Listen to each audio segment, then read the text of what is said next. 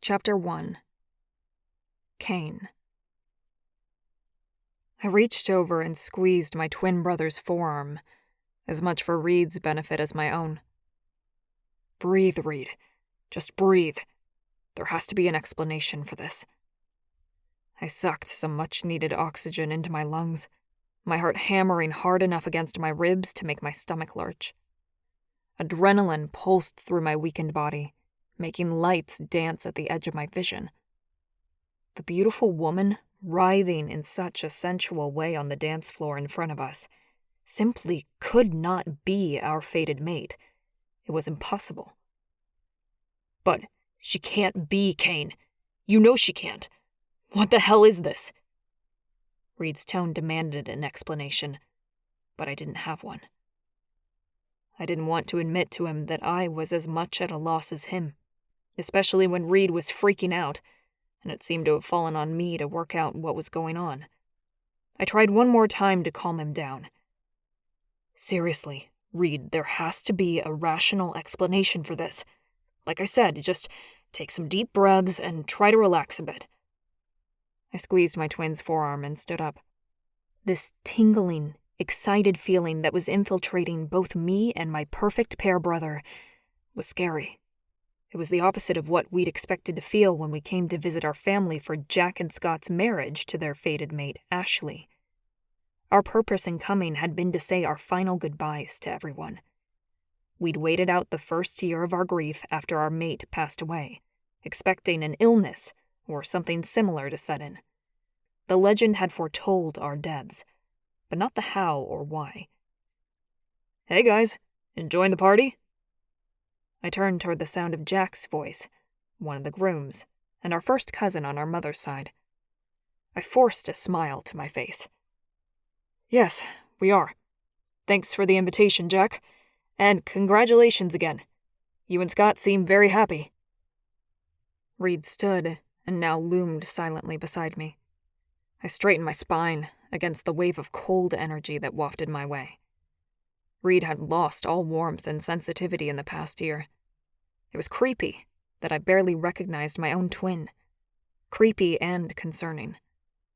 As if oblivious to the negative vibes from Reid, Jack grinned and slapped me on the arm. The strength of the blow enough to make my shoes slip on the grass. Jack steadied me with a wink. It was strange to think Reid had once been as big as the mountain that Jack was. Not anymore. He'd shrunk in on himself a bit, let himself go. Sorry, bud, Jack said. Yeah, we're ecstatic. It was great that you were both able to make it. I smiled at my cousin's happy demeanor, but I was still very aware of my brother being eerily silent beside me. I spoke up on both our behalves. We were glad to make it. Reid and I have both taken leaves of absence from work and haven't given a date to go back. Which was mostly because we'd expected to be dead by now. 13 months, 21 days, but who was counting? Jack's twin Scott walked up then and shook our hands. So glad you both made it. Reid cleared his throat with a painful, rough, purring sound. Kane, I think we should go. I squashed the growl that rose in response to my brother's suggestion that we leave without finding out about the woman on the dance floor. Whoa, a growl, really? I hadn't shifted in over a year, and hadn't sensed my lion anywhere inside me. One disagreement with my twin and my shifter was back? Doubtful. Was it the woman calling to my shifter, awakening him once again? Surely not. I didn't think it possible. I tilted my head toward the dancing siren. Can either of you tell us who that woman is? The one dancing with your wife? As a group, we turned to look over at the dance floor in front of the stage, where the new bride, Ashleigh, waved her arms, wiggled her ass, and danced with a group of women. She'd been talking earlier to the brunette that both Reid and I felt a connection to, and now they were laughing and hugging each other. Scott's voice turned curious. Why do you ask, Kane? Are you feeling something? I weighed my options, and lying was one of them. I opened my mouth to say no, but the opposite answer came out. Seems the truth would not be denied. Yeah, I glanced at Reid. We both do. Not sure what it is, but we'd like to find out before we head home. You might, Reid's voice grumbled next to me. I turned and glared at my twin. We were both living in hell these days anyway. What difference would it make if we turned up the heat a notch? I'll go get her, Jack said. And then he brushed past me, moving toward the dance floor. He embraced his beautiful bride as he got within arm's length of the woman I was so curious about. Ashleigh absolutely glowed with happiness as Jack kissed her and chatted with her. Their love was obvious for all to see. Tendrils of envy and a stabbing sadness wove through me as I watched their easy interaction. My shoulders ached with tension, and my throat was too tight to swallow properly. My gaze wandered away from the lovebirds to where the brunette was chatting and dancing, my stomach clenching in strange waves of unease. She was very, very beautiful. There was no other word for the aura of light and happiness she emitted. It was difficult to take my eyes off her at all. Finally, the big football player pulled his bride away from the stage and joined us once again. Ash, these are our cousins from up north, Kane and Reid. Guys, this is our wife and mate, Ashleigh. I smiled at Jack and Scott's wife, her skin glowing in the well-lit area. It's lovely to meet you both. She smiled back at us, and I stumbled to greet her. Hello. Reid coughed and nodded his head. Yes, you too. As if she were suddenly a little nervous, Ashleigh stepped closer to Jack and Scott, both of whom immediately moved to comfort her, kissing her bare shoulders in a soothing gesture. She seemed skittish now, and it pained me to realize that it was probably Reid and me that had caused it. We really must present worse than I thought if this beautiful woman showed signs of discomfort in our presence. But then again, when was the last time I'd looked in a mirror? Maybe I gave out the same cold energy as Reid? Scott spoke to his wife in a gentle tone. Sweetheart, can you tell us about the little brunette you were talking to just now? Ashleigh stared up at Scott as he asked her the question, then looked at Reid and me with her eyebrows raised. You mean my cousin Samantha? She turned her head, and they all followed suit, watching the group of women on the dance floor. They were all young and lovely, but the woman I was asking about kept drawing my gaze like a moth to the flame. Yeah, the shorter, curvy one. Jack grinned at Ashleigh and I frowned. Was she? I had another good look at the woman my cousin's wife had called Samantha. She was shorter and more voluptuous than the women around her. I hadn't really noticed initially. Ashleigh bumped Jack with her hip and smiled back at him. Sam's great. She's 29, a school teacher, who lives about 2 hours from here. Single, fun, opinionated, and has the biggest heart in the world. Why? Samantha was younger than I'd thought, but the rest all sounded intriguing. Not that I was interested in anything beyond finding out about the strange feeling my twin and I were experiencing, of course. Kane and Reid feel a connection to her, and we were wondering about her, that's all. Really? Ashleigh turned and studied us with new interest. Scott added, Actually, honey, I think it might be a good idea to introduce them to her. Scott winked at me, and horror flooded my chest like a sudden storm, drenching my skin in adrenaline-induced sweat. Reid shuffled his feet awkwardly beside me. My cousin couldn't be thinking that we were interested in Samantha for anything more than knowledge. I hope you're not implying what I think you are, Scott. Our mate died. We don't need to meet another woman. Scott stepped closer, his face full of concern, I was sick and tired of expressions like those. We'd been seeing them for the past year. "But you shouldn't be alive still," Scott said gently. "Kane, it doesn't make sense. Perhaps you were mistaken." I stumbled backward as pain made my muscles tremble and weaken. I could barely remain standing. Reid stepped back even further, pulling at my shoulder as though to get me away from Scott.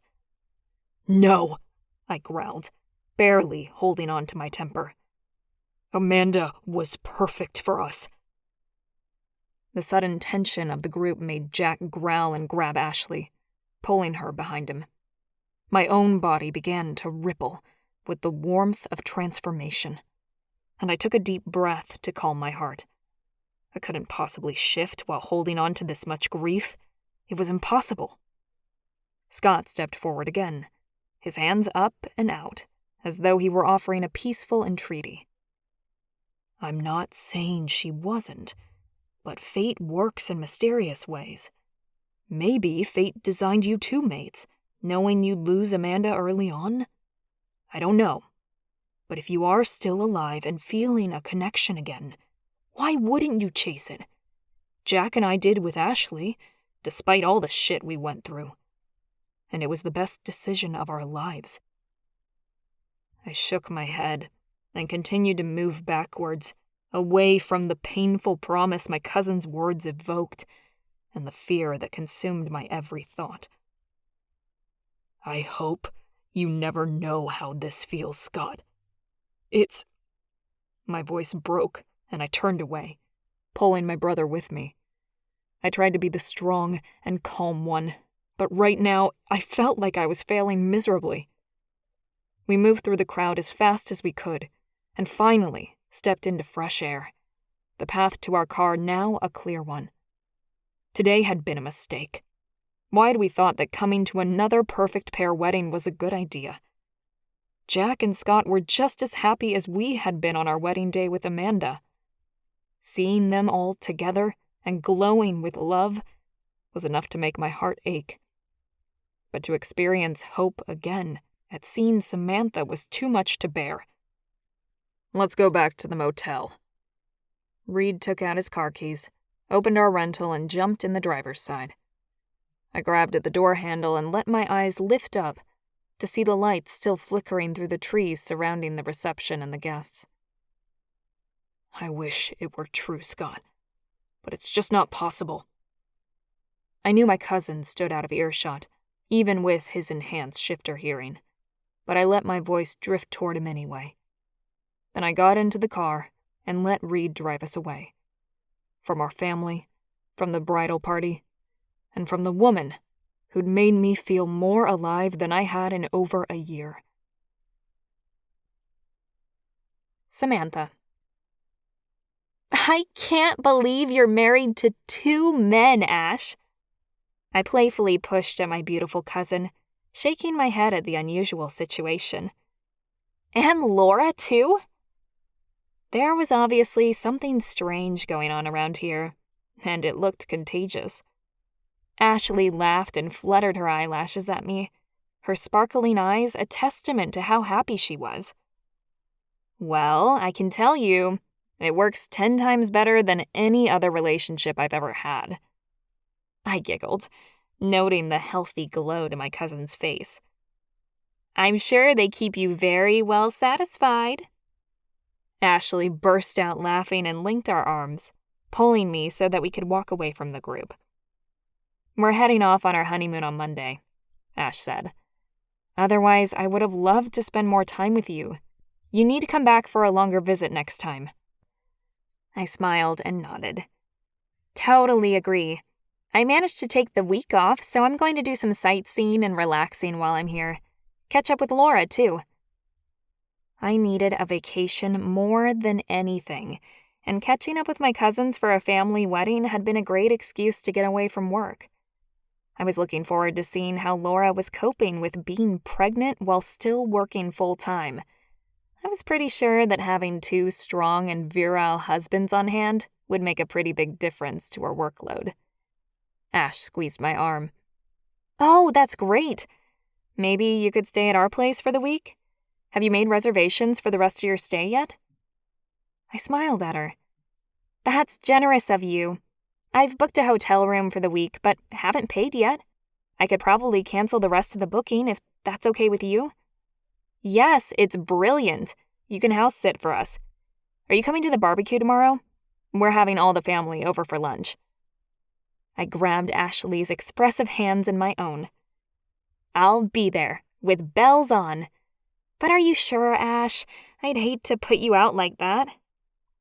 Ashleigh shook her head. "Not at all.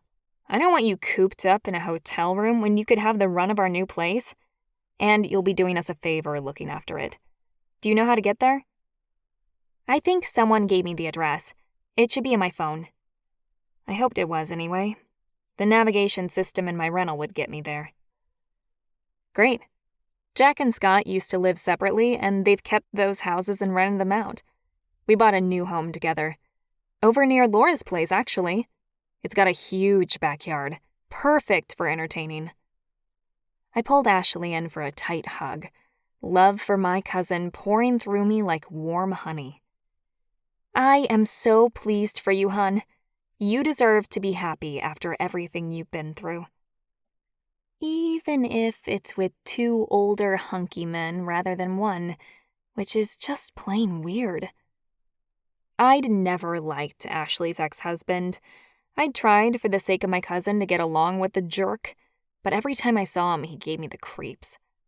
The stories of his emotional abuse I'd heard after the breakup had made my hair stand on end. Ashleigh pulled back and gave me a contented smile. "No more than you deserve to be happy, Sam. I hope you find the man, or men, for you very soon." I burst out laughing. "Men? Me? Why? Does your pair have another set of brothers I should meet? That'd be the day. I could barely hold the interest of 1 man, let alone 2. Ashleigh tilted her head. "No, not brothers exactly, but they've got some cousins I'd love you to meet." Wait, what?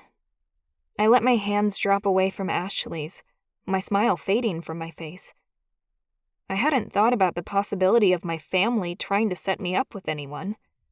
No one knew about my boyfriend of almost a year. I hadn't introduced Bill to anyone yet. That was my choice, rather than Bill's. I just hadn't wanted everyone knowing my personal business. But if I had, it would have stopped this happening. "No, Ash, I don't need a fix-up. Please don't." "What do you mean? You're so gorgeous. Any guy would be ecstatic to have you." I groaned and rolled my eyes. "Ash, really, I'm fine just the way I am." Ashleigh's gaze fell away, in obvious disappointment, and I reeled in my patience. "Look, I understand that you're just trying to help, but I'm happy with my life as it is." Ashleigh smiled kindly and cocked her head. "Well, come to the lunch tomorrow anyway, and I'll introduce you to Jack and Scott's family. They're all lovely. You'll have a good time no matter what, I'm sure." "Yeah, I know I will." I'd have Laura and Ash to talk to, and there were a few other relatives I was looking forward to seeing again, too. I turned as people began approaching the bride and decided to get back on the dance floor. A song I loved had just come over the speakers, and I began bouncing on the spot in time with the music. "I better get back to your party. Congratulations again. You really are the most beautiful bride I've ever seen."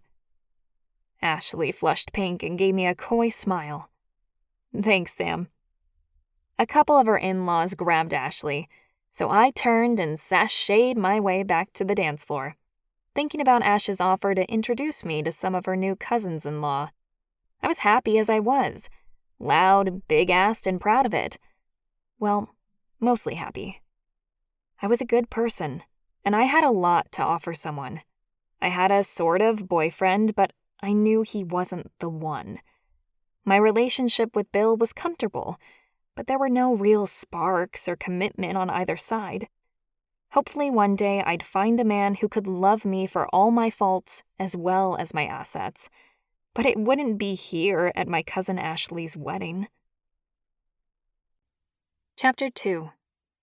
Samantha. I straightened my blousy white top and tugged at the denim shorts that were riding up my thighs. They were far too tight. I'd put on a bit more weight, and my boobs were threatening to overflow the cups of my bra. Shit, it's seriously time to start a diet. I laughed at my own words as I walked up the path of the spectacular new home that was now Ashleigh's. A diet? Me? Huh, they never worked. I loved my food far too much. And if I was being really honest, I kinda liked being different from everyone else. Well, different from the skinny women at my job or in my local community, or the ones all over social media these days. Here among my family, I was almost an average size in comparison to everyone else. I stopped just outside the front door and stared at the home before me. The house itself was craftsman built, with a huge wraparound porch. It was practically brand new, with a carved wooden door that became clearer now that I was closer. It's a mountain lion. Wow, beautiful. I rang the doorbell, then ran my fingers along the neck of the animal carved into the wood. The warm, natural fiber felt smooth beneath my hand. It was a spectacular piece of artwork. The door swung open, and Jack stood on the other side of the threshold, all 6 feet 4 inches of him. I craned my neck to look up at him. He had a big grin plastered on his face. "Samantha, right? Glad you could make it." My eyebrows rose. How had Jack remembered my name after all the family members he'd met for the first time yesterday? I tried to school the rest of my face so I didn't look as surprised as I felt. "Yes, that's right. You must have a sharp memory, Jack." I was terrible with names, and if Jack hadn't been one of the grooms, I'd be standing here grinning and wondering who to ask to discreetly find out his name again. He chuckled, a rather deep, sexy sound, and waved me inside. "Come on in. Ash is holding court out the back, and there are drinks just over there." Jack pointed to a large bar off to one side of the already full living room. "And heaps of food out the back." He waved at the glass doors that opened out onto a huge deck area. My eyes were instantly attracted to the mountains. Oh, my word! What an incredible view! "It is." Jack grinned, and we walked toward the back doors. His happiness was a palpable thing, as he stood next to me enjoying the sight of the Rocky Mountains outside. They were lush and green, with white tips, picturesque and perfect. "Jack!" A booming male voice came from one side of the deck. I jumped, and we both spun around. Jack yelled back, "Yeah, I'm coming." He turned back to me, another wide smile playing across his ruggedly handsome face. "Sorry, Sam. Gotta start grilling. Have a great time. I'm really glad you could make it." "Thanks." I gave Ashleigh's husband a big smile and watched him head off in the direction of the barbecue. The house was incredible. High ceilings, gorgeous furniture, and an incredibly large and modern kitchen. If the rest of the house was this well designed and finished, then Ashleigh was one very lucky woman. Another bonus of having 2 husbands, I suppose. 3 incomes coming in to pay the mortgage. I giggled to myself and headed over to the bar. "Hey, Sam. What can I get you?" I stood stock still and stared hard at the man behind the bar, his red hair and freckles bringing up an old memory of a young boy I once knew. "Travis? Seriously, is that you?" The guy behind the bar chuckled and leaned on the wooden surface with his large hands. He had to be at least early 20s now, with an impressive physique. Nothing like the boy I remembered. "Yeah, it is. How've you been?" I smiled at the distant cousin I hadn't seen since we were children. He was from Laura's branch of the tree, if I remembered correctly. I'm great, thanks. I'm a teacher, actually, and loving it. Still living up north? I nodded and began looking at what beverages were on offer. I'm only a couple of hours away now. What about you? What do you do these days? I gestured. Apart from tending bar, that is. I just graduated pre-med. Been accepted into Toronto University. Oh wow, Travis, that's awesome. Your parents must be so excited for you. The man behind the bar blushed a fiery red, and I actually felt sorry for him, dealing with the intensity of that heat. There was quite a bit of red hair in the family, yet most of the female cousins had managed to escape it. Thank goodness. Travis pointed to the drinks in front of him. Can I make you a cocktail, or would you like a glass of wine? I weighed up my options. After consuming far too much wine the night before, I went for the safer one. Just a Pepsi or something if you got it to start with. Thanks, Travis. He picked up a large bottle of Pepsi, twisted the lid, and poured me a drink in the tall tumbler. Laura and Ash are out the back with my sisters, if you were wanting to catch up with them. My belly fluttered with excitement at the thought of catching up with more people from my childhood, as I thanked Travis for the drink and took the few steps outside and into the fresh air. Summer aromas of flowers and trees surrounded me. I closed my eyes and tilted my face up to the sun. The heat spread over my skin, calming me down. I'd been worried about what would happen today, that I'd be pushed into meeting people who wouldn't accept me as my own family did. But I shouldn't have worried. This was my family. Sam! Sam! I opened my eyes and looked toward the female voices calling my name. Hey! I bounced down the stairs and ran straight for my cousins. Laura's belly was round and protruding, and so sweet-looking it made my heart clench with envy. I wrapped my arms around her shoulders, careful not to squash the baby bump. You're so beautiful! I pulled back to rub Laura's hard belly and smiled at my cousin. It's so good to see you, Sam. I was upset we couldn't make it last night. I tilted my head at Laura, noticing the gray tinge to my cousin's skin. Ashleigh said you guys were unwell? Laura nodded and took a sip of water. Yeah, Brandon brought some sort of gastro bug home from work, and Tyler and I were really sick for the past few days. We're better now, but I didn't feel quite up to the festivities last night. I can imagine. I could justify missing a wedding when you were vomiting, but I couldn't imagine being pregnant and sick on top of that. I was jealous of Laura's big belly, I had to admit. I'd wanted a baby for as long as I could remember. Unfortunately, the man usually had to come first, and with Bill dead set against children, I was fresh out of luck in that regard. So, anyone special in your life, Sam? Ash asked from beside Laura. I took a long sip of the cold drink in my hand and swallowed with relish. I hadn't realized I was so thirsty. Nothing to report on yet.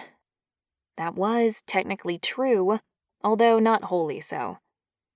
I didn't know why I was avoiding questions about my love life, but it probably came from the fact that I didn't want to answer the main question as to why I hadn't brought him with me. But everything else is good with you? Laura asked, rubbing her belly again in a hypnotic way that made me want to reach out and mimic the movement. Yeah, everything's great, really. Work's good. I've just bought a house, actually. Fantastic, my two married cousins chirped at me, and I struggled to pull a smile up on my face. Despite the advances in my life, my new house, great career, and awesome friends, it was pretty clear that I was slowly being left behind by these two. But I didn't want to just settle for anyone. I wanted to find true love, and yet my need for a family and love was beginning to gnaw at me. Someone called out Ash's name, and she looked in the direction of the house before waving frantically. Oh, one of my mothers-in-law is here. I better go. I'll see you guys later on. I nodded and kissed my newly married cousin. Then Ash hurried away. There was a warm glow around her that was contagious. I never thought I'd see the day Ashleigh looked that happy, I remarked to Laura. She sighed. Me neither. It's wonderful. Come, sit down, and tell me more about everything going on with you. I laughed as Laura led me to a cluster of chairs, and, as instructed, I began regaling Laura with stories of my students, my parents, and my string of failed dates. It wasn't a marriage to 2 men, a massive property, and a baby on the way, but my life still didn't sound too lonely. Reid. I looked down at my trembling, pale hands, barely recognizing them as the implements that used to help me build homes. We stood outside Jack and Scott's new house, and I felt like a total mess. You know we shouldn't be here, brother. Kane stared at me for a moment, dark flashes of pain evident in his eyes, before he straightened his spine, turned toward the door, and knocked hard. This is not good. The carved wooden door was a beautiful acknowledgement of our heritage. I stared at it for a few moments before the door swung open, and Jack greeted us with his characteristic devil-may-care grin. So glad you guys made it. He waved us both inside, and I hesitated before my foot could pass over the threshold. Happy noises came from the backyard and through the house. My skin crawled like a slithering snake. The idea of having to stand around with too many people had panic rising inside me like a tidal wave. The wedding had been bad enough. It may be better if just Kane stays, I stuttered. I'm feeling pretty strange today. That was an understatement.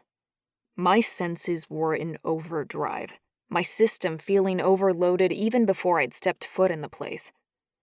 I took a step back and Jack's smile fell.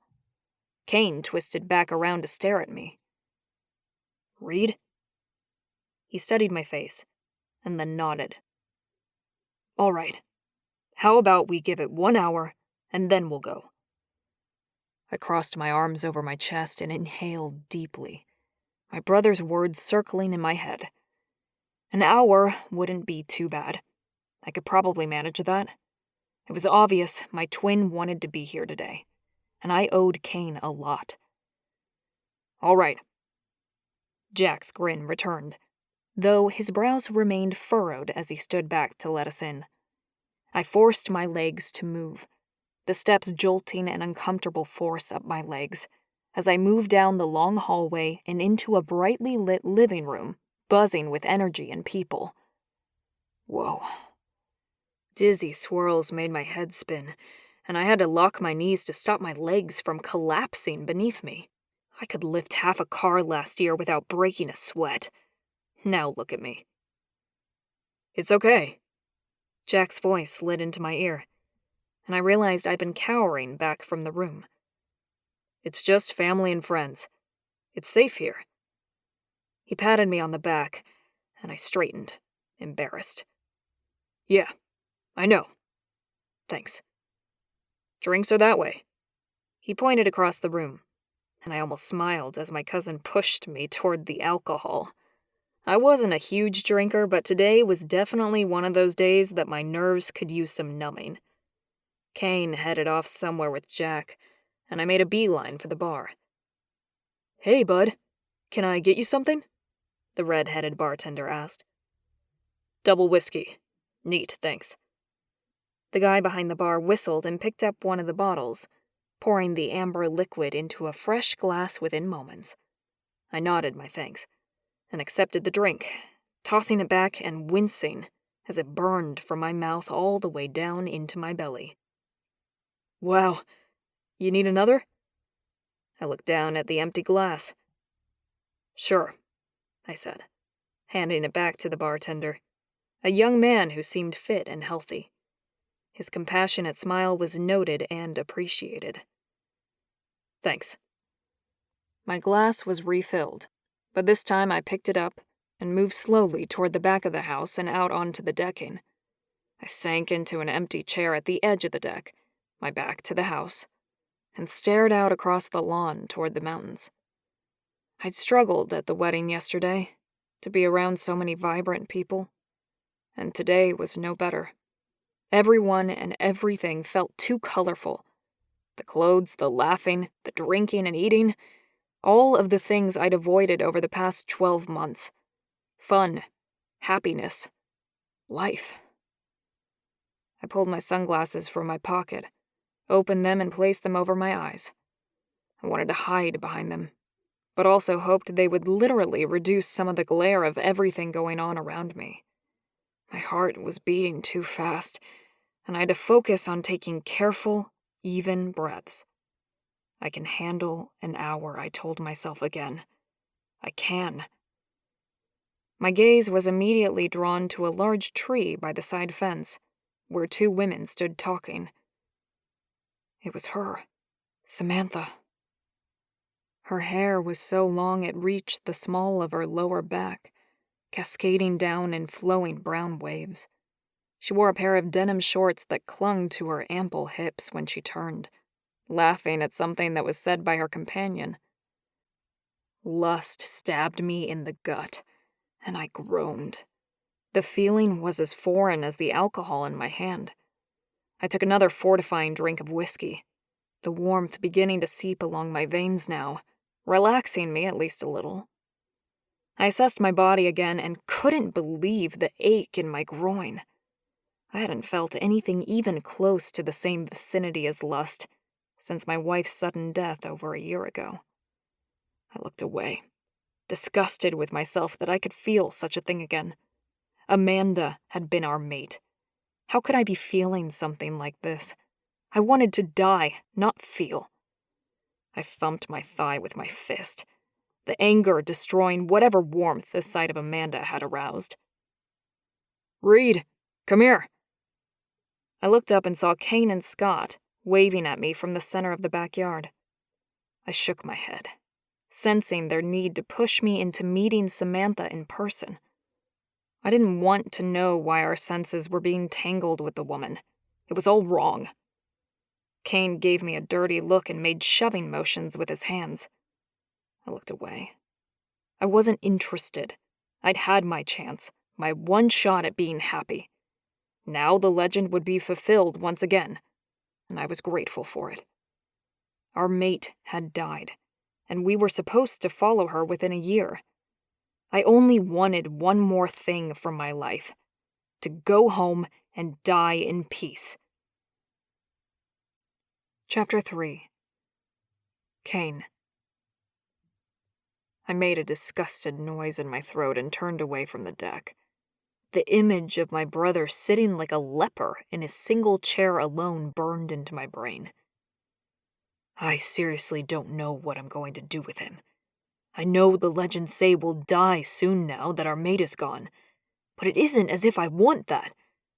Reid, though. He did seem to want it, and I didn't know how to help him back from the brink. Scott frowned as he looked at Reid, before focusing back on me. Well, you could force him into meeting Sam the same way Jack forced me to meet Ashleigh. I was so against this relationship in the beginning. I held up my hands as my heart began to thump harder and faster in time with my fear. Whoa, hang on, Scott.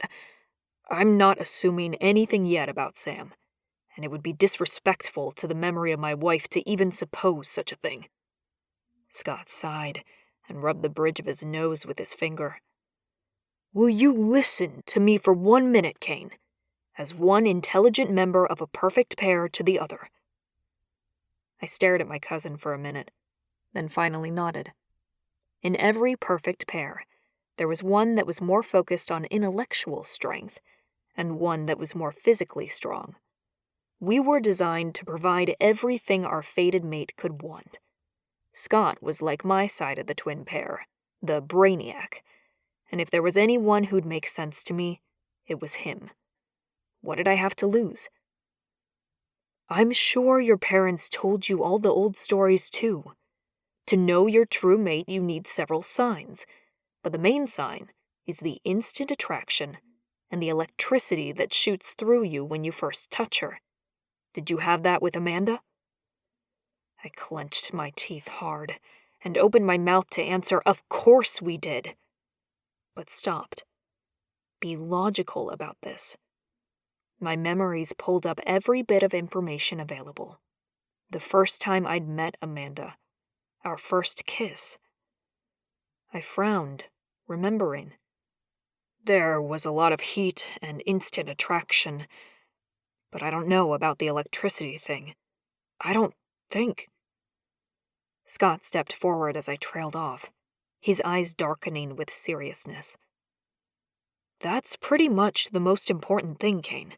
It's so powerful it almost knocked me to the ground, and Tyler and Brandon said the same thing about their moment with Laura. I crossed my arms over my chest and stared at my cousin, my bottom jaw jutting forward in a way I knew was belligerent. "We probably felt it, I just don't remember." Scott sighed heavily, and I looked away. I didn't like what my cousin was suggesting, and I wasn't sure I was ready to cope with the possibility of a new life being offered to us. That wasn't in the grand plan. Scott pressed me again. "Do you think it might be possible that Amanda was a beautiful woman who both you and Reid fell in love with, but not technically your destined mate?" My ribs squeezed by some invisible force. My breathing became labored and painful. My eyelids drifted shut as my brain forced my body to shut down. Scott's hands came down onto my shoulders hard, gripping tightly. The pressure didn't ease, forcing me to reopen my eyes and stay present. "Kane, it's completely possible and not something you should be terrified of. It doesn't change the love you and Reid felt for your wife. Just breathe." I focused on my cousin's green eyes and did as I was told, the implications of what Scott was saying sinking in rapidly. That would change everything. "You mean we're not going to die?" Scott shook his head. "Not if she wasn't your mate. No, you won't." Tears sprang to my eyes, hot and stinging. My heart refused to believe that our beloved wife wasn't the mate we'd always believed she was. Scott continued, his voice urgent and fast. "Or maybe she was, but because she was taken away so quickly, fate chose a second mate for you. No one knows enough about this, Kane. Perfect pairs are rare enough, but stories of our lost mates are even fewer. It's mostly guesswork and snippets of myth and legend these days. You know that." I took quick breaths to calm my pounding heart. My muscles, which had tightened to the point of shaking, now released. Scott was projecting a very reasonable explanation, and my brain was putting everything together quickly. "That's possible," I conceded. And maybe it was. Amanda had died in a horrible car accident, less than 12 months after our mating and marriage. Would fate be that kind to us again? "But we can't replace Amanda, Scott." Scott shook his head, removing his hands finally, the release allowing the blood to tingle and flow again down my arms once again. "I'm not saying that, but it would be amazing, a real gift from whatever God made us, if you two could be happy again. She would want that for you, wouldn't she, Amanda?" I knew he was right. Amanda would have hated seeing what we had become since her death. Especially Reid. He was a shell of the man he'd been back then. My heart had calmed and was now beating at a regular rate. I needed to shift the focus for just a moment. "You were married before Ashleigh. Is it different this time?" Scott's laugh was so loud almost everyone in the backyard stopped talking to stare at us. I glanced around, blood heating my cheeks as I waited for everyone to go back to what they were doing. I didn't think what I'd asked was funny at all, so the response was obviously going to be interesting. Scott finally sobered, his face settling into a huge smile. Oh, so different. My first wife was a nasty piece of work. I should never have married her, and almost didn't give Ashleigh a chance because of the damage the ex caused me. I'm sorry to hear that. I hadn't known Scott's life had been so bad. He'd never said anything. My cousin shrugged. I got over it, finally, thanks to Ash. But enough about me. This is about you and Reid. Just touch her. Hold her hand for one moment, and I guarantee you'll know if Sam's the one for you. I exhaled sharply, not entirely sure I wanted to know. That would mean giving up everything I'd believed to be true.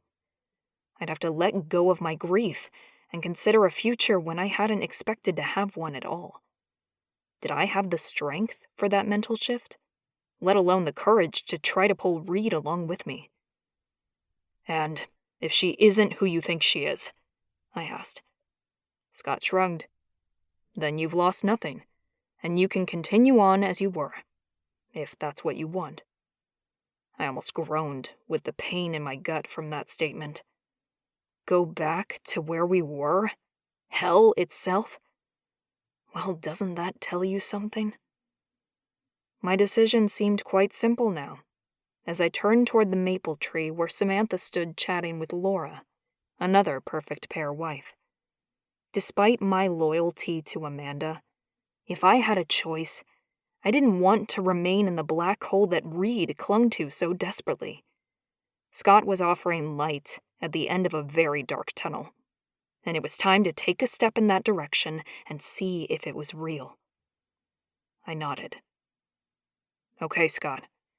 Introduce me to your wife's cousin and let's see what happens. Panic fluttered inside my belly, along with something else, a feeling I hadn't experienced in over a year. Excitement. Could this really be happening? Scott grinned. Let's go. We walked the few steps over to where the women stood. Laura turned toward us as we approached and moved back so that we could all form a circle. My heart was pounding, my breath quickening as I stepped closer to her. Samantha looked at me with interest, her bright green eyes alight as she smiled in greeting. Hello. She was breathtaking. There was no other word for the way my heart melted and my stomach clenched when she looked at me like that. Her smile was like sunshine, radiating out from her in warm waves. Scott took over the introductions. Laura, this is a cousin of mine, Kane. Laura smiled at me too, nodding in a polite way. Lovely to meet more of the family, Kane. I'm Tyler and Brandon's wife. She stroked her round belly in a protective way, and I instantly liked her. I grinned at her and felt the unfamiliar stretch of my face muscles. It felt good to smile again. Nice to meet you, Laura. Laura turned to Sam, who was waiting patiently. This is my cousin, Samantha. She's a teacher. Sam, this is obviously Kane, and you know Scott from the wedding, I assume. Sam turned her eyes to Scott for a moment, smiling brightly. I do.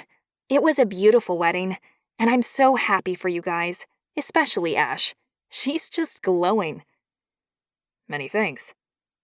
Scott stuck out his hand in a rather rapid gesture, and Sam laughed, shaking his hand in a polite way. Then she turned her eyes on me, and my heart squeezed in my chest. Scott elbowed me, and I looked up at my cousin. Shake her hand. Sam laughed musically, the sound causing goosebumps to break out on my forearms despite the warm sunshine. Teaching etiquette, are you, Scott? Oh, the touch thing. Right. I'm trying, but it's hard to teach an old dog new tricks. I elbowed my older cousin back and forced my hand out, my arm shaking slightly as I waited for her to reach out. She smiled warmly at me. Oh, I think we're never too old to learn something new. It's nice to meet you, Kane. She reached out and connected with my hand. An electrical bolt shot right through me. My hand burned, and every nerve in my body tingled as my knees gave out. I dropped to one knee, and Sam ripped her hand away, her breathing changing to a pant. "What the hell did you do?" She wobbled away, walking like a drunkard, and fell into a nearby chair. Then she rubbed her hand along her leg, as though she too felt the burn I had. A hand landed on my shoulder, and I looked up to see Reid's worried face. "Kane, what happened? You okay?" I held up my non-burning hand, and Reid pulled me up, my knees still too wobbly to let go of him immediately. "She's ours, Reid. They were right." He frowned, his worried eyes flying over my face, obviously looking for signs of injury. "What are you talking about? What happened to you?" Since our wife had died, Reid had lost much of his strength and size. But I hadn't forgotten that Reid was the one who wore the brawn between us. He was the carpenter, the funny one, the Hulk. I squeezed Reid's biceps. There was still strength there. "I'm talking about Sam. You need to go touch her." Reid's eyebrows drew together as he glared down at me. "Absolutely not." Sam staggered over to us. "What on earth are you two talking about? And what did you do to me, Kane? It feels like you were holding one of those old-fashioned buzzers in your hand."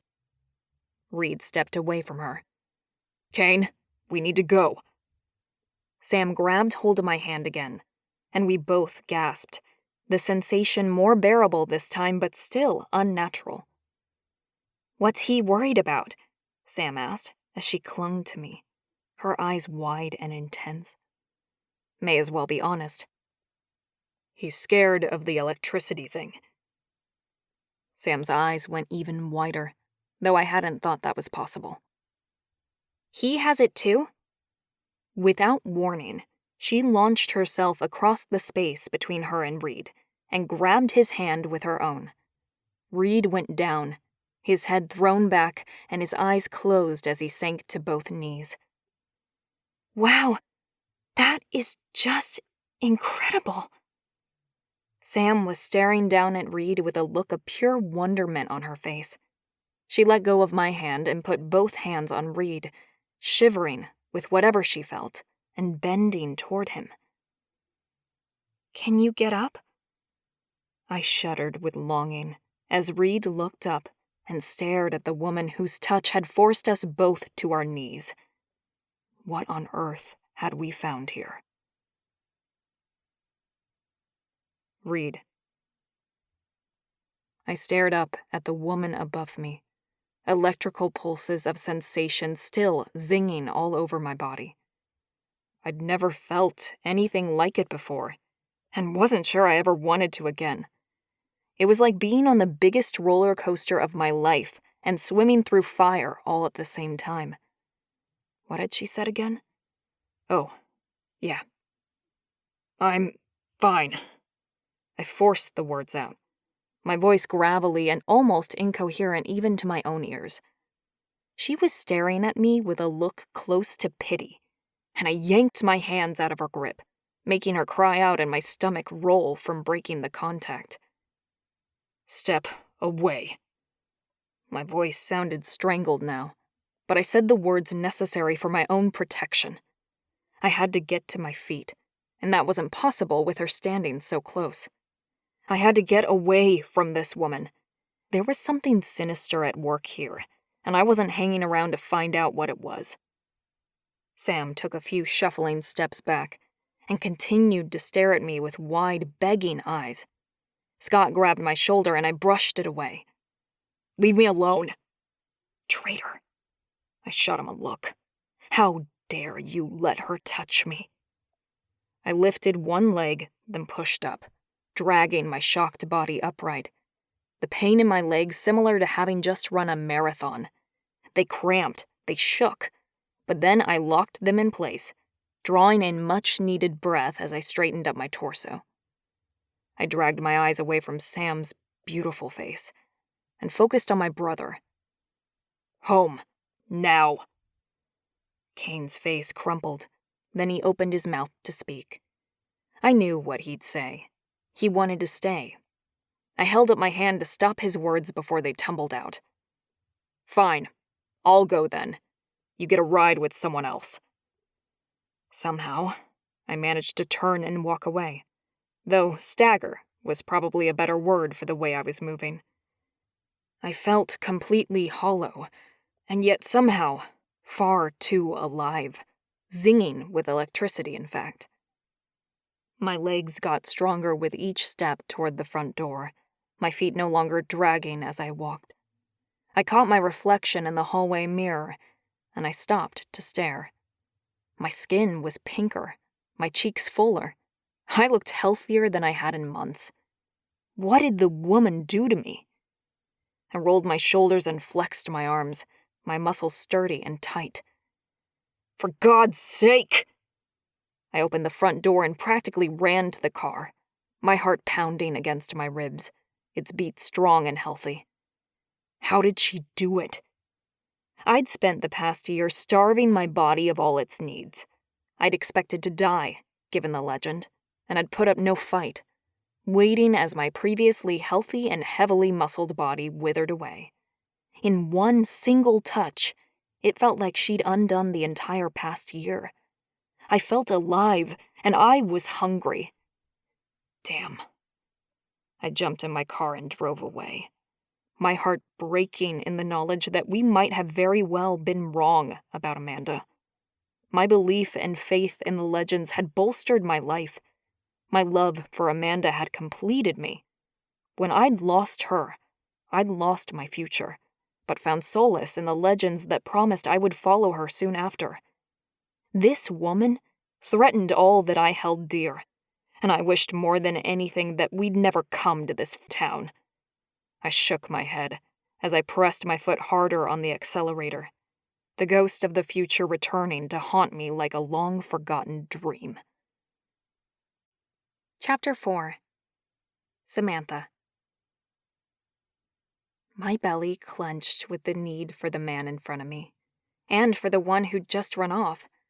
I'd never been so attracted to anyone before, let alone two complete strangers, and my body was betraying me with all its throbbing. I forced myself to focus on Kane. Are you going to tell me what's going on? He opened and closed his mouth a couple of times, his eyes like molten heat when he stared at me. Scott, Ashleigh's husband, stepped closer to him, and a buzz of people circled us. Sam, go inside with Laura. Kane, come with me. I considered my options, then decided it was best to trust them. So I let the men around me lead Kane away somewhere, and Laura gripped my elbow, directing me through the house and into a front sitting room that was empty of other people. I collapsed onto the nearby couch and twisted around to stare at my pregnant cousin. Laura, do you know what's going on? She nodded and sat next to me, squeezing my hands. Yeah, I think I do. What did you feel when you touched Kane and Reid? I let go of her hands and lifted both arms, looking at my palms. I couldn't believe there was no lingering mark to show what had just happened. It was truly the strangest thing. Buzzing, like being zapped after getting off a trampoline, only 100 times more powerful than that. It was like an electric shock, only not horrible. It was... I swallowed. I didn't know how to admit that the burst of energy was a massive turn-on. Laura laughed and rubbed her swollen belly. Yes, I remember. You remember? Pardon me? I stared at my cousin, her eyes soft and dreamy as she gazed off into the distance for a moment, before finally turning her attention back to me. How could Laura remember it? She must mean something else similar had happened to her. The electricity thing means you're the perfect match for Kane and Reid, as I am for Tyler and Brandon, and Ashleigh is for Jack and Scott. There must be something special about our genetics because it's just getting freaky now. I mean, what are the odds that all three of us would be designed for 3 sets of perfect pair cousins? I stared at her, my brain spinning like a top. Perfect pair cousins? Laura laughed. Both made for you. One offering a whole set of attributes that the other doesn't, and vice versa. Together, the two are simply perfect for you. Hence, the perfect pair. That's impossible. You've got to be kidding me. I couldn't become a wife to two men I'd just met. Laura was obviously wrong. She had to be. No judgment meant in any way, hun, but I don't want two husbands. One would be more than enough for me.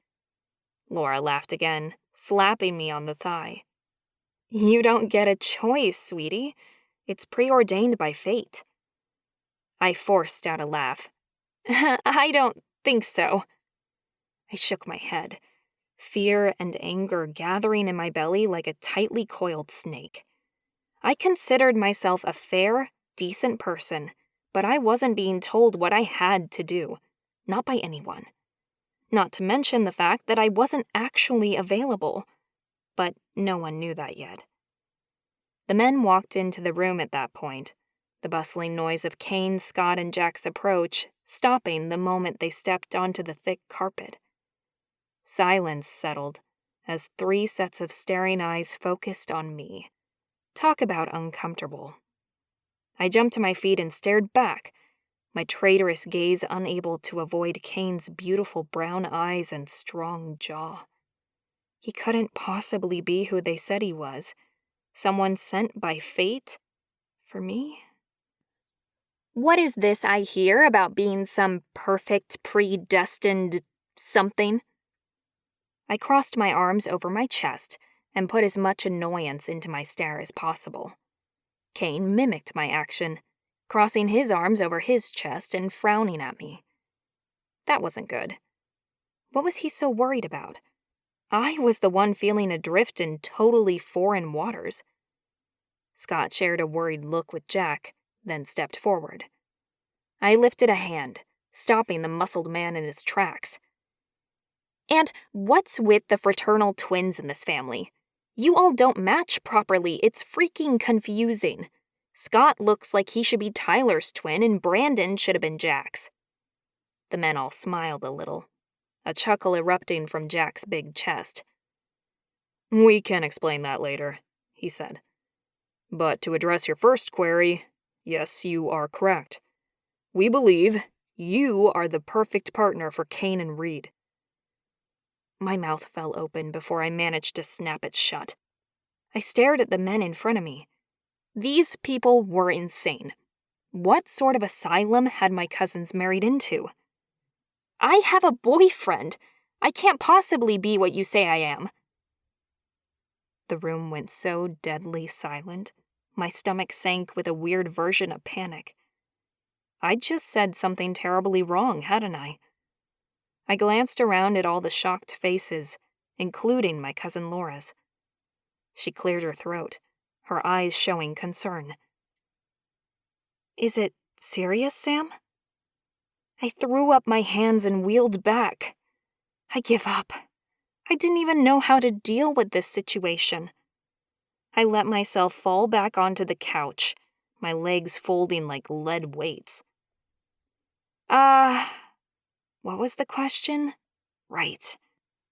My head felt so muzzy. We've been together for just over a year. I couldn't bring myself to confirm my relationship as being serious. We did spend a couple of nights a week together, and we got along quite well. But Bill wasn't exactly my dream man. I didn't feel like giving up that piece of information yet. Everyone told me you were single, Laura said. I narrowed my eyes at my cousin as she sat back down onto the couch next to me. Who did you ask? Ashleigh.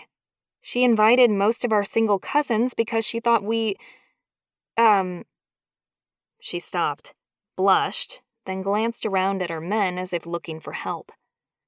I slow blinked, staring at the people in the room as the pieces of a very strange puzzle fell into place. My 2 first cousins were married to 2 sets of twins. Ashleigh had been playing matchmaker. Are you telling me that Ashleigh only invited the single girls in our family so that she could set them up with more of her new family? I saw the guilty confirmation in my cousin's beautiful features and pushed myself up and off the couch, my hands trembling with anger. How dare they? I glared down at her. Are you fucking kidding me, Laura? What sort of cult is this? I needed to get away from these crazy people. I began to back away, glancing over my shoulder for an exit. There was a door behind me, but I had no idea which way it went or where it would take me. No, Sam, please stop. It's not a cult, but there are some very special people around here. Yeah, special, as in loony bin special? I put my hands on my hips and spread my legs. I may have felt like a fucking dwarf in a room with all these giants, but I was no pushover. Oh, really? I demanded. And what's so special about them? I tapped my foot and took turns eyeing each of the men and my pregnant cousin. Laura motioned the men to leave with sweeping hand gestures. Guys, I think I need to talk to Sam alone. You're only going to make matters worse. Kane made a keening noise in his throat that almost broke my heart. He sounded wounded, hurt. Had I done that? Scott and Jack began to back away. That's cool. We'll go get a drink. Kane's brown eyes were unreadable as they pulled him away by the elbow. The last look he cast at me was almost begging in its intensity and delivered a deep gut punch more effective than any physical blow could be. When the men finally closed the door, the room was too big, open, and overwhelming, and I collapsed into the chair opposite Laura. I wanted to call Kane back and run into his arms, which was crazy given we'd only just met. Laura placed both hands on her swollen belly and settled back into the cushion. Whoa, where do I even start? I glared at her. You can start with what's up with Kane. Laura laughed and shook her head. That's the end of the story, although I like that you're focused on him. I snorted and looked away. I didn't want to admit how much I was focused on him. Laura laughed softly. I'd better start at the beginning. I sighed and looked back at Laura. I didn't want to listen to what my cousin had to say, but I resorted to my teacher training and patience and folded my hands in my lap while butterflies flapped away in my tummy. I didn't know if the butterflies were a sign of apprehension or excitement, but I knew that something huge was about to be revealed, and I had the feeling I wouldn't be ready for it, whatever it was. Laura took a deep breath and let it out slowly, her hands circling her growing babe in a loving rhythm. You were right in your observation of the twins. In Brandon and Tyler's family, some of the men are born as fraternal twins that they call a perfect pair. Exact opposites of each other in both physicality and temperament, but perfect complements to one another too. I nodded, understanding on a superficial level. You mean like one skinny, one muscular, one tall, one shorter? Laura smiled. Yes, but it's more than that. Like with my set. Brandon is taller, more muscular, gruff, possessive, and passionate. And he can joke me out of a bad mood any day of the week.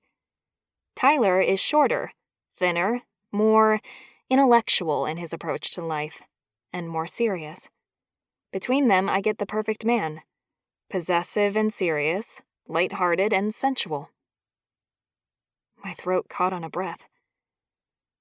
That sounds... I swallowed. Perfect.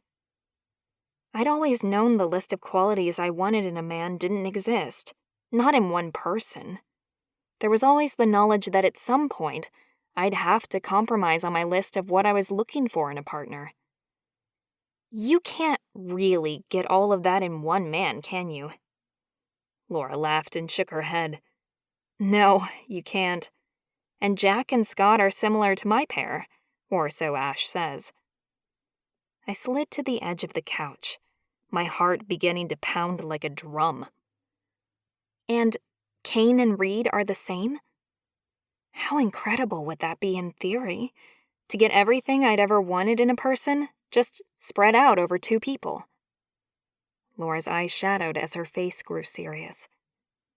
Yes, they're a perfect pair.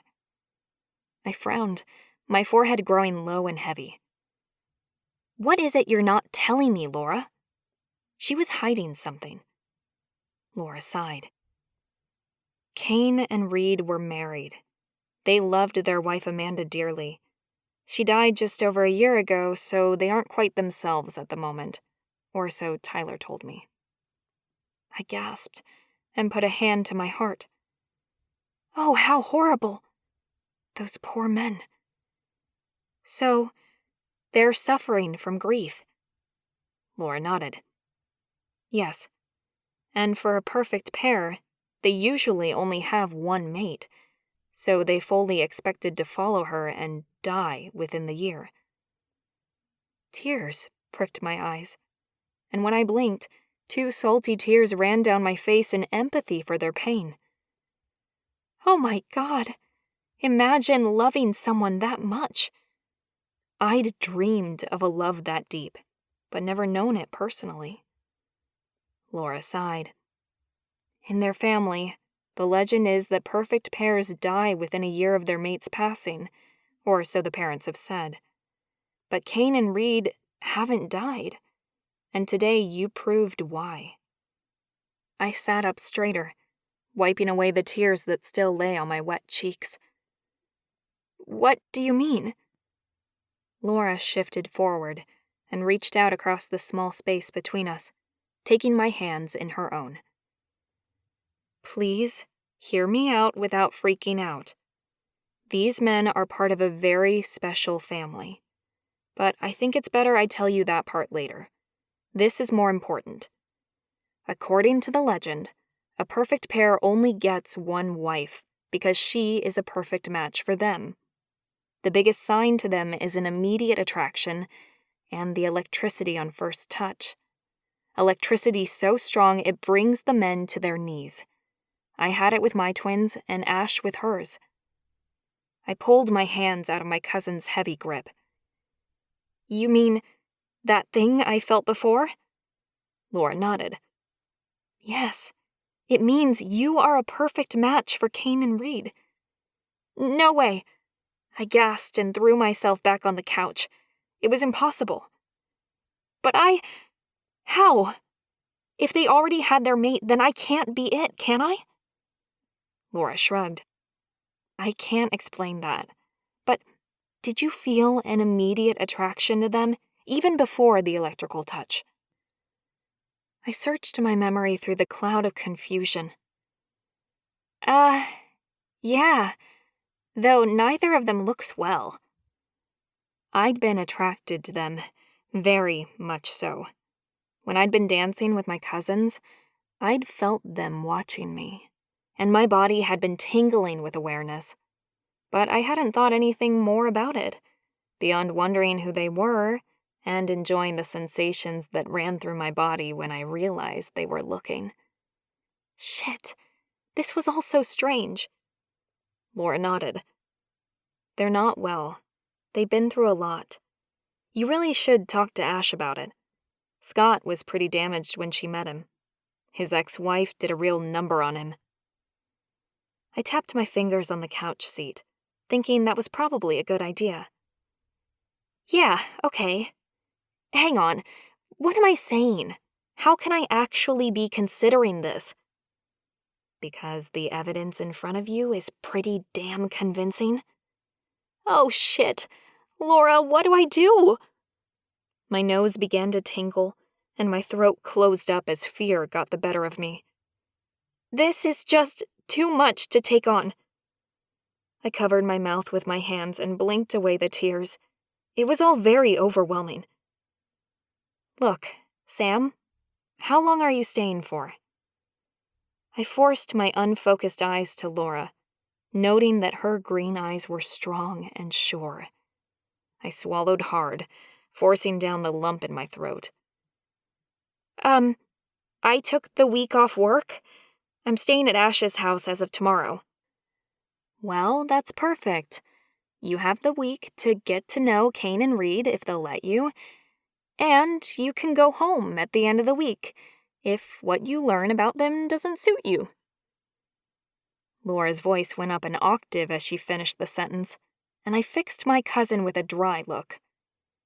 Yeah? And what do you think the likelihood of me just walking away is? Laura giggled. Not much, but you still have a choice. Your men have been to hell and back by the looks of them, so your task won't be as easy as mine was. I let my head drop into my hands, shocked to hear the words coming out of my mouth. I was actually agreeing with this ludicrous plan. And the whole I have a boyfriend thing? Laura patted me on the head and said with a condescending tone, Well, he's not here, is he? And that is a bit telling, Sam. She wasn't wrong, but I couldn't really explain why I hadn't even bothered to ask Bill. It just hadn't felt right. We actually weren't that close. I'm sure it'll all work out in the end, Laura added in a kind tone. I groaned, loudly and unladylike. I think I need a drink. Chapter 5. Kane. I need to find my brother Jack. I paced the hallway, internally ordering myself to calm down. My skin was tingling as though it had been rubbed with sandpaper, and there was a spring in my step I hadn't felt in the past year. Jack glanced at the closed door that hid Sam and Laura, then back to me. If you think so, I'm not sure you should leave Sam at the moment. I growled at my cousin, letting the long-forgotten noise vibrate through me. My heart leaped in excitement at the knowledge that my shifter was finally rousing. I know that, but Reid needs me. And if Sam is who we think she is, I need him on board to work through this, together. A tiny part of me still needed to be convinced that Samantha was our true mate. It felt like a betrayal to Amanda's memory, but the evidence was starting to mount up. I had to locate my brother so we could find out if Sam was the one, the real one. Jack gave me a single nod and clapped a hand on my shoulder. Go then. I was lucky with Ash and got her on board first, before working on Scott to bring him around to the truth. But you know your brother better than me. I considered that option for a moment, then shook my head. I don't think that will work. Reid and I have only had each other this past year. He's been suicidal at times, and I don't think that me bonding with Sam will help his feelings of loneliness. I think it could make things worse for him. I forced a smile for my cousin's benefit and headed toward the door, goosebumps rising on the back of my neck as my memory dredged up moments from the past year. Dreadful moments, full of hopelessness and despair. Hell on earth, simple as that. I turned when I reached the door and called out to my cousin. Tell Sam I'd really like to see her tomorrow, if she'd like that. Can you give her my number? Jack nodded, that characteristic grin appearing. Yeah, sure. I slipped through the door and pulled out my phone. I rang my twin as I paced the front sidewalk, an empty feeling in the pit of my stomach. Trust Reid to take the car and not even think about me. Hey, Reid huffed out.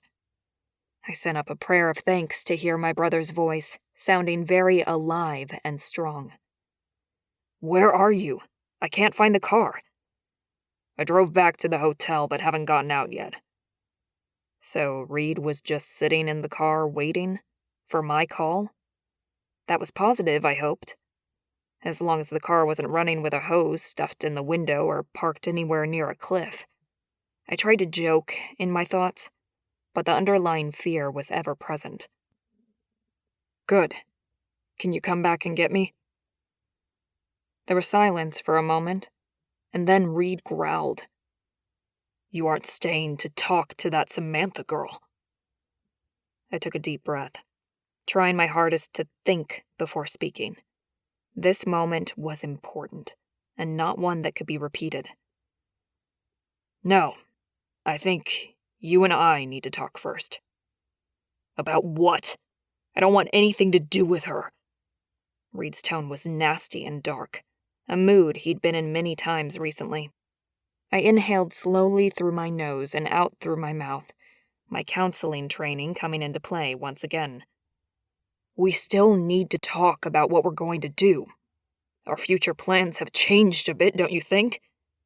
I don't know about you, but I'd guess we're probably not going to be paying for our funerals while we're here. What are your thoughts on that? I tried to keep my tone as light as possible, yet my hands were shaking as I held the phone to my ear.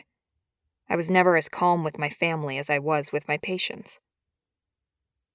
You're probably right. Reid's voice sounded broken and a little annoyed, the tone giving me something to smile about. My brother was pissed off we were going to live. Awesome. We might not yet be on the same page, but at least we were now reading the same book. You're feeling better too, huh? Silence, then a grunting noise. Yeah, I'll come get you. And Reid hung up. I let my arm fall and my shoulders slump. One step at a time was the only way to navigate this course, but it wasn't going to be easy. Kane? A husky female voice made me turn around, and my heart jumped in my chest at the sight of Samantha, walking down the path toward me. You're leaving? She crossed her arms over her ample chest and glared at me as if I'd annoyed her. I shook my head and had to squash the urge to reach out and draw her into my embrace. She was so delicious, the beautiful, healthy skin of her cheeks begging to be stroked by my fingers, her plump lips needing my kisses. Stop it, you idiot. I'm not leaving for good, I said. But I need to find Reid before anything bad happens to him. We've had a pretty rough year. Sam nodded, her gaze clearing a little and her arms dropping to her sides. Laura told me. That was good news. The less I had to explain, the better, really. Samantha bit her lip. I'm wondering whether I should stay for the week or go home tomorrow. No, don't go. The words shot out of my mouth before I could control them, my heart leaping once again in a stomach-lurching fashion. Did Laura explain about us being a perfect pair? I glanced down the road, too aware of the fact that I told my twin that I wasn't talking to Sam. He'd likely be back soon with the car. Yeah, which is why I had to come ask you what I should do. I have 1,000 questions and I'm not sure whether I should stay to find out the answers or go back to work and pretend this never happened. I mean, it's pretty freaking weird. No offense or anything. Fear tingled in me like I hadn't felt in a year. My feet seemed rooted to the spot as a hot flood of heart-pumping panic rushed through me. Please stay, Sam. I don't...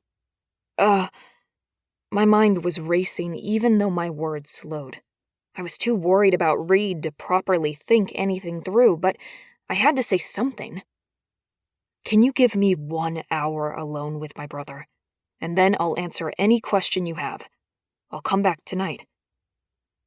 A loud horn blared from the end of the road, and I glanced over to see my silver Mercedes parked and waiting by the curb, my brother's large bulk in the driver's seat. I could see his face, turned away from us, pointedly ignoring my interaction with Sam. I reached out for her hands and squeezed tight. Small shivers of electricity shot through me, making me groan as Sam gasped with me. Please, I'll come back in an hour and we'll talk. I promise. Reid, please don't make me break that promise. Sam pulled her hands free and rubbed them together. Okay, but only because that is seriously the weirdest thing I've ever felt, and I can't ignore it. I gave her one more smile and jogged down the street toward Reid, feeling a strong pull to run back to her. I shivered as I reached the car and turned to look back over my shoulder. Sam was still watching me and waved a little when she saw me turn. I raised my hand and waved back before opening the car door and climbing in. If the pull to remain by her side was this strong already, I worried about how substantial it would grow in time. You said you weren't talking to her. Reid glared at me, angry red slashes across his cheeks. I slid into the car seat and pulled the seatbelt across my chest. Reid put the car into gear and made a hard left onto the main street. My stomach lurched and I grabbed for the door handle. I hated being in the passenger seat. I wasn't when I spoke to you. She rushed out of the house to stop me from leaving. Pfft. Yeah, right. I rubbed my hands together, trying to distract myself from the need to pull open the door and leap from the car to get back to her. The compulsion to be with a woman I'd only just met, over the brother I'd known my whole life, was extremely disconcerting. I focused on Reid, the necessary strength to stay calm almost more than I had. It's true. She freaked out when Laura told her about perfect pairs and came running out to ask some questions. Before that, I told Jack to give her my number and said that I needed to talk to you first. The car lurched again as Reid drove us back to the hotel at a heart-wrenching speed. You all right driving? Reid shot me a murderous glare, then looked back at the road, his knuckles turning white as he gripped the steering wheel hard. Yeah, of course I am. Why? I made a non-committal noise in my throat. No reason. I stayed silent for the remaining few minutes back to the hotel, almost flying through the windshield when Reid slammed on the brakes in the parking lot. Let's pack up and head home. There's no point hanging around here. Huh? What home? We left it all behind thinking we weren't going back. What do you mean? But my words were said to the empty car, as Reid had already gotten out and slammed the door, the car actually rocking with the impact of the closing. Shit. He's getting strong again. My heart lighter because of that fact. I jumped out of the car and followed Reid inside the hotel and into the elevator. We'd paid for the biggest suite the hotel had, with 2 bedrooms, 2 bathrooms, and a sitting area you could hold a conference in. Or, more to the point, a yelling match, which I feared was about to happen. Following Reid out of the elevator and down the hall, I stepped into the shared space and watched my brother grab his suitcase down from the chest of drawers in his room. Reid started to stomp around the room, throwing things at the case as he went, while I watched from the doorway. After a minute or so of tense silence, I crossed my arms over my chest. What the f do you think you're doing, big brother? Reid stopped, turned in slow motion and stared at me. His eyes were wide and his mouth hung open. Surprised? Good. I've found something worth fighting for, and I'm not going to stand by while you run away. I couldn't help the smug smile that spread across my lips at his shock. Swearing was not my usual go-to, but it felt good. Maybe I'd try more of it in the future. Yeah, I know. Not my usual language, but the situation calls for it, don't you think? Reid prowled into the sitting area, and I stepped back to let him pass. He stood in front of me, so close I had to tilt my head up to meet my brother's angry blue gaze. I'm packing to go home, little brother. What the f do you think you're doing? A chill passed over my skin as I saw some of my real brother returning, Oh, the fights we'd gotten into as teenagers had been epic. Reid had a temper and a half, and loved to smash his fist into guys who could take it. When we gotten older, Reid had mellowed, and after meeting Amanda and then her subsequent death, the caveman had disappeared. I'd read a lot on psychosomatic illness in college, but I never thought we'd fall prey to it. But we had. I recognized it now that we were both beginning to feel stronger. We'd stopped eating and working out, assuming that the legends were correct, and because we'd believed we would soon die, we had begun to make it happen. Had we really done all this to ourselves? I shook my head and focused on the good that was happening. My brother was coming back, and I wanted to shout for joy. We need to go back to the party together to talk to Samantha, although I think she likes to be called Sam. Reid glared at me. Why the hell would I do that? I inhaled deeply and swallowed my fear that he wouldn't listen. Because it's possible she's our true mate. What?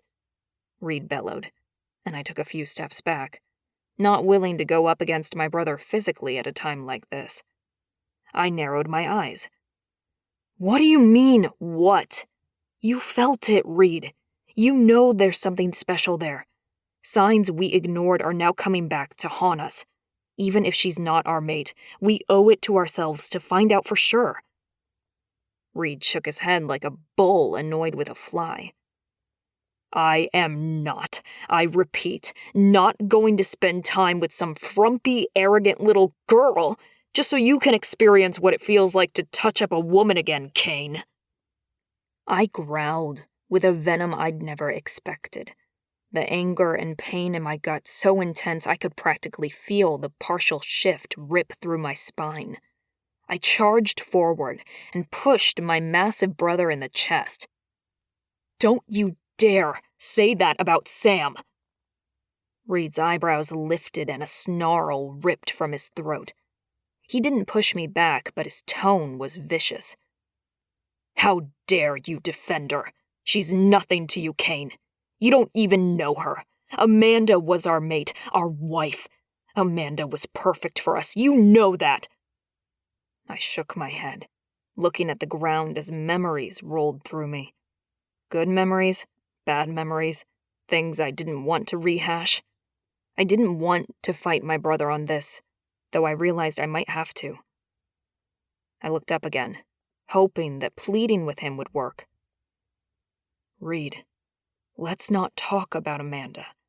She's gone, and we've been given an opportunity to live again, love again.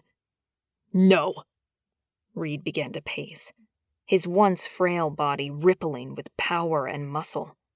We'd only met Sam a few hours ago, and already she'd had this energizing effect on our bodies. I will not forget Amanda, and I will never replace her.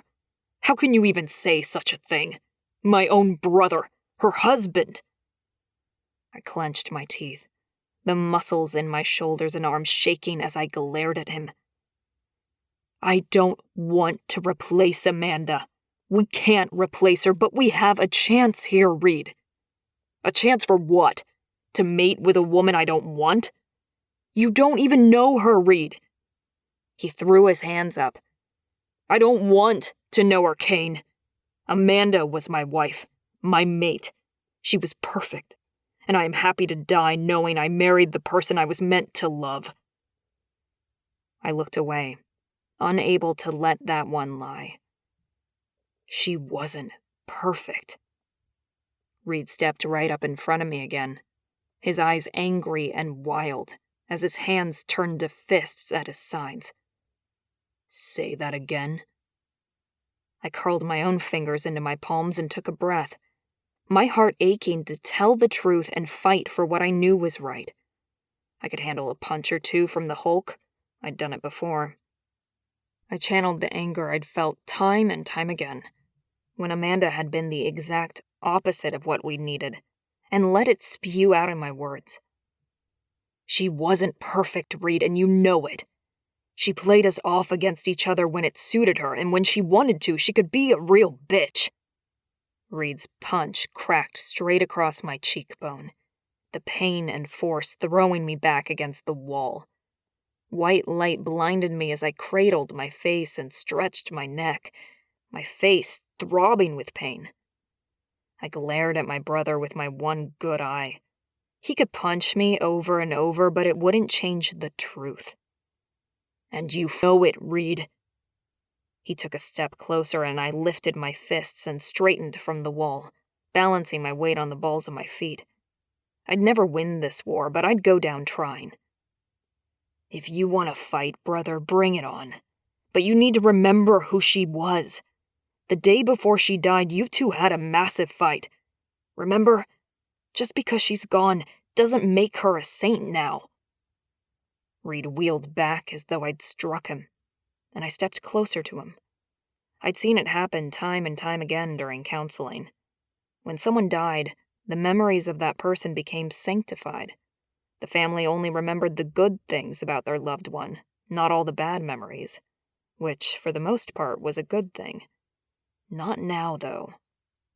I pressed harder, my injured eye watering and stinging beneath the rapidly closing eyelid.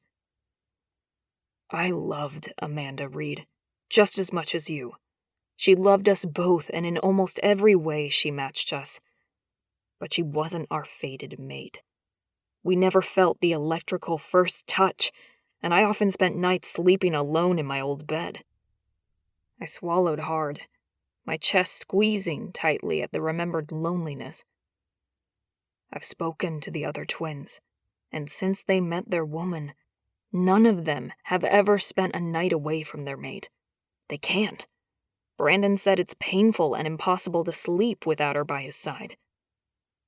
Reid choked and groaned, doubling over as though someone had punched him.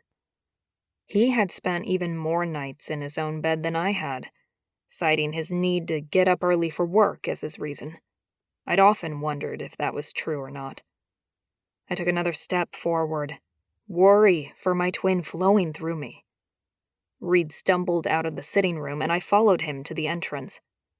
"Reid, stop." He ignored my plea, ripping open the door to our suite before heading for the stairwell of the building. I followed, watching as he moved with a hobbled gait. He practically fell down the stairs, his legs not seeming to hold him up properly. But he didn't stop. When he reached the ground level, he rushed out the side door and began dragging himself along the sidewalk away from the hotel. "Stop, brother," I said again. But he waved me away. "Leave me alone." He began to hit his stride, becoming more coordinated as his legs got faster. Eventually, I stopped following and let him go, my heart heavy. There was only so much I could do for him, but in the end, he had to make some decisions for himself. I turned and headed back to our suite, taking some ice from the freezer and applying it to my eye. A tear slipped down my cheek as the truth of this new situation finally hit me. I love you, Amanda. I always will. But it's time for me to be happy again. I sank down to the floor beside the fridge, letting the pain flow and the tears run free. When I was finished shedding tears for my late wife, I pulled myself up from the floor and lay down on the bed, gathering my strength for the next conversation I had to have. My mourning was done. 38 years since I'd been born a perfect pair twin. And today was the day I'd met my mate. A soft smile touched my lips as I thought about Sam, and I sighed. Maybe fate was kinder than I'd given her credit for. Chapter 6. Samantha. I tapped my fingers along the marble kitchen countertop in a rhythmic, soothing fashion. "Can you stop that, Sam, please? You're driving me crazy." Well, I thought it was soothing. Sorry, Travis.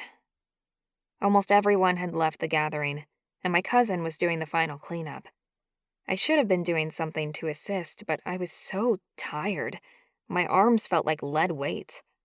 I didn't really understand why I felt so bad. It wasn't like I'd been without sleep recently. I was so antsy and felt so out of sorts. It was impacting my energy.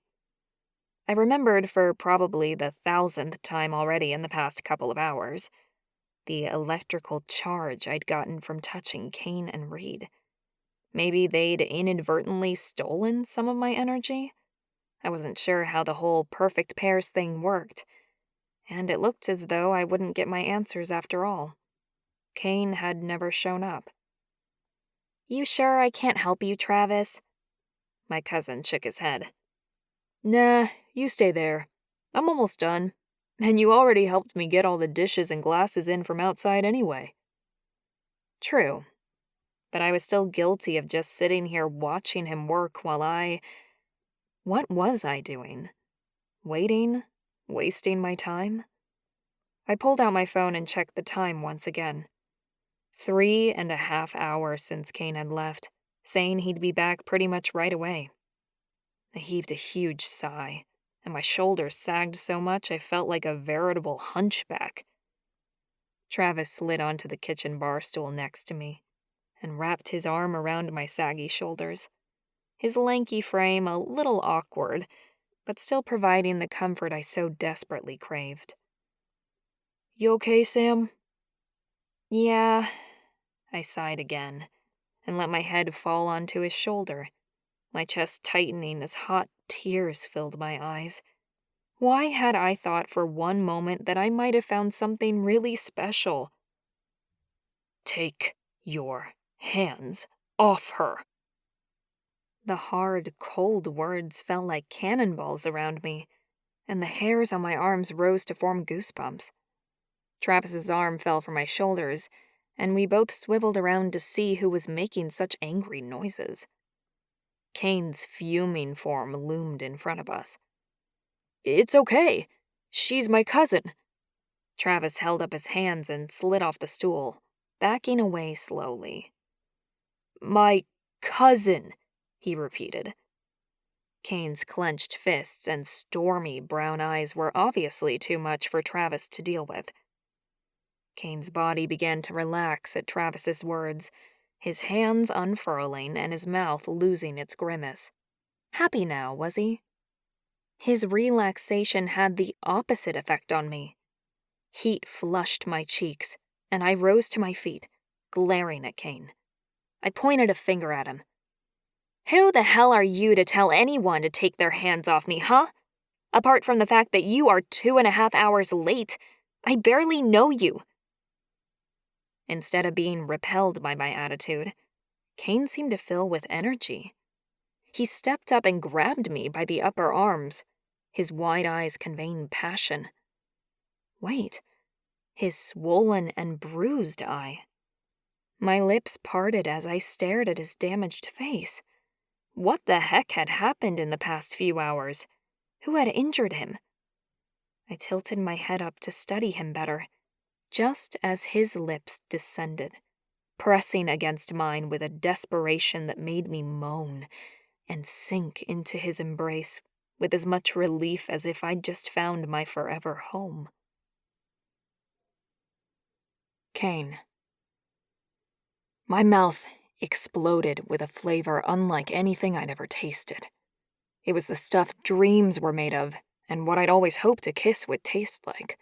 Cinnamon and honey sugar combined with the softest lips I'd ever had beneath mine. My head swam, swirling with a pleasure both foreign and amazing. She pulled back, blinking like an owl, while all the tension drained away from my muscles. "What happened to your face?" Sam asked, as she swept her fingertips over the flesh beneath my eyes, and I flinched.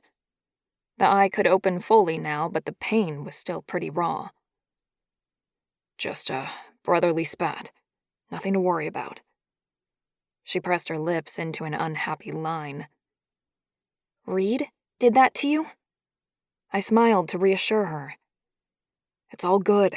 Don't worry. I am sorry I'm late, though." She didn't respond to that. Instead, her eyes roamed over my face, a soft smile rising on her lips as she inspected me. You look different. What's happened to you since I saw you last?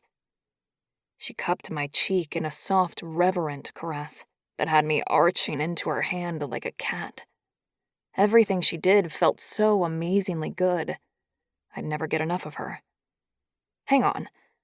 What had she just said? I straightened and stared down at the gorgeous woman in my arms. What do you mean? Sam glanced around the kitchen, obviously looking for something, then pointed to the hallway. Go look. I stared off in the direction she was indicating, but my brain couldn't coordinate what exactly she wanted me to do. Leave? Oh, come on. I'll show you.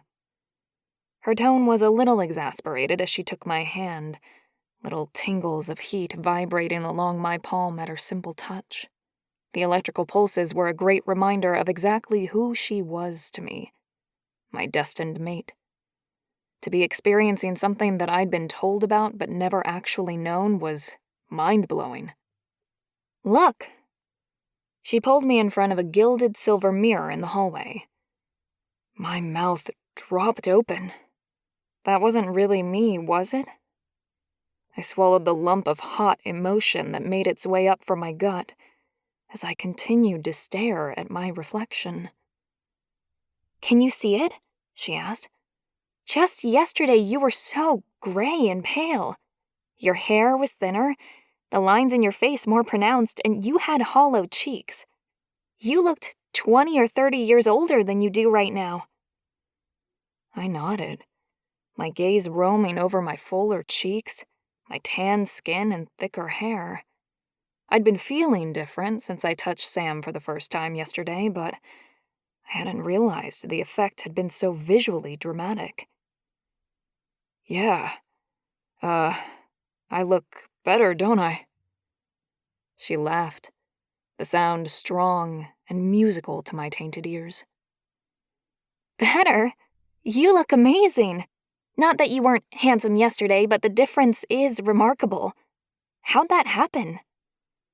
I turned toward my mate, my heart beginning to pound a steady rhythm of strength and happiness. Sam was smiling, with both her lips and her eyes, and I could practically feel the loving heart in her chest that pumped with every pulse of her blood. This woman was one of a kind, and she was made for us. This happened when you touched me yesterday.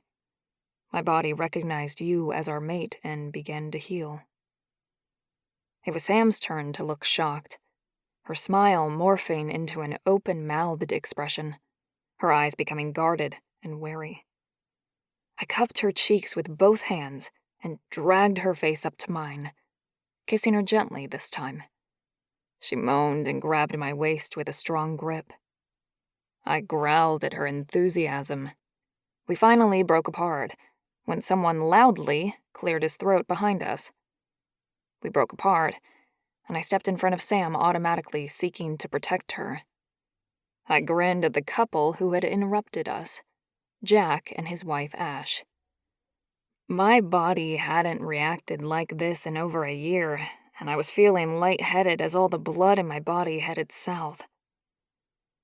I see you got your hands on your mate after all, Jack joked as he slung an arm over Ash's shoulders. Ash gave us a concerned look. Are you okay, Sam? I mean, don't you have a boyfriend at home? Sam gasped and stepped away from me, effectively dousing any heat in my blood.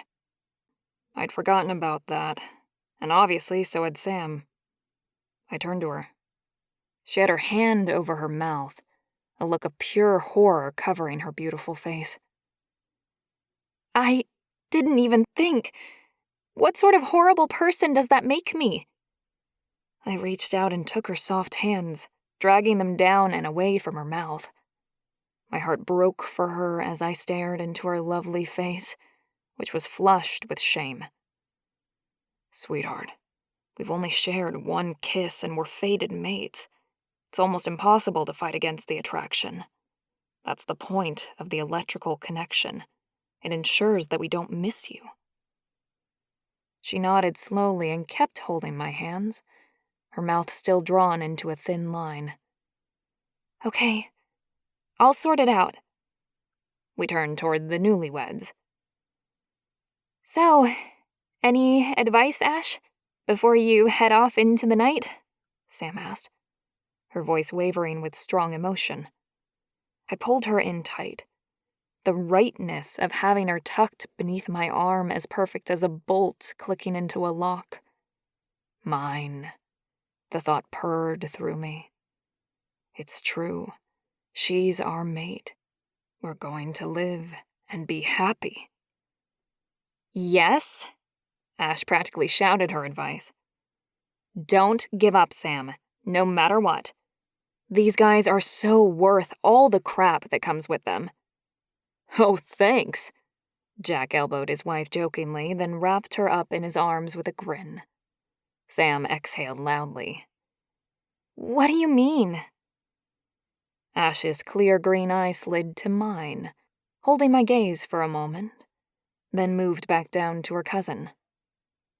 Well, with me, I had a problem with the whole ex-wife and kids thing, not to mention the menage a trois concept, and, of course, the wild cat part. I groaned while Sam said, Wild cat thing? You mean like your front door? Do you guys have a thing for mountain lions or something? She tilted her head back and looked at me, but I stared straight at Jack, whose eyes had widened and spoke volumes of panic. Yeah, we kinda do, Jack answered. I think you've helped enough, Ash. Well, she needs to know, Ash said, frowning at her mate. Yeah, later. I watched the interplay between Jack and Ash with interest, a strange laugh bubbling in my belly at my huge cousin being managed so well by his wife. I think I need to go. Sam's voice wavered as she moved out of my arms, and alarm bells went off in my head. I'm sorry, Sam. I wasn't listening properly. Should we go and talk somewhere? She bit her lip and nodded, but her eyes were wary. Ash stepped forward, taking Sam's hand and dragging her in the opposite direction. I need to show Sam her room before we leave for our honeymoon. Get yourself a drink, Kane, and we'll meet you back in the living room. Sam gave me an unreadable look before disappearing with her tornado-style cousin. Do you think she'll be okay? I asked aloud. Jack chuckled and slapped me on the shoulder, directing me back toward the kitchen. You're kidding, right? Ash could sell ice to someone from the North Pole, and if there's one thing she's passionate about, it's the perfect pairs in our family finding their mates. Beer? Jack held up a bottle, and I nodded, taking the drink without speaking. That was all well and good for Ash, but how was Sam going to take it all? Sam. Wow, Ash, this room is beautiful. Is it really for visitors? I gazed around the bedroom I'd been shown into. It had a king-size bed, mahogany drawers, and expensive knickknacks everywhere. Silver beveled photo frames, a beautiful white bedspread, and even an original oil painting above the bed completed the amazing decor. Ash giggled beside me. Yeah, well, it is the room we assigned to Jack if he didn't quit with the tossing and turning all night, but he hasn't spent a night in here so far. I stared blankly at my cousin. She couldn't be serious. You sleep with both of them? When Ash turned around and stared at me while simultaneously laughing so hard she had to sit down on the bed, my cheeks flamed with embarrassment. Of course she did. She was married to them both. Of course I do. What did you think? It'd be one night for Jack, one night for Scott, and the rest of the week I have off? Ash grinned and patted the bed, inviting me to come sit with her. I did as she requested, shrugging as I sat down. I hadn't really thought about the logistics of it. I turned to face my cousin, and Ash nodded thoughtfully. Well, I suppose with those polygamous marriages on television they treat it like that. But this is different, and my men won't sleep without me. I couldn't hold Ash's gaze, and instead looked down at my denim shorts and found a blemish in the material, running my fingernail along it. This was getting too real, too intense, too unusual, too much of everything. I needed a timeout. What's wrong, honey? I shook my head. Other than everything? I don't know what to do. This is all so strange. Ash was silent for a moment, and I ventured to lift my head and look at my cousin. I didn't want Ashleigh hating me for saying something unfeeling when Ash herself was living the life I wasn't sure I could handle. I won't tell you too much, she finally said. You need to figure things out for yourself. But I want you to know how truly amazing it is to be loved by two men who were designed just for you. That sounded like a fairy tale to me, and I'd long since given up on the idea of my prince riding in to rescue me. But I'm not sure that's even true, Ash. She gave me an incredulous look. Really? Then how do you explain the fact that you had the electricity thing with both twins, found them ridiculously good-looking even when they looked like death warmed over a couple of days ago, and might I mention, the fact that two of your cousins have married men related to them? Clearly there is something freaky about our family genes that perfect pairs are attracted to. I gave a nervous giggle and twisted my fingers together. The situation was quite uncanny. Okay, yeah. Well, it's weird, I know, but how is this going to even work? Ashleigh gave me a knowing smile. You'll figure that out after. First, you've got to figure out if you want a relationship with them. Once you know that, everything else will fall into place. True, but deciding whether I want this is not going to be easy. A menage relationship went against everything I'd believed about my need for a monogamous pair bonding, and my desire to only love one man for the rest of my life. I let out a sigh and stared at the plush gray carpet beneath my feet, my vision blurring as deep tiredness passed over me. Yeah, I suppose you're right. I am. Please don't give up on them, especially Reid. Ash rubbed her hand over my thigh, and I forced myself to look up. Why do you keep saying that? It was Ash's turn to glance down and look embarrassed, her throat working as she swallowed hard. Well, I almost gave up on my men, mostly because of Scott. His ex-wife did such a number on him, I wasn't sure he could ever love me properly.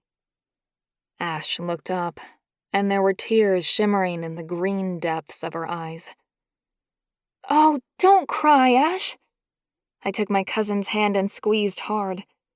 Okay, I promise. Even though Reid has given me every indication that he wants nothing to do with me, I'll try to get to know him better. Ash choked out a laugh. Scott was the same, but they're just scared. Reid's going to need some time and a lot of love. But if you want him, you'll get him. The bond will bring him to you. I gave my cousin a smile and made a non-committal noise in my throat. I was facing the weirdest love story I'd ever encountered, and only had a week to find out if it was right for me. But first, I had to deal with Bill, the boyfriend who was still lingering in the background, waiting for me back home. Chapter 7. Sam. My breath caught in my throat as I mentally planned the rest of my night.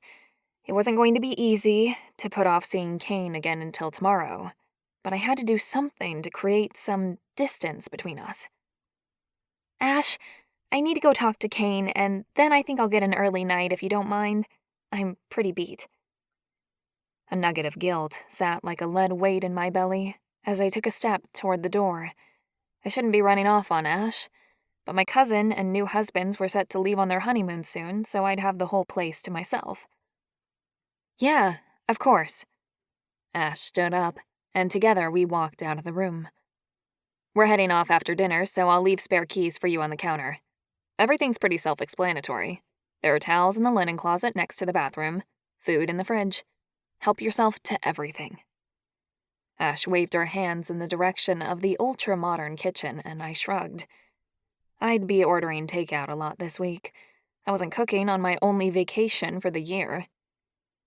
Thanks so much for this, Ash. I still feel a little bit weird staying here without you.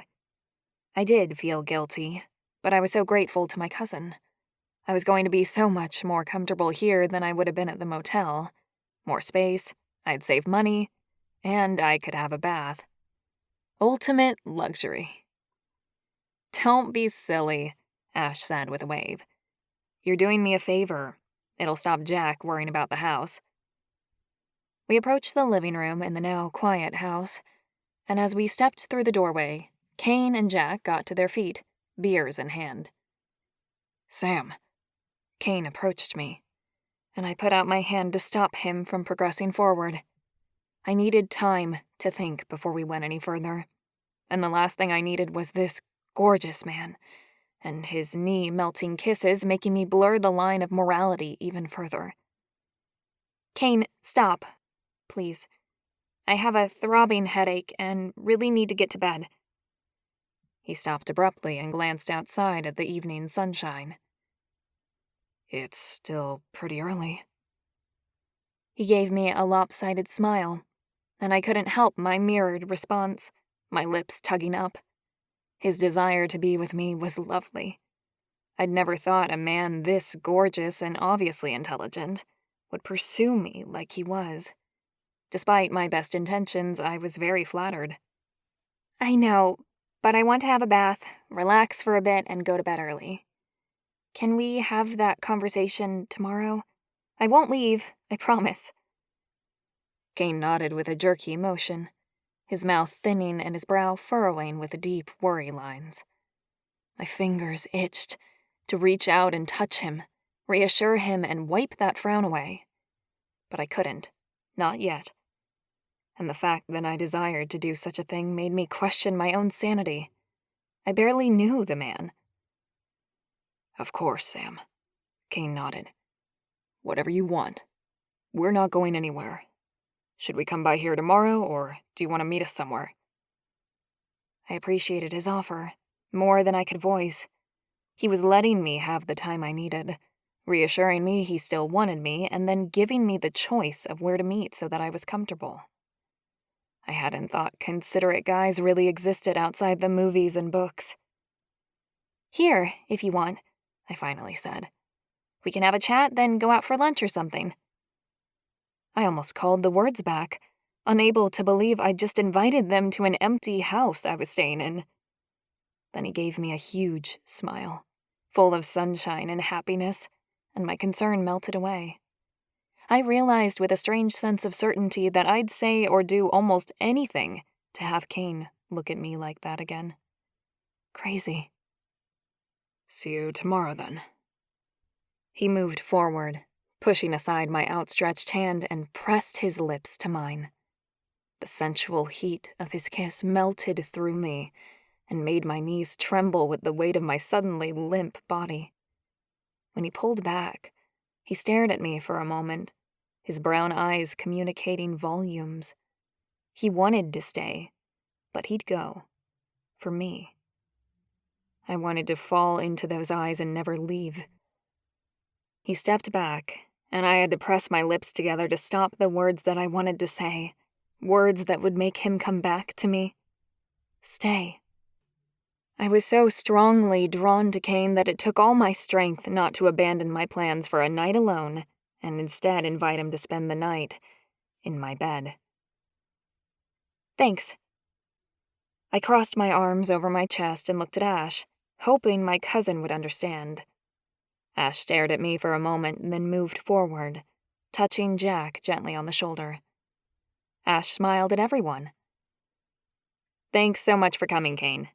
You want to walk him out, Jack? And I'll find some painkillers for Sam's headache." The men disappeared, and I let my arms fall, a huge sigh leaving my body and a release of tension. Ah! What am I doing? I shook out my hands and bounced on my toes.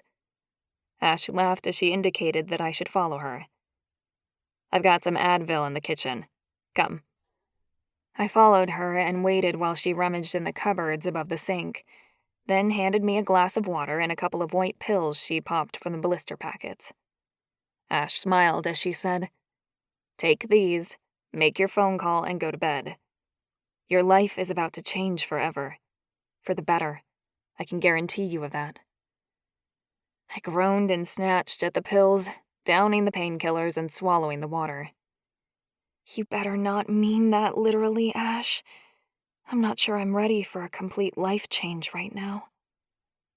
I grabbed my cousin, pulling her into my arms and hugging her tight. "Have an amazing time on your honeymoon."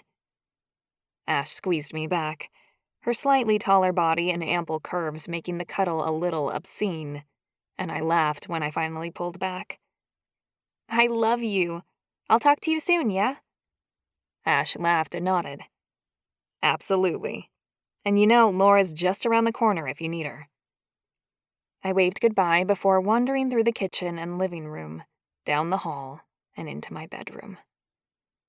Oh, I still needed to get all of my belongings out of the back seat of my car. I groaned and turned back, trudging out to the car and pulling out my toiletries and clothes, then settling myself into my new room. My brain was vaguely numb, and the inane task of settling in soothed me. Finally, when I was unpacked, I assessed the bath. It was huge and would take ages to fill. So I flicked the water on and added plenty of luxurious bubbles. It would be ready when I needed it. My breath hitched in my throat as I reached for my cell phone. It was time to make this right. Even if I didn't choose to be with Reid and Kane, I still had to break up with Bill. If I'd really been in love with him, then I would never have kissed Kane, nor would I be considering this new relationship at all. A shiver rippled up my spine, and I gasped as goosebumps rose on the skin of my forearms. Reid, the larger of the twins, was dangerous, to both my heart and my sanity.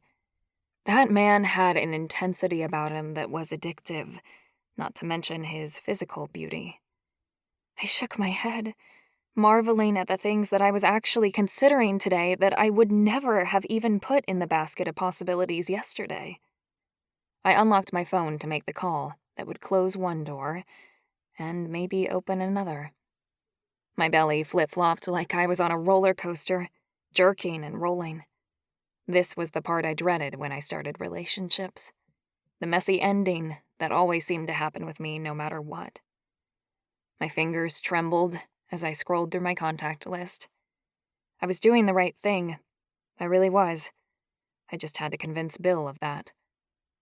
My pointer finger hovered over his name in my dial list, my belly dropping even further with a lurch. My boyfriend of just over a year had a temper, and I wasn't sure I could handle hearing him rant after the huge weekend I'd had already. Damn it! Just do it! I pressed his name before I could chicken out. I put the phone to my ear, sliding to the edge of the chair I sat upon, jiggling my legs. "Hey, stranger. Where you been?" Bill's slightly accusing tone came through clear as a bell. "Hey, Bill. Just been busy with the wedding and catching up with my cousins. How's your weekend going?" He grunted. "Not bad. Went out last night with the boys and just catching up on some paperwork now." That was one of the things I wouldn't miss about Bill. His need to drink with the boys on a weekly basis, if not twice a week. That's fine when you're 21, but when you're pushing 35, it would be nice if it wasn't such a necessity. "I have to talk to you about something, Bill. Do you have a minute now?" My knees moved faster as I shuffled around on my seat, my stomach twisting into knots. "Yeah, of course I do. What's up? Sounds serious." I took a deep breath and shot to my feet, needing to move while I talked. It is serious, unfortunately. I've done a lot of thinking lately, and with Ash getting married this weekend, it's really put everything into perspective for me, the things I want out of life. I paced the room twice while waiting for Bill to say something. There was only silence at the end of the line. Bill? I'm listening. But you sound like you need to say more. There was a hard tone in his voice now, and my belly did another flip. I hated hurting anyone, especially someone I cared about. But the hardest part was not knowing what Bill was going to say next. He could get nasty at the drop of a hat. I took a deep breath before blurting it out. I'm sorry, Bill, but I think we need to break up. It's been a great year, but I really don't think we suit each other enough to continue with the relationship. Silence again, and this time I waited. I exhaled slowly. I'd said what needed to be said. Now it was his turn. Have you found someone else? Oh, crap. How was I supposed to answer that? Honesty was the best policy in theory, but in this moment my throat was tightening up at the thought of admitting what I'd done. The last thing I wanted was for Bill to know what was going on at the moment. No, I haven't found a guy. Yeah, that was kind of the truth. Technically, I hadn't found a guy, I'd found two, maybe. It's more the fact that I feel like I'm open for meeting new people and finding love, I continued. I shouldn't feel that way if I really was in love with you. So I'm sorry to do this to you over the phone, but I'm going to stay with Laura for a week and do some more soul searching and see what happens. Well, if you just need some time to sort yourself out, then do that. We can talk about us when you get back. No, I didn't want that. I needed time with Kane and Reid without worrying about cheating on someone I didn't really want. I shook my head, though Bill couldn't see it. No, I think it's best that we end it now. You and I both know that we don't really suit each other. That's not true, he protested. I took you to meet my parents last month. I don't do that with women I'm not serious about. I clenched my teeth and tried not to puff out my cheeks. His parents had been the most unwelcoming, cold creatures I'd ever met, and the last thing I wanted was to have them as in-laws. I was very flattered you took me to meet your parents, Bill, but I don't see any future for us. But I love you. I told you that. Muttered words during meetings were not what I considered a declaration of love. Please, Bill, stop. Have some dignity, for goodness sake. We can talk about it more when I get home if you want, but I won't change my mind. I don't want to be with you anymore. I needed you to know as soon as possible what I'd decided. What? Am I not good enough for you? What's the rush, Sam? Desperate to jump into bed with some guy and don't want the guilt of knowing I'm here waiting for you? That barb hit so close to home that it splintered right around my heart, pain shooting through my chest. I'm sorry, Bill. I never meant to hurt you, but I have to be honest about what I'm feeling. Or not feeling in our case. Tears stung my eyes, and I gulped down the lump that rose in my throat. Honest? You're lying about something, Sam. I know you. Have you been the whole time, or just now? Me? I'd barely looked at another guy for the past year. I have to go, Bill. Hot tears slipped down my cheeks, and I wiped them away. You owe me a real explanation, Sam. We've been together for over a year, and now you're telling me that it was all a waste of time? No, of course it wasn't. We had a great time together, but... Yeah, so great you want to end it. What's really going on, Sam? A sob rose, and I sniffed as my nose began to run. I took a breath and said the only sentence I could manage. I have to go, Bill. Goodbye. I hung up amid grunting noises of anger from him. I didn't want to listen anymore.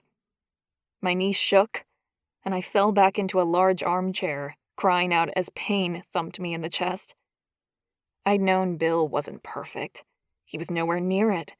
He wasn't even perfect for me, as I'd always hoped I'd find in some other imperfect person. But it still stung that he'd been so mean when I'd done nothing wrong. Or had I? I gulped and reached for a tissue from the box on the coffee table, wiping away the tears on my cheeks and blowing my nose. I had done something wrong, and I had to live with that. I believed in karma, so I hoped these two men, this perfect pair, were my karma, for being a good person in the past, and they weren't just another tool for punishing me for not being quite good enough. Chapter 8. Reid. I paced the sidewalk, my feet making a screeching sound every time I made an abrupt turn on the concrete. I swiveled again, and the noise made me flinch, the hairs on my spine prickling in protest.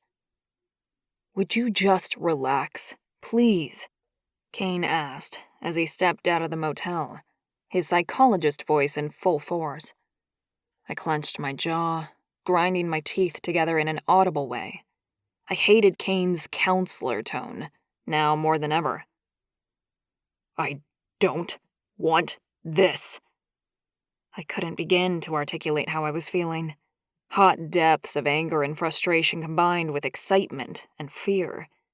I didn't want to feel like this, and hadn't felt anything like it in so long. My head was spinning with the sensations. "You said you're going to give Sam a chance, Reid. We talked about this last night." I glared at my brother as Kane made his way around the car and climbed in the driver's side, as though he owned the world. How could my brother feel so confident? "Doesn't mean I have to like it." We talked about it, but I didn't like what my brother was making me do, nor did I agree with my twin's assessment of the situation. I didn't want to talk to Sam, nor did I want to get to know her. "I still can't believe you called me on a promise I made you a decade ago." Kane chuckled. "You owe me a life, Reid. I'm your brother, and I think that should be enough. But since you're being so bloody stubborn, I'm calling in my favor. Do this for me. I need it. Help me." I glanced away, uncomfortable with my brother's begging. A long time ago, Kane had saved my life. Literally. I was in a serious car accident driving home from football practice one night and sliced open my femoral artery. Despite my strong healing shifter genes, I'd been bleeding out and had no way to get help in time to save me. Kane had sensed my pain through our twin bond, found me, and got me to the hospital in the nick of time. I owed my brother big time, but that didn't mean I was going to just take on a new wife for Kane's sake.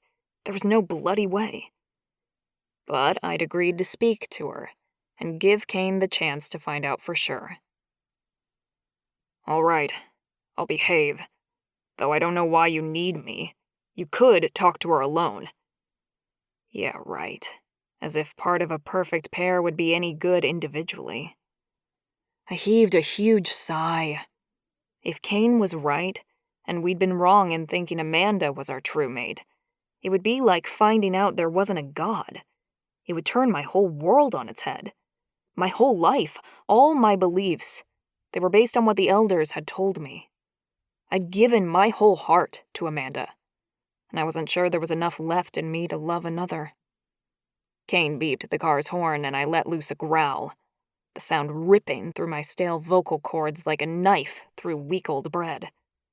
What was that? I could growl again, could I? No way. I hadn't made a shifter noise since Amanda had died. What was happening? I'm supposed to die any time now. How am I growling again? My heart was pounding and my shoulders were hunched. My body was readying itself for a fight. But with whom? I let out a long breath and allowed my shoulders to sag. Enough had been said last night, and my hand still ached as a reminder of the uppercut I'd given my brother yesterday.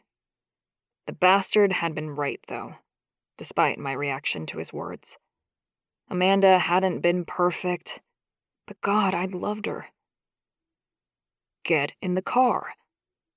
Kane's tone made me want to sit on the pavement like a 5-year-old child just to spite him. But I owed my brother this favor, so instead I contented myself with glaring at my twin one more time and then stomping over to the car. I opened the passenger door and slid in, adding lots of huffing and puffing for good measure. Kane gave me a sideways roll of the eyes and started the car. I frowned at him. "Kane." My brother pulled the car out onto the road and ignored me. Not that I had any idea what else I was going to say. I'd exhausted every argument possible last night. We'd fought for hours over the possibilities, and despite Kane having to use his biggest gun on me to make me agree, one fact sat like a stone in my gut. The electricity of her touch had been undeniable. The attraction I felt for her beautiful face was unlike anything I'd ever felt, even with Amanda. How was any of that possible? We drove for a while in silence, then pulled up outside Ash's house. I frowned, confused as to why we were here. "She's staying in Ash, Jack, and Scott's house?" "Yeah. Ash invited her to house sit while she's here, and they're all on their honeymoon." I stared up at the beautiful house my cousins had built for their bride. The family crest was carved into the ornate door. "She's never going to be able to handle us, Kane. You know that, right? Not everything. The scars, the shifter blood, and the menage, too." It was too much for any human. Not for Amanda, though. She'd been amazing, seeing all the benefits to having 2 husbands from the minute we'd offered it to her. I frowned at the thought. I'd never thought about it before. How quickly she jumped at 2 salaries, 2 lovers. I shook my head and clamped down on my jaw. I was being stupid now, picking at faults where there were none. Don't let Kane get into your head. Kane turned off the ignition, seemingly undisturbed by the situation. That attitude was getting on my nerves. Why wasn't my brother more worried about what was going to happen to us? "Reid, she's Laura and Ashleigh's cousin. If that isn't saying something about the bloodlines in that family suiting us, I don't know what does." I opened my mouth to deny any link, but Kane held up his hand and continued. "I'm not sure if I believe anything anymore, brother, except the impossible truth that you and I are alive and well. We are beginning to thrive. We're not dying, so let's get in there and find out the truth about why." Kane opened the door and got out, slamming it shut and leaving me alone. I clenched my hands into tight fists and took several deep breaths. There wasn't much I wouldn't do for my twin, but this was pushing those boundaries past anything Kane had ever asked of me. "Get out of the car, you chicken." I groaned loudly and forced myself to move, following my brother up the driveway and standing once again in front of that door. It mocked me in the most uncomfortable way. I'd never thought to put anything like that in our home. It was a great idea, displaying honor and respect for our heritage. I loved it. Kane knocked, and the door flew open. The woman he said liked to be called Sam stood in the doorway, staring at us with wide eyes. Something hard kicked me in the gut, and I clenched my teeth so that I didn't groan aloud. Her eyes were so bright and beautiful. "I was worried you guys weren't going to come." Kane gave him a sideways glance. "Sorry, Sam. Had a bit of trouble on the way, but we're here." Come in, come in." She waved us in, and I stepped over the threshold, a jolt shuddering its way along my spine. What is this? I rested my shoulder against the plastered wall for a moment, and then slowly turned around, making myself useful by shutting the door while the other 2 walked ahead into the living room. I couldn't get used to that feeling. She did something strange to my body when she was close, and I hadn't experienced it before. How did she make me feel simultaneously weak and strong in the same moment? I shook myself and straightened my shoulders, forcing my legs to work as I walked into the huge room, joining my twin and Sam. They both twisted around to face me. Sam's smile died on her lips as she studied me. "What's wrong, Reid?"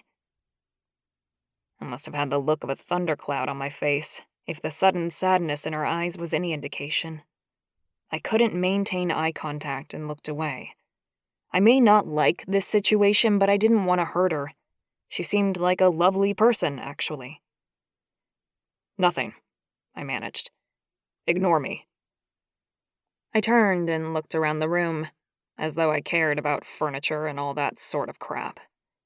Inspecting paintings and pictures, staring hard at the ornate fireplace while Kane chatted quietly with her about her day. She laughed at something Kane said, and I had to turn, watching her beautiful face light up as my brother sat next to her on the couch. I slowly inched forward, my ability to stay separate falling away as the warmth in the room drew me to them. Sam turned and gave me a shy smile. "Are you going to join us now?"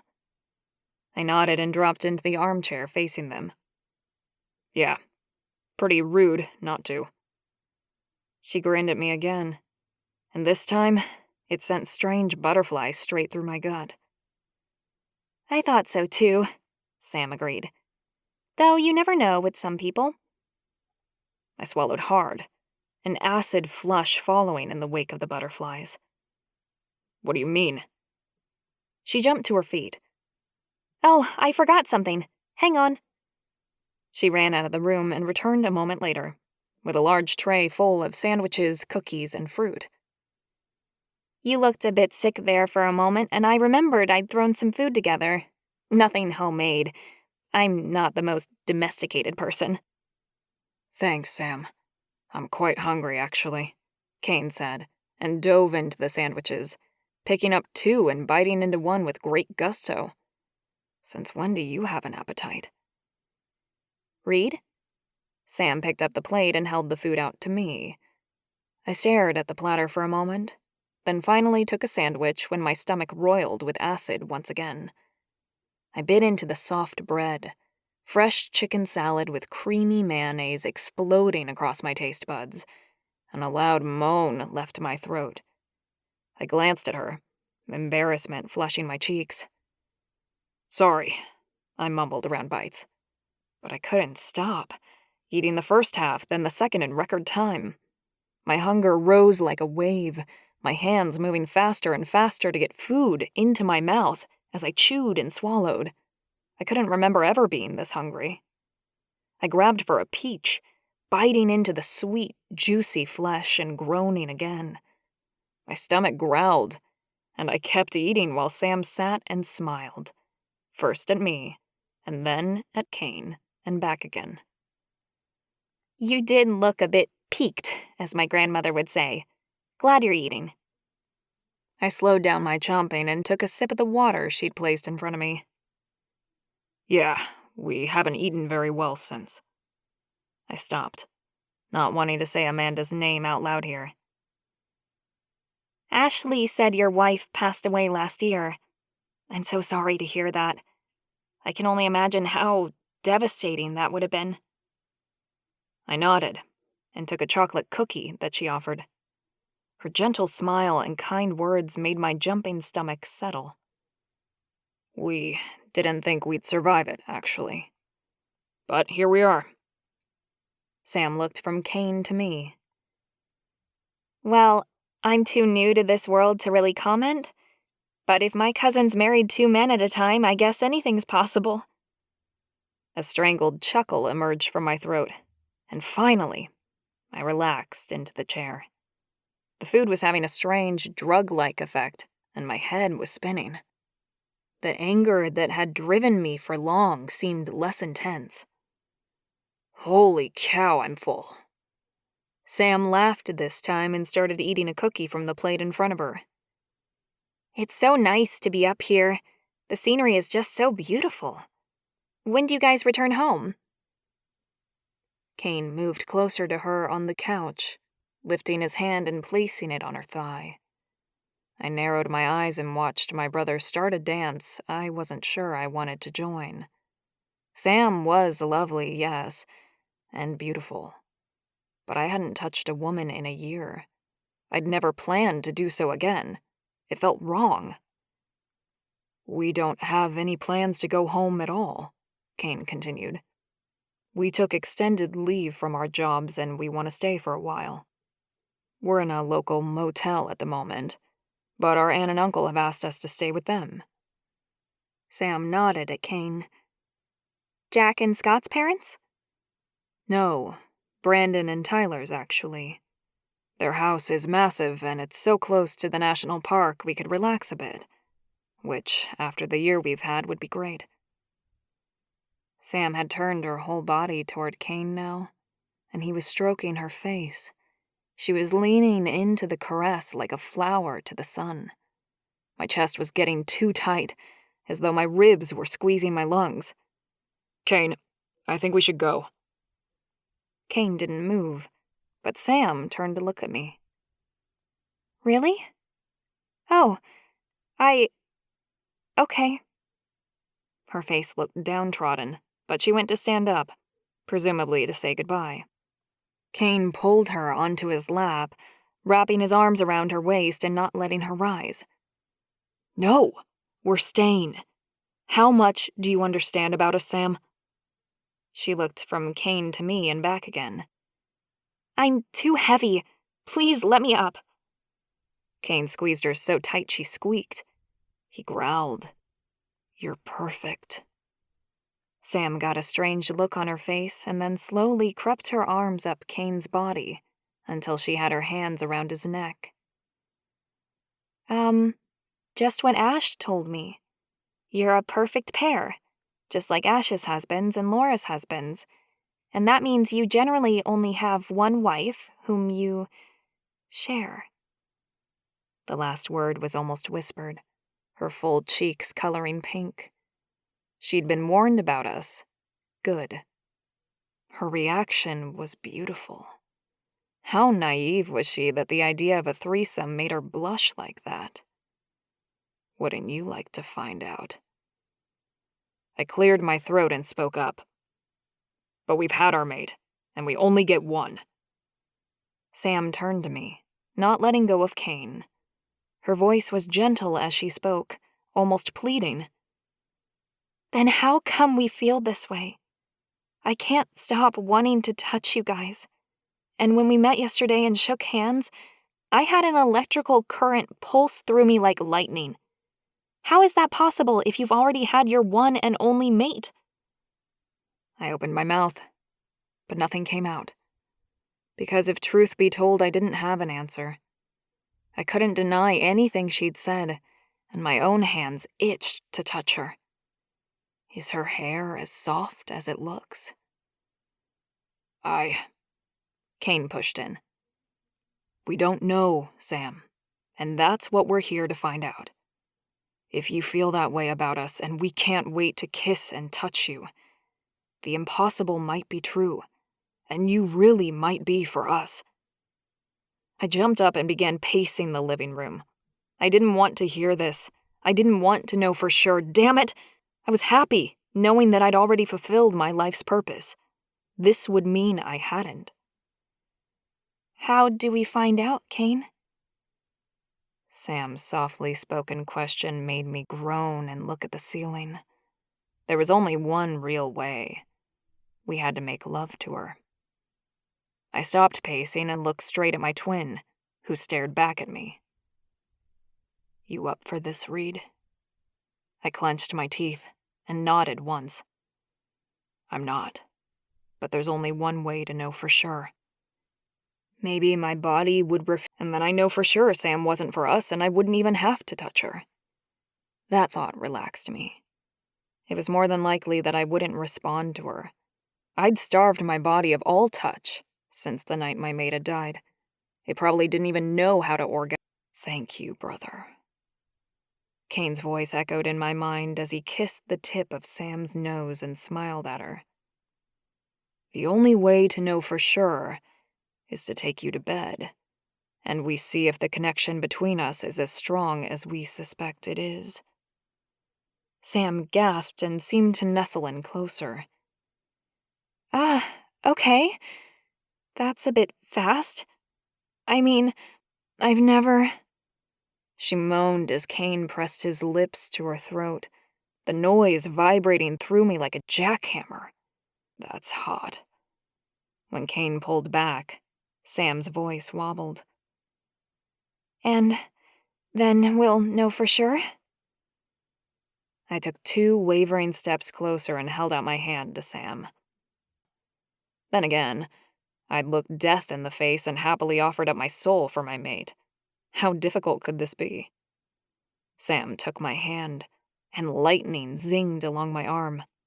I clenched my teeth and squeezed tight, loving and hating the reaction I had to her all in one breath. She stood up, and our eyes met, my groin pulsing in time with my heart. I really didn't want to do this. I had the feeling I knew what the outcome would be, and I didn't like it.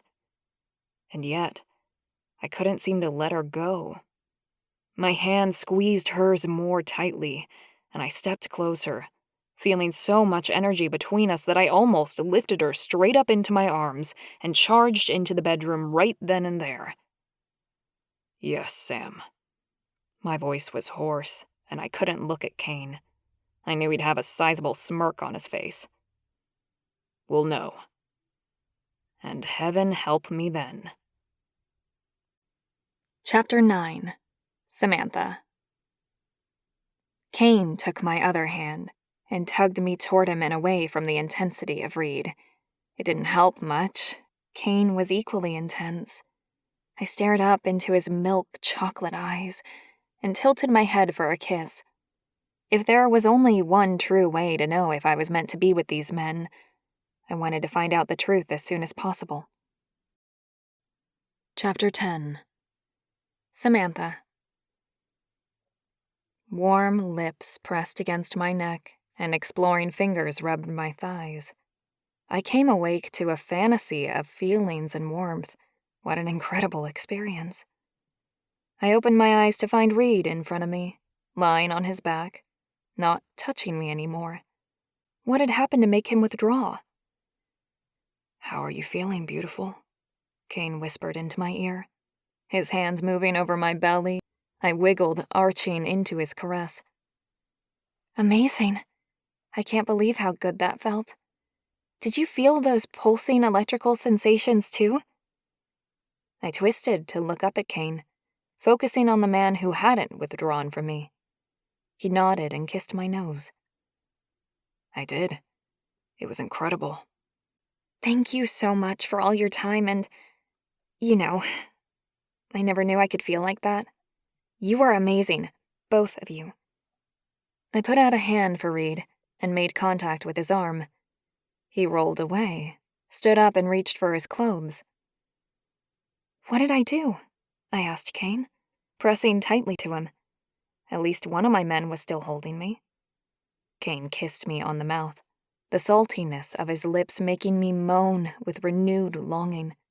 His sweaty skin tasted perfect, too. He lifted his head and smiled at me. "You didn't do anything wrong. You were amazing. More than amazing. Wasn't she, Reid?" Kane lifted his voice on that last sentence, directing the words at his brother. Reid grunted, and when I looked over, he was fully dressed, as though nothing had happened. I stared at him, looking for signs that I hadn't just made up our incredible experience. His hair clung to his brow now, his skin flushed from exertion. "Yeah." He at least agreed in some way, although his hesitation confused me.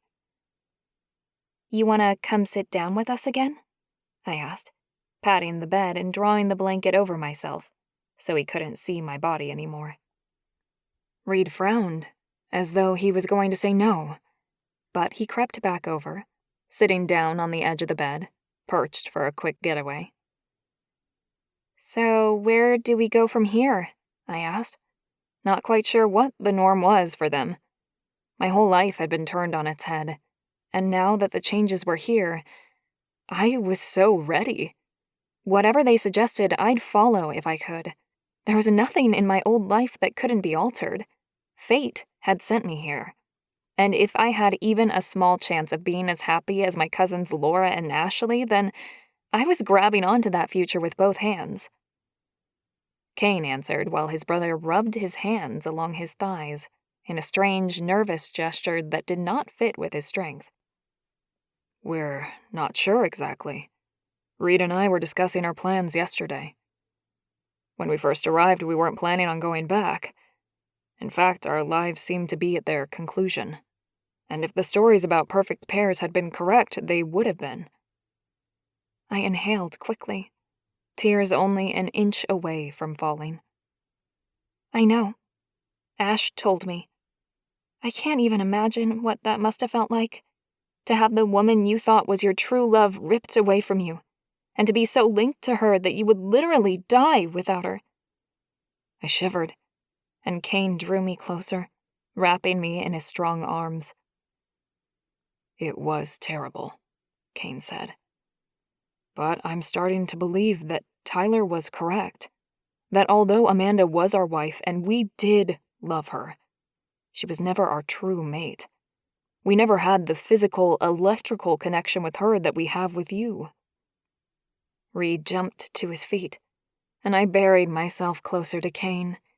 It was beautiful to hear the words, that Kane believed they had the bond that the perfect pairs were meant to have with their true mate. But Reid didn't seem too impressed by the fact. I'm not sure what to say, I managed. I feel something so amazing with you both. I'm glad you feel it too. No. Reid mumbled and paced, something he seemed to do quite often. I couldn't ignore him the way Kane seemed able to. Reid, are you okay? I wanted to help him, but how was I going to do that? I'm not trying to replace your wife. I'm so sorry if you feel like you're being unfaithful to her or something. What can I do? Reid turned and glared at me, daggers shooting from his frosty blue eyes. Nothing. You can do nothing. He twisted around and marched out the door. Kane and I froze until we heard the front door open and then slam shut. My belly dropped with a sickening lurch, and pain cramped my chest. I'm sorry about my brother, Kane whispered. I turned my body around so that I could face Kane, focusing on the warmth and love I still felt in his arms, the smile he shared with me prominent. It's not your fault. But can you tell me what's wrong with him? I sort of understand the past history, but... I didn't want to say it out loud, but if I didn't, I'd always regret it. It was better to know. Do you think he will always love Amanda more than me? I mean no disrespect, but I'm not sure I can handle being compared to a ghost for the rest of my life. I'll never win. I bit my lip to stem the hot tears that threatened at the back of my nose. That was an impossible battle. Kane reached out and grabbed my hand, intertwining our fingers. Oh, you beautiful girl. No, it's not like that. You see, Amanda wasn't perfect for us, but we made do. When we met her, we were both attracted to her, so we assumed that meant she was our mate. When she accepted us as a perfect pair and mated us both, again, we thought she must have been right. But looking back now, and with the benefit of hindsight, she just enjoyed all the attention we gave her. She didn't have your heart, your warmth, or your beauty. That didn't make total sense. Then why is Reid struggling with it so much when you've accepted me already? Because Reid's always been one for throwing himself wholly into everything he does. When he loves big. And he invested himself in Amanda. If you are indeed our mate, then that means we married the wrong woman. To him, it would be like our whole marriage was a lie. I nodded and swallowed the pain in my throat. I'll never be able to compete with her. Kane chuckled softly. You already are. Why do you think he's freaking out so badly? If you weren't our mate, he would have kissed you and moved on.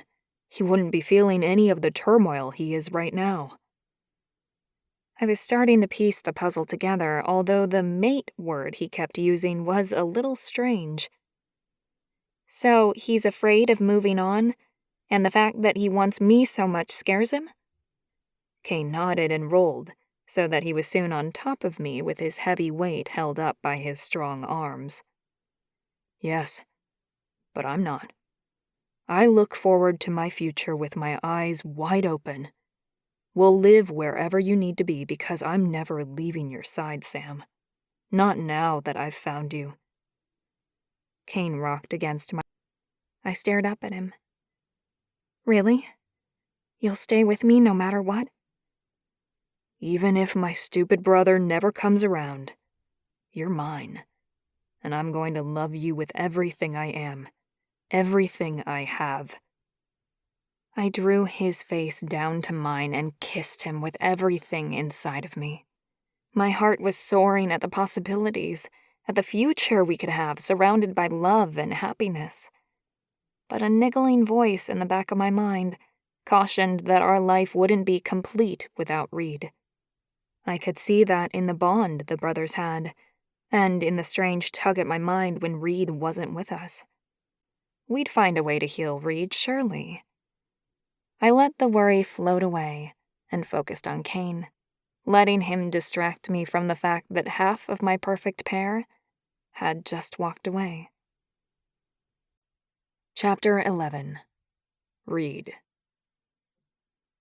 I didn't get very far after I stormed away from Kane and Sam. My brother had the car keys, and where would I go anyway?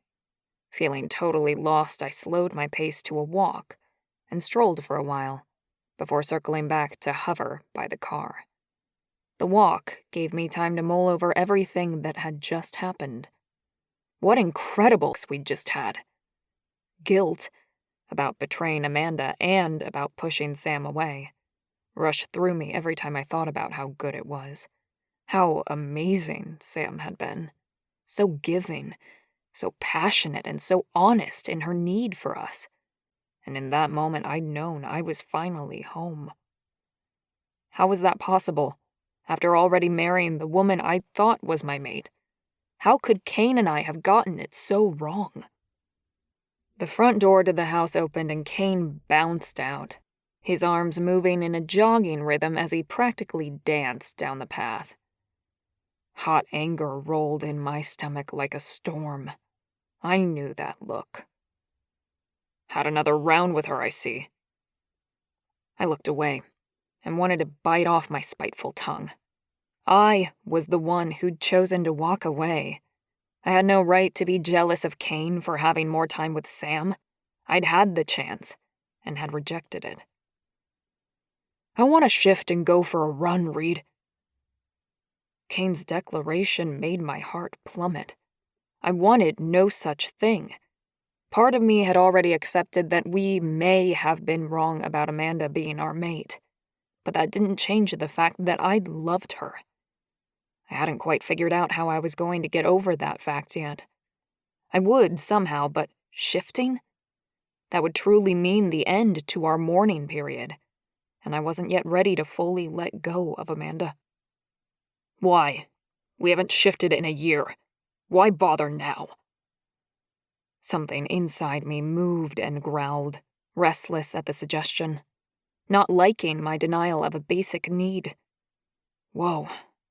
So I hadn't been mistaken yesterday when I'd felt the urge to shift. I swallowed the soft rumble that rose and coughed loudly to hide the discomfort. I didn't want my mountain lion alive and well. That would mean irrefutable proof that Sam really was our mate and Amanda had been a mistake. My heart ached to shift and run, to be the free, strong animal I'd once been. I'm so confused. I looked down at my hands, holding them out in front of me as if the sight of them could ground me. My skin was tan, my forearms bulging with tight, corded muscle. Not sick-looking, not wasting away like I had been before we met Sam. I groaned and ran my fingers through my hair, my soft, thick, healthy hair. "What the hell's happening to us, Kane?" He cocked his head and lifted his chin in question. "What do you mean?" I twisted my wrists, feeling the strength ripple and twang within my muscles. I felt just as strong as I'd been when I was pumping iron 7 days a week and consuming a steer's worth of protein on a regular basis. How was that possible? "I'm strong, healthy again. So are you. How can that be after all this time?" How do you think it's come about? Kane grinned. "It's amazing, isn't it? Finding Sam has fixed everything that was wrong with us." I growled and glared at my brother. "Don't give her all the credit." He laughed, the sound deep and mockingly charged. "You're kidding me, right? What else has changed for us except finding her?" I shook my head, knowing deep down that my brother spoke the truth, yet not willing to admit it. "We've been eating better again. That probably counts for something." Kane lifted an eyebrow but didn't say anything. He might as well have rolled his eyes and huffed at me. I could read his derision all too well. I gave in. It was too dangerous for Kane to go alone. "Fine, I'll run with you, brother, but I want you to know this is under sufferance. Now, let's go." Anything to stop thinking and talking about the woman who had stepped into a wedding party and turned our lives and our health upside down. Kane stared at me for a moment, then sighed. "I'll let you get away with that for now. I really need to do this." He pulled out his cell and called our cousin, putting the phone on speaker so I could hear. 2 rings, and Brandon's deep voice spoke through the phone. "Hey, Kane." "Hey, Brandon. Kane and I want to shift and run, but don't know your area." "When was the last time you shifted?" I coughed and scuffed my foot in the dirt. "A while?" I didn't want to admit that we'd tried to shift on the day of Amanda's funeral, but in our grief, not even our lions had enough strength to rise up and take over. We hadn't tried since. "Okay," Brandon answered slowly, as if understanding everything I wasn't saying out loud. "Come to our place, and we'll shift with you. There's a few poachers around this time of year, and you've got to keep your wits about you." "Will do. Thanks. See you in 10. Kane hung up and we got into the car. "Let's see if we even remember how to do this." I grunted, but didn't say anything. I'd like to be cynical and say that it was impossible, that we could never shift now. But after seeing how well my body had responded to making love with Sam, and feeling the call of my lion from deep within, I wouldn't be surprised if I was made a liar twice in one day. We made our way to Brandon's place at the base of the nearby Rockies, where many of our family lived. "I cannot wait for this." Kane's voice bubbled with excitement, and I winced as I looked out the window. "What if it doesn't work?" I asked quietly. Just like it hadn't the last time. The pain and disappointment after that attempt had been shocking. Worse than any other type of impotence, the inability to shift into our animal had destroyed what little strength we'd had left. It had cemented our belief that we would soon follow our mate into death, and started the downward spiral into ill health. "Reid, I feel fucking amazing," Kane grinned. "There's no way our animals will fail us now." My stomach in cramped knots. I nodded and hummed as though in agreement. I had no idea what my mountain lion was going to do, but if it was anything like my cock, my lion would rise up and take off without any issue whatsoever. Hot tears stung my eyes. I blinked rapidly to shove them down and coughed to clear my throat. To be crying over the possibility we might be about to shift? My life was officially nowhere near where it'd been yesterday. It had taken a sharp U-turn, and my body felt like time had suddenly been turned back. I felt as good as I had in my 20s. We pulled up outside Brandon and Tyler's beautiful house and got out of the car. Kane grinned and tilted his head.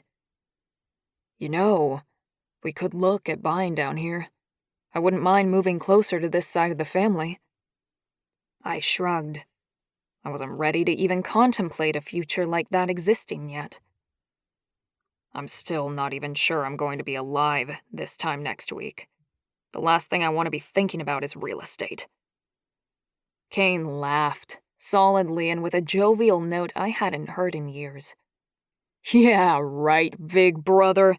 I feel like I could take down an elephant. Let's go.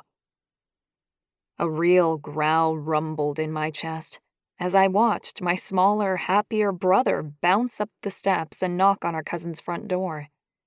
The carved wooden entrance swung open, and Brandon stepped through, embracing Kane. I swallowed the lump that clogged my throat and locked my wobbly knees. It was difficult to see my cousins looking so well. I shouldn't be jealous of Brandon's size and strength, but it was hard not to mourn what I'd lost. Though, I looked down at my hand again, clenching my fist to bunch the muscles in my forearm. Looked like I was on the way to gaining that size and strength back again, at least a little. Brandon walked over to me and reached out his hand.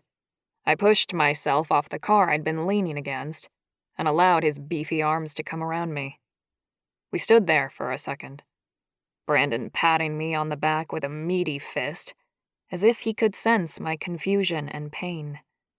Then he drew away. That was when I noticed how close I was in size to Brandon. I held my arm up next to his, and our forearms were identical. Shock charged up my heart rate for a moment. How could this be possible? I wasn't gaining back a little of my size and strength. I was getting it all back, and fast. What you looking at? Brandon asked, glancing down. Tyler stepped forward with a knowing smile. Forgotten what it was like to be the big twin, Reid? I shook my head, falling back against the car when my knees weakened. But I lost all that weight this year. Brandon burst into laughter. Lost weight? What are you, 200 pounds? Me? No way, not anymore. I couldn't believe it was true. I know I'm feeling better, but no way am I back to where I was before we married Amanda.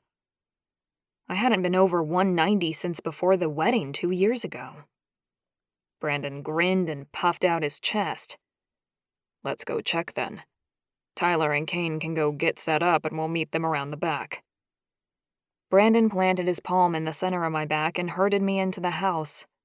The walls flew by, and I found myself in Brandon's bathroom, sun streaming in the clear glass window and bouncing off modern white tiles. Go on. Get on. He pointed to a set of modern scales sitting to one side of the room beside the bath. I bet you're close to 200. I'm only 205, and it's a toss-up as to whether or not you're bigger than me. I stared at the scale.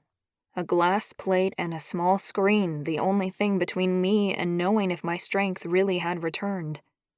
If it had, that would mean Sam wasn't just my mate. It would mean she'd saved me from my fate. It would mean I wasn't dying, and nor was Kane. Amanda. It would mean she hadn't been our true mate. I needed to know for sure. With my heart pounding against my ribs, I took a shallow breath and stepped onto the scale. Sweat beaded my forehead as I waited for the number. I dropped to almost 155 pounds a few months ago. For me, that had been a sure sign I was close to death. As the larger and stronger half of our perfect pair, I'd known I was in trouble when I was smaller than my twin had been at his peak. Fuck me.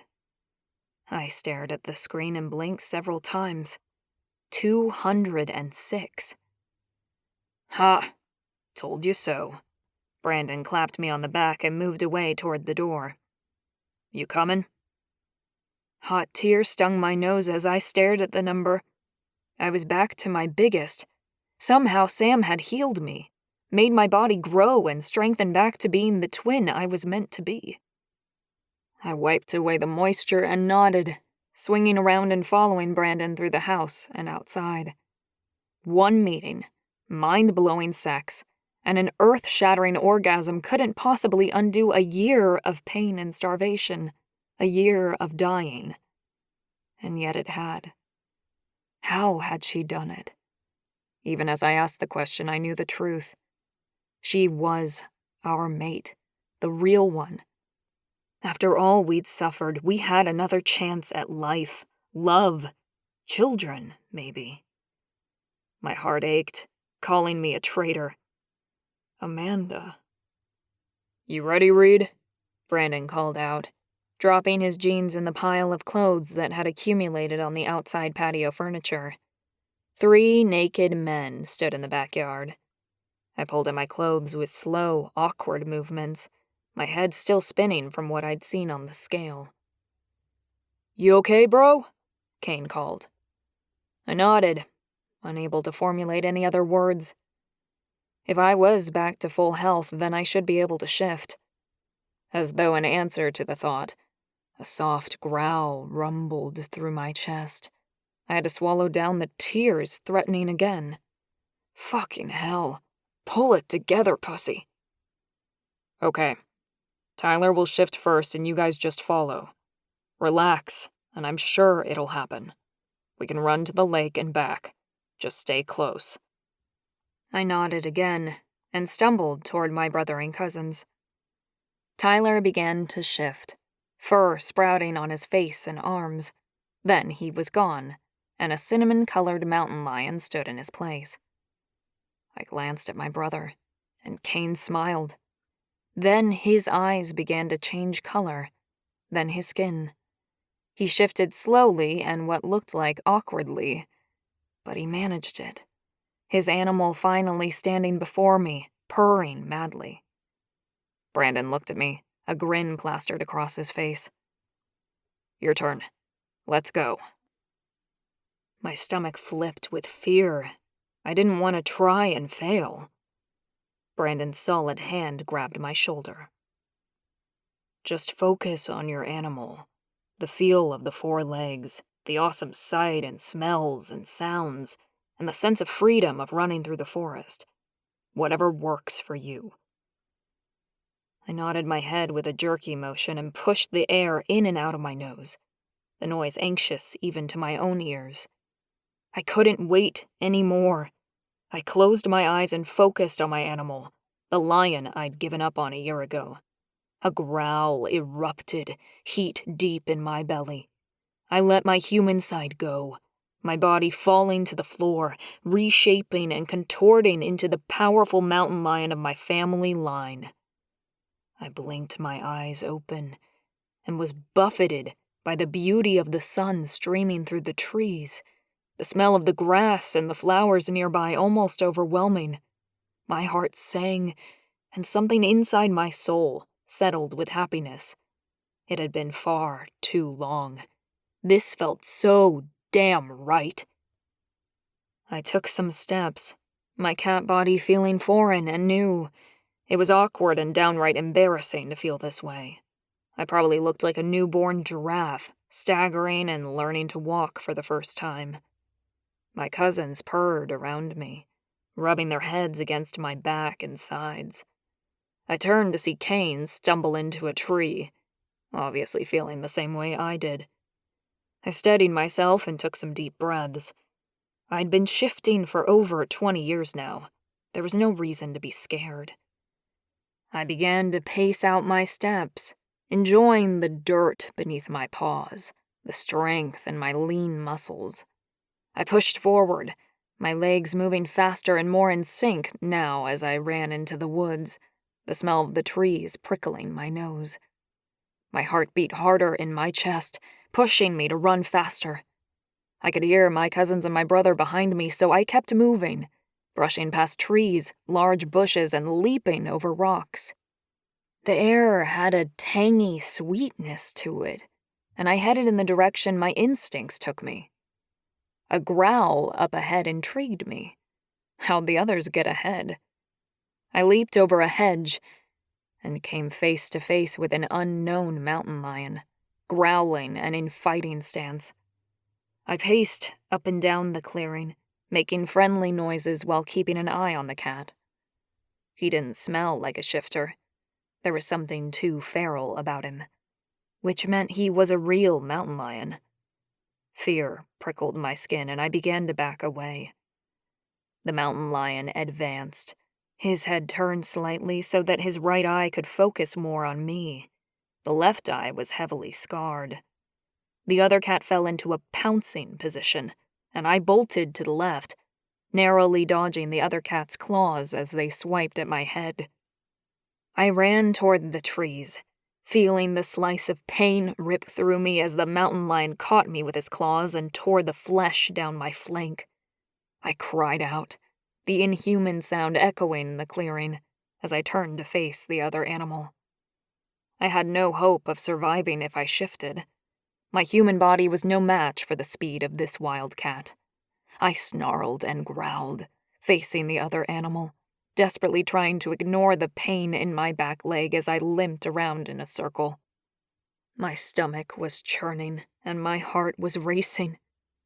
A week ago, I would have closed my eyes and welcomed the fate the big cat would bring. Instead, as I dug my feet into the dirt and planned my attack, it became very apparent that I didn't want to die. Not anymore. Now I was determined to live. A flurry of snarling cats flew into the clearing, and Kane, in his shifter form, attacked the real mountain lion, swiping at his face with vicious strikes.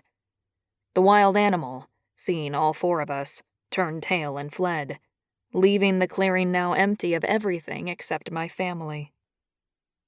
I collapsed onto the soft grass, breathing heavily. My heart was still hammering, and I couldn't seem to slow it down. I couldn't believe it. I didn't want to die. Even after everything I'd said about not believing Sam was our true mate, I'd had the chance to yield to death, and I'd fought instead. Sam was our true mate, and I wanted to see what it felt like to fulfill the prophecy, to feel complete, be whole. If I was being truly honest, it had never been that way with Amanda. I'd been happy, but the completeness had never felt quite how I'd been told a true perfect pair mating would feel. It was only now, with my body bleeding and my mind clear, that I could finally admit that to myself. My brother came to lie by my side, purring and butting his head against mine. Tyler shifted to human form and crouched down next to me. "Reid, are you all right? Do you need me to carry you? We'll go straight to the clinic and get Laura to see to you if you don't have the strength to heal." I glanced back at my flank and saw the dried blood, the pain already reducing as my shifter genes worked to heal the wound. I'd recover faster in lion form, so I just shook my head and forced myself to my feet. My legs still a little weak, but it was no longer agony to move. "I'm fine. Thank you. Let's head back." Tyler shifted to his mountain lion again, and slowly, as a group this time, we made our way back to the house. By the time we got there, my flank was completely healed. We all shifted back the moment we stepped onto the patio. "Reid, you could have been killed!" Kane's voice burst out in an angry stream of words. I nodded, my knees weak and shaking as I staggered into the house. I spotted the couch and forced my legs to keep moving. Just 2 more steps. My big toe caught on the edge of the rug, and I went down, my arm coming out to soften the fall.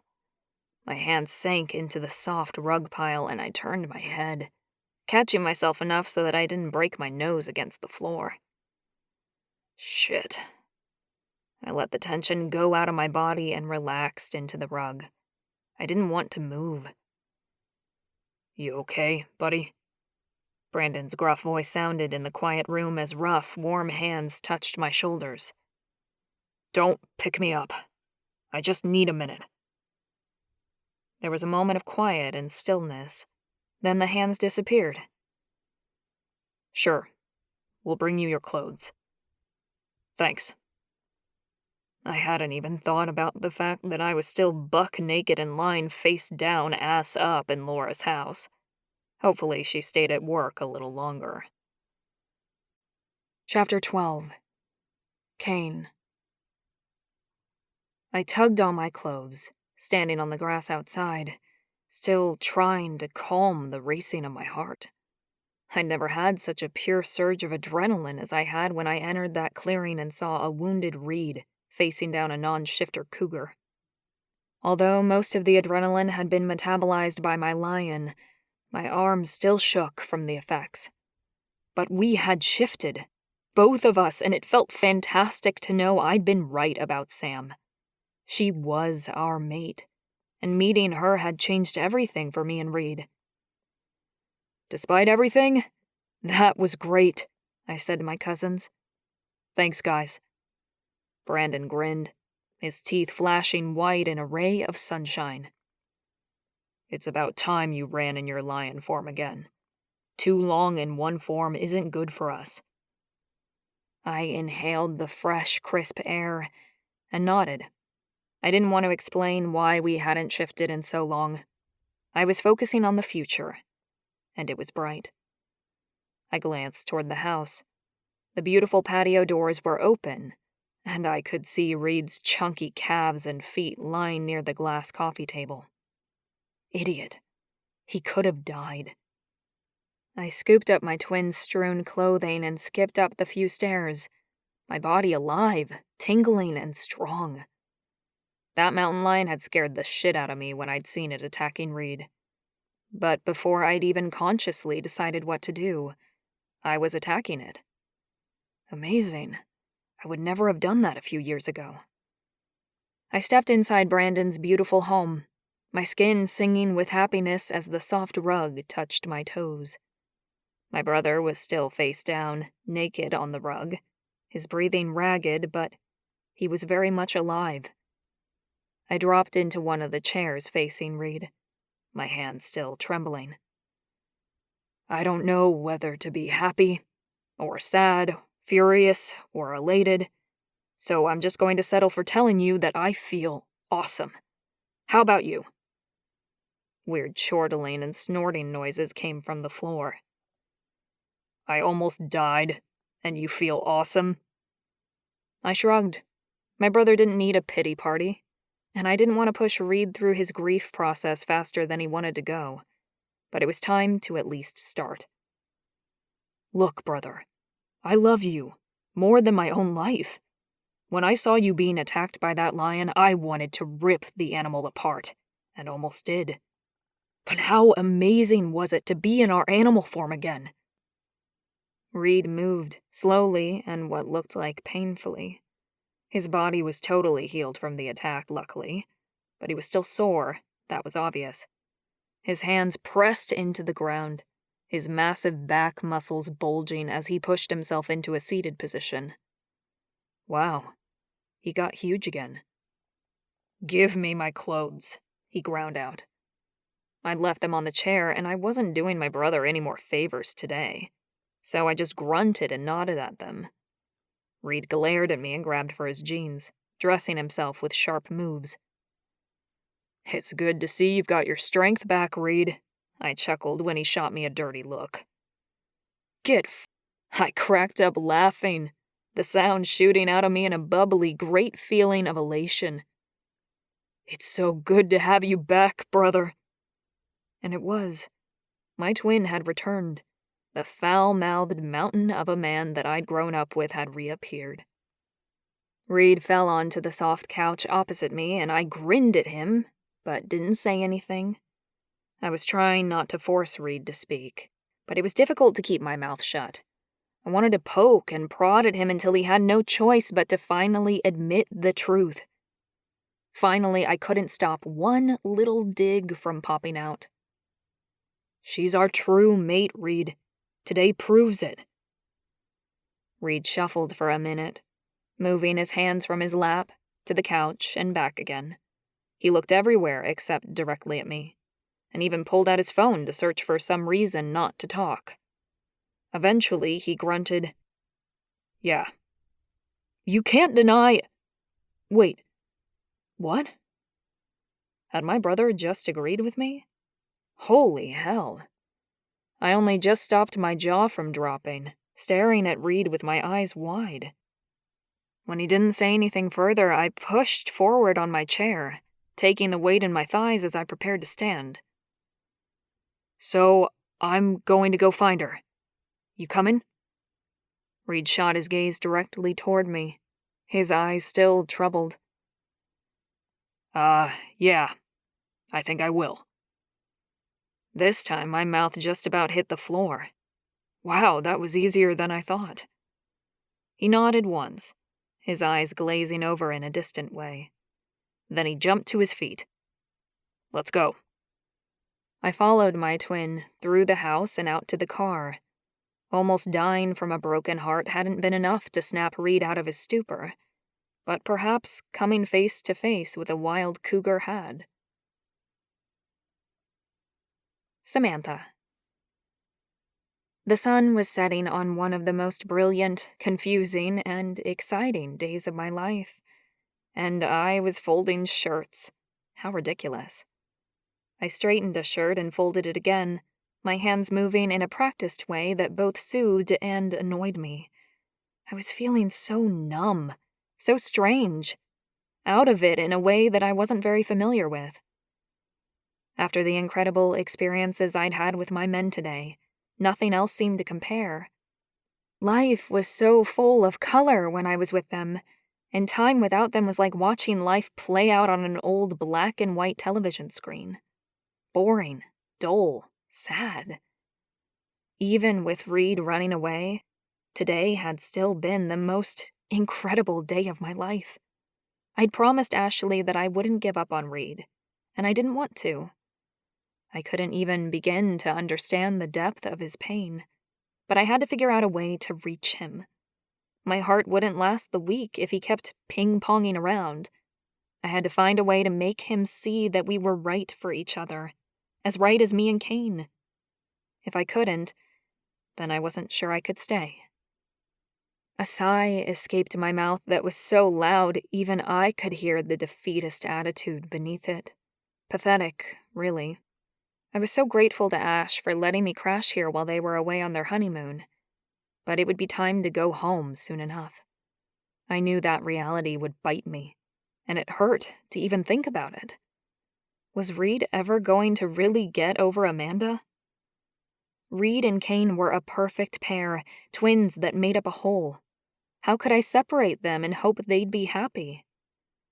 I zipped up the bag over my clothes, lost in my thoughts.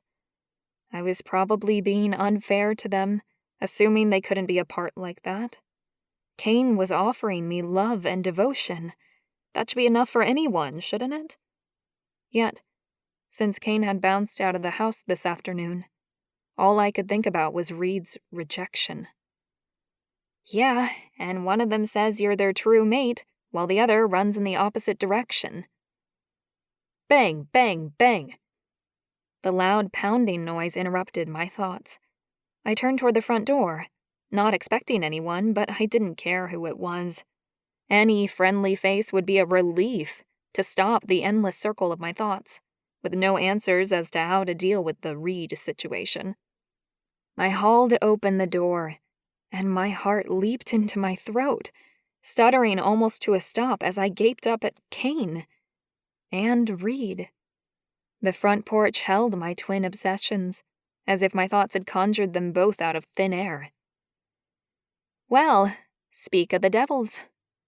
I couldn't stop the smile that rose to my lips, or the traitorous clench in my lower belly, on seeing both Reid and Kane standing before me. You been thinking about us, Sam?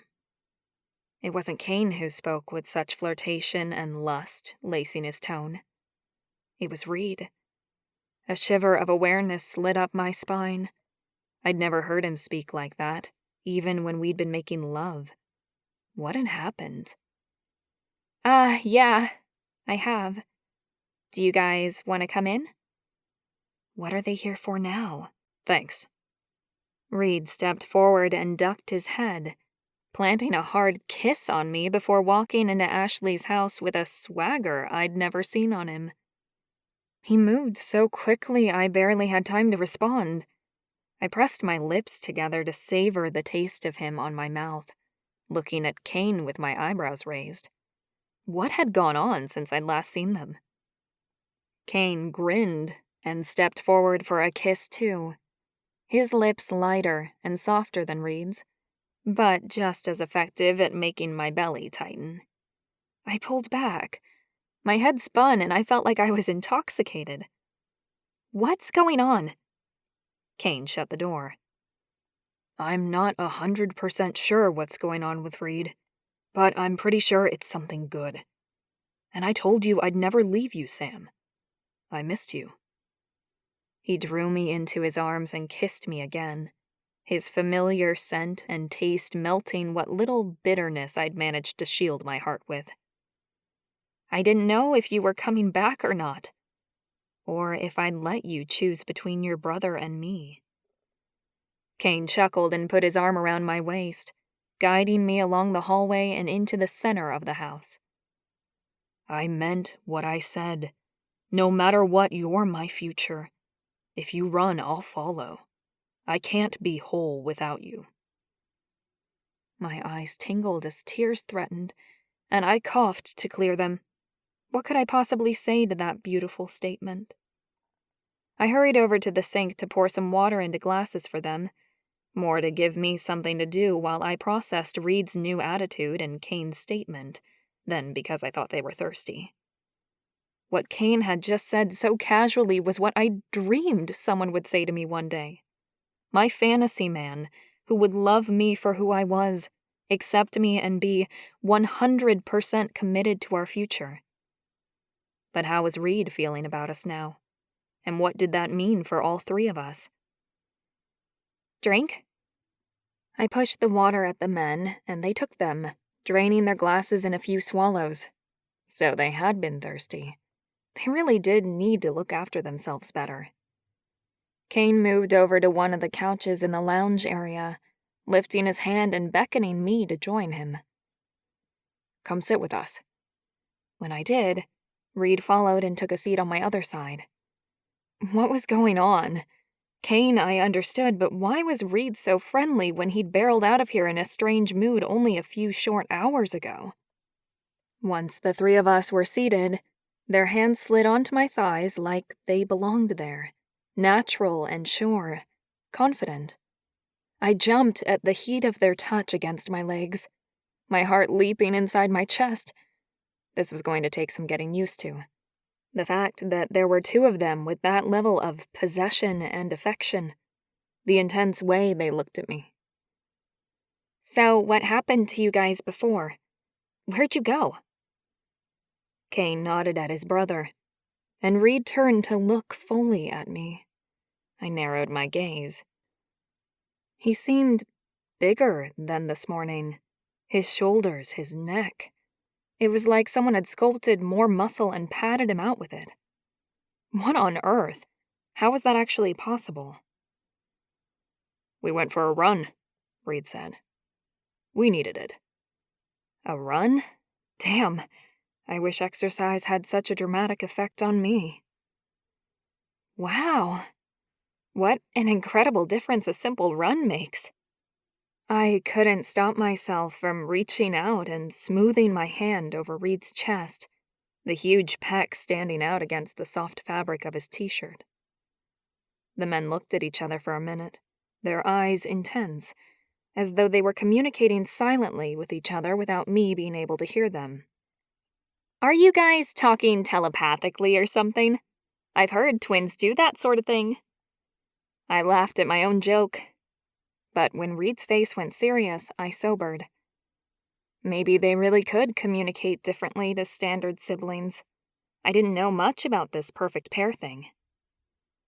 We have something special to tell you, and we're not sure if you're going to accept it very well. I grinned and snorted out a laugh. Yeah, right. What could be bigger than unidentical twins who make up one perfect Superman who both want to share a wife? That was the shock of the century. There seriously couldn't be anything bigger than that. Reed's lips lifted into a soft smile. Well, I suppose for a human that's pretty big, isn't it? My belly dropped, lurching in a sickening way. Human? What do you mean, human? I twisted around to look at Kane. Was this some sort of sick joke? Kane stroked his fingers over my suddenly clenched hands in a placating way I didn't like. Hang on a sec. I got up and jumped across to sit on the couch opposite them. If it's big, then I want to be able to see you both at the same time. And if you're about to tell me something really freaky, I want to be able to run away quickly. The men shuffled on the couch, Kane sliding forward, then back again. Reed raised a hand and ruffled his hair, as if considering how to start. They looked totally on edge, and my brain began to spin with possibilities. The waiting wasn't helping. Go on, spit it out. Kane exhaled slowly, and I swallowed hard. This wasn't good, obviously, but how bad could it be? Something about the ex-wife? Another woman? Were they really sick and didn't want to tell me? What? There's more to us than the perfect pair connection. You didn't think the electricity thing was a bit weird? Kane asked, his voice light, strained. I had, but when Laura and Ashleigh said they had experienced it too, I just put it down to one of those things. Yeah, I guess. Not many people have that. No, they don't. That's because our family comes from a special line. We're animal shifters. Huh? Shifters? Like, in the books? Fictional books? I frowned at him and Reed. I don't understand. You know that carved front door. Jack and Scott have it, and so do Brandon and Tyler. It's a Canadian mountain lion. It's our family crest, as it were, but it represents more than that. All of us are full-blooded shifters, and we can turn into one at will. Brandon, Tyler, Jack, Scott, and us. Uh-huh. Yeah, right. And I'm a vampire. You're telling me you can both turn into a mountain lion, like a werewolf but a big cat? Reed chuckled. Yeah, a werecat, but no full moon required. They had to be joking. Why are you saying this? I really don't get what you're trying to tell me. My mind had gone blank. They couldn't possibly be serious, surely. Look, I think we should show you. Maybe it was my imagination, but Reed's voice suddenly seemed to contain, well, a purr. Yeah, sure. I nodded, then couldn't stop nodding. What the actual hell? Perhaps their grief had forced delusions on them? They obviously needed more help than I'd realized. Reed got to his feet and moved a few feet away from the couches. I turned to give him my full attention. What were they going to say when I called their bluff and nothing happened? Just deal with that when it happens. Are you ready? Reed asked sincerely. Please don't get scared. I have full control of my lion. He will never hurt you. No, of course he won't. I understand, I said as calmly as possible. I needed an exit strategy like now. Maybe I could call Laura to come over, or tell them that I'd made plans to go to her cousin's house for dinner. Yes, that would work. I have dinner plans with Laura, so I'll have to head off soon anyway. Kane nodded and turned toward Reed, his face all serious. I clamped my hands in my lap and waited, the massive bulk of Reed still standing in the middle of Ashleigh's living room. Okay. Reed gave me a wink, And his face started to transform. White fur sprouted along his cheeks and nose. His body contorted and his clothes fell to the floor in a puddle around a mountain lion. "Oh, fell!" I jumped up and ran around the couch, crouching behind the back with adrenaline racing along my veins so fast my arms were sizzling. "What is that? What happened? How?" I peered over the piece of furniture, my heart pounding. The mountain lion lay down on Reid's jeans, purring loudly. Kane stepped toward me, hands outstretched as if to avoid scaring me. Didn't work. I squealed and jumped back. "How did that happen? What is that?" It's okay. It's Reid. Do you want him to turn back now? I looked between the relaxed mountain lion and Kane, then back again. Did I? Yes, I kinda did want Reid back, but since there was no imminent danger, or didn't appear to be, I began to calm down. Curiosity started to get the better of me. I straightened up, keeping the couch between myself and Kane and that cat. No, I mean, he was stunning, with cinnamon-colored fur and beautiful black markings on his face. I'd never seen a mountain lion up close, and he was far more striking than I'd imagined. Reid, shift back. Kane's voice took a commanding tone, and the lion began to change, stretching up and filling out until Reid stood before me again, naked. I stared blankly, in shock. Kane took a step toward me again, and I jumped back. "Please don't touch me. I know you won't hurt me, it's just that I need a moment." My head was spinning like a top. What on earth had I stumbled upon here? It's totally fine. You take your time, Kane said gently. "Can you both do, that?" Kane nodded, smiling gently at me. Want me to? "Oh, no, that's okay. I mean, not at the moment, thank you." Reid began to pull his clothes back on, an act that made me frown. I loved him being naked. He was so gorgeous, and clothes just hid all that beauty from the world. They were both beautiful. And apparently, mountain lion shifters. "Okay, thanks. I don't know what to say. Wow." I shook my head and blinked hard a few times. Kane leaned against the couch and crossed his arms over his chest. We haven't shifted in over a year, but today we did, thanks to you. And we feel amazing, so we really want to show our appreciation.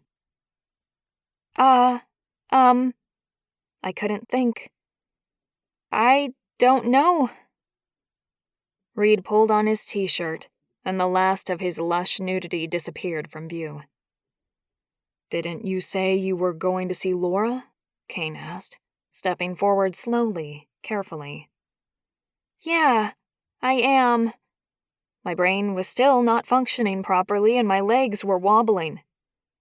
I have to sit down. Kane held out his hand and I took it numbly, letting him guide me back to the cushions. I fell onto the couch with a soft bounce, shock still rendering me practically mute. Kane patted my hand. Seeing Laura might be a good idea. It might help put this into perspective. I should have questions, but nothing was coming to mind. Laura knows about this? They nodded. Yeah. Okay. Humans that turned into animals? When had fiction become reality? Did that mean vampires were real too? Reid walked over, frowning down at me. Should we drive you over to Laura's, maybe? You don't look like driving's a good idea right now. I could walk, it was so close, but that probably wasn't a good idea either. In my current state, I'd probably keel over along the way. Yeah, sure. Let me just get my bag. Reid helped me up and I stumbled into my bedroom. For some strange reason, I could barely feel my arms and legs. I grabbed my phone with numb fingers and managed to tap in a quick message to Laura about coming over for dinner. By the time I'd used the bathroom and grabbed my keys, Laura had messaged back an affirmative. Relief flooded through me, bringing with it a more relaxed state. But now I just wanted to lay down and sleep. Keep moving. Laura will help. I forced myself back into the hallway and let the men lead me to the car and shepherd me over to my cousin's house. It would all make sense soon. Hopefully. Chapter 13. Samantha. My mouth dropped open. I couldn't believe it.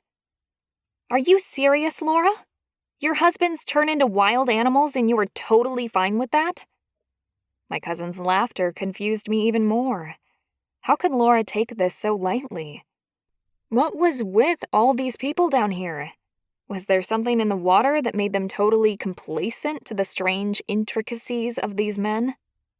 I was grateful that Kane and Reid had managed to get me to Brandon and Tyler's house, and especially happy when Laura had given me a big glass of white wine. It had worked wonders to both calm my jitters and awaken my dead nerves. Now we sat in the living room, comfortable and alone. My face was burning from the alcohol and my tongue was on fire. I had a million questions. And since all the men seemed to have disappeared, Laura had to answer them. I'm serious. My pregnant cousin took a drink of her non-alcoholic bubbles and continued to giggle. Oh, I know you are. I just about lost my mind the first time Tyler shifted in front of me. But you get used to it pretty quickly. It's just a part of them, like Reid having blue eyes and Kane having brown. I stilled and blinked. Why would Laura know that? How close had she been looking? I narrowed my eyes. How do you remember that so well? Had she heard the slight jealousy in my tone? Damn, I didn't mean to sound jealous. Laura grinned at me as if she knew what I was feeling. All the perfect pairs are the same. Reid, Brandon, and Jack are all the bigger, brawnier boys, and they have blue eyes. Kane, Tyler, and Scott are the more intelligent, serious ones, and they have brown eyes. It's part of the formula. I took another drink, trying to find comfort in what my cousin was saying. Obviously, the perfect pairs had similarities, and they made brilliant husbands if Ash and Laura were to be believed. But they turn into mountain lions, Laura. How am I supposed to get used to that? I set my glass down on the coffee table and fell back into the armchair with a huff. This was way too hard. I am so confused. When they first told me they could shift into animals, I thought I'd humor them because obviously they were insane. But now, I feel like I'm the crazy one. Laura just smiled and continued to rub her belly. Then a thought occurred to me. Does that mean your baby will be a cat too? I mean, will it be able to shift as well? Laura nodded. I assume so. We just found out that we're having twins, both boys, so I'm assuming I'm growing another perfect pair for the family. Oh, wow, Laura! That's amazing! I stared at my cousin, tears tickling my nose. How beautiful would that be? 2 sons to love forever. I'm so happy for you. Thank you. And that's probably the best test to see how comfortable you are with this. If you got pregnant, would you be scared to have a perfect pair yourself? Would you hate their ability to shift into fast, strong, lethal animals? Don't be ridiculous. Of course not. I could never hate a child that... Laura smiled at me. Had no choice about it? Well, neither do our men. They were born with this amazing gift that they must hide from the world. But being animal shifters is part of them. And since I'm always around if they get hurt or shot... Laura trailed off. I gasped, covering my mouth with my hand. Shot? Did someone get shot? Who? I hadn't even thought about the dangers to them. Laura grimaced, frowning and rubbing her hands faster over her belly. as though she were agitated. Tyler, just after we first got together. We had a fight and he went for a run to cool off, I think. Either way, a poacher shot him, and thankfully Brandon brought him to me to operate on. Most of the time they can heal really quickly in their cat form, but he was too badly injured and I had to intervene. Laura, that must have been awful. Although terribly handy that she was a vet. It was, Laura agreed. Horrible, actually. After that, I decided to get over all my insecurities and just love them as they are, and it was the best decision of my life. They are the most loyal, beautiful husbands I could ever have. I let my hand fall from my mouth and stood up again, pacing the long room. It made me feel better to move around, and my brain seemed to process things a little more easily. So you're telling me that if I want them, this is just one of the things I have to accept about a perfect pair? Yes, and it is well worth it. But seriously, what's the problem other than the fact it's unusual? Some husbands play golf on the weekend. Our husbands go for a run on the mountain. Not a big deal, really. I stopped pacing and stared at my cousin. Was she serious? How could she not see the difference between those two things? Is it really that simple? Yes. I took a slow, deep breath, then let it out. Technically, this wasn't something that would really affect me. I could tell Kane and Reid that I didn't want to see them in their lion form, and then I wouldn't have to think about it. It wasn't like a drug problem or gambling that would come back to bite me in the ass. Like Laura said, this was just a part of them that would need a run once in a while. Okay, I think I'm all right now. Good. Dinner should be ready. So let's go eat and then one of my men can drive you home. A good night's sleep is what you need and hopefully you'll see it's no big deal in the morning. Doubtful. I let a chuckle escape my lips. Ha! Fat chance of that. But I appreciate the chat, Laura. Honestly, I do. It's really helped. Laura put out both hands and I grabbed them, hauling her up from the couch where she was obviously stuck. Good. Now let's go eat. I'm starving. Brandon drove me home after dinner, and I could barely keep my eyes open. I'd had one of the biggest days of my life, and my brain was not coping. I said goodbye to Brandon and let myself into Ashleigh's house. No time for a bath tonight. I fell into bed and had hot dreams of Kane and Reid devouring every inch of me, over and over again. I managed to sleep in the next morning, waking only when my body demanded the need to pee. I lifted my arms above my head, stretching out my back, then hauled myself up. Whoa, what a day. The kitchen tiles were cold beneath my feet as I made myself some toast, then curled up on the couch with my phone. Kane had been messaging me last night and this morning, but I'd had my phone on silent and hadn't even thought to check it until now. They wanted to see me today, and my heart leapt at the idea. It had been too long since I'd touched them, and despite all my fears, I needed to follow my instincts. I typed in a quick message and invited them over to Ash's house in the afternoon. I needed a few hours to wake up, shower, and eat. But as the minutes ticked past, my body got more antsy. I missed them and wanted them here as soon as possible. Despite everything I'd worried about yesterday, today everything seemed fine.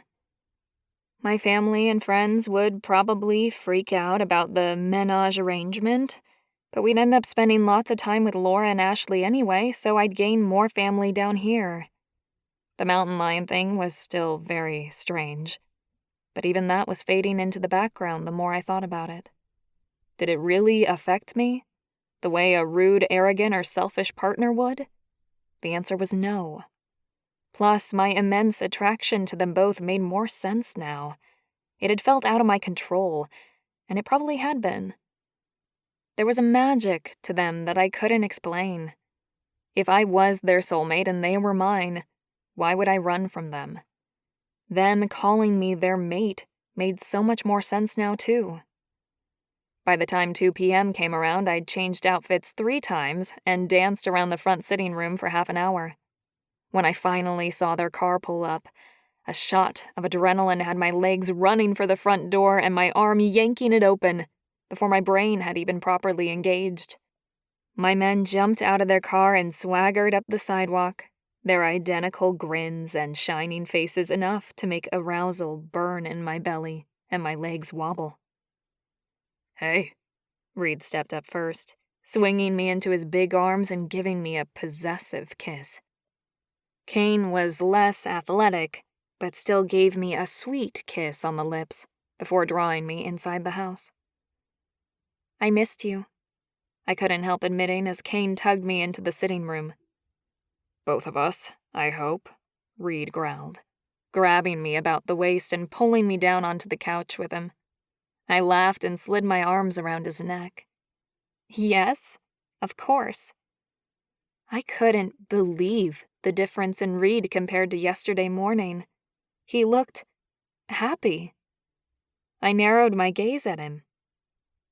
"Hey, you never really explained what happened yesterday. Why did you run off after came back a few hours later happy and relaxed?" Reid cringed and glanced away, his chiseled features flushing a deep dark red. "I'm sorry about that. It was beyond rude of me." I cupped his face, so amazingly glad I hadn't given up on him yesterday. If I had, I would have missed out on all of this. "We all make mistakes. I just want to know what happened.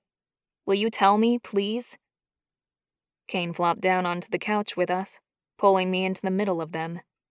Their scents and their warmth rose around me, making me feel both safe and I had to blink a couple of times to bring my thoughts back from making love with them to the conversation.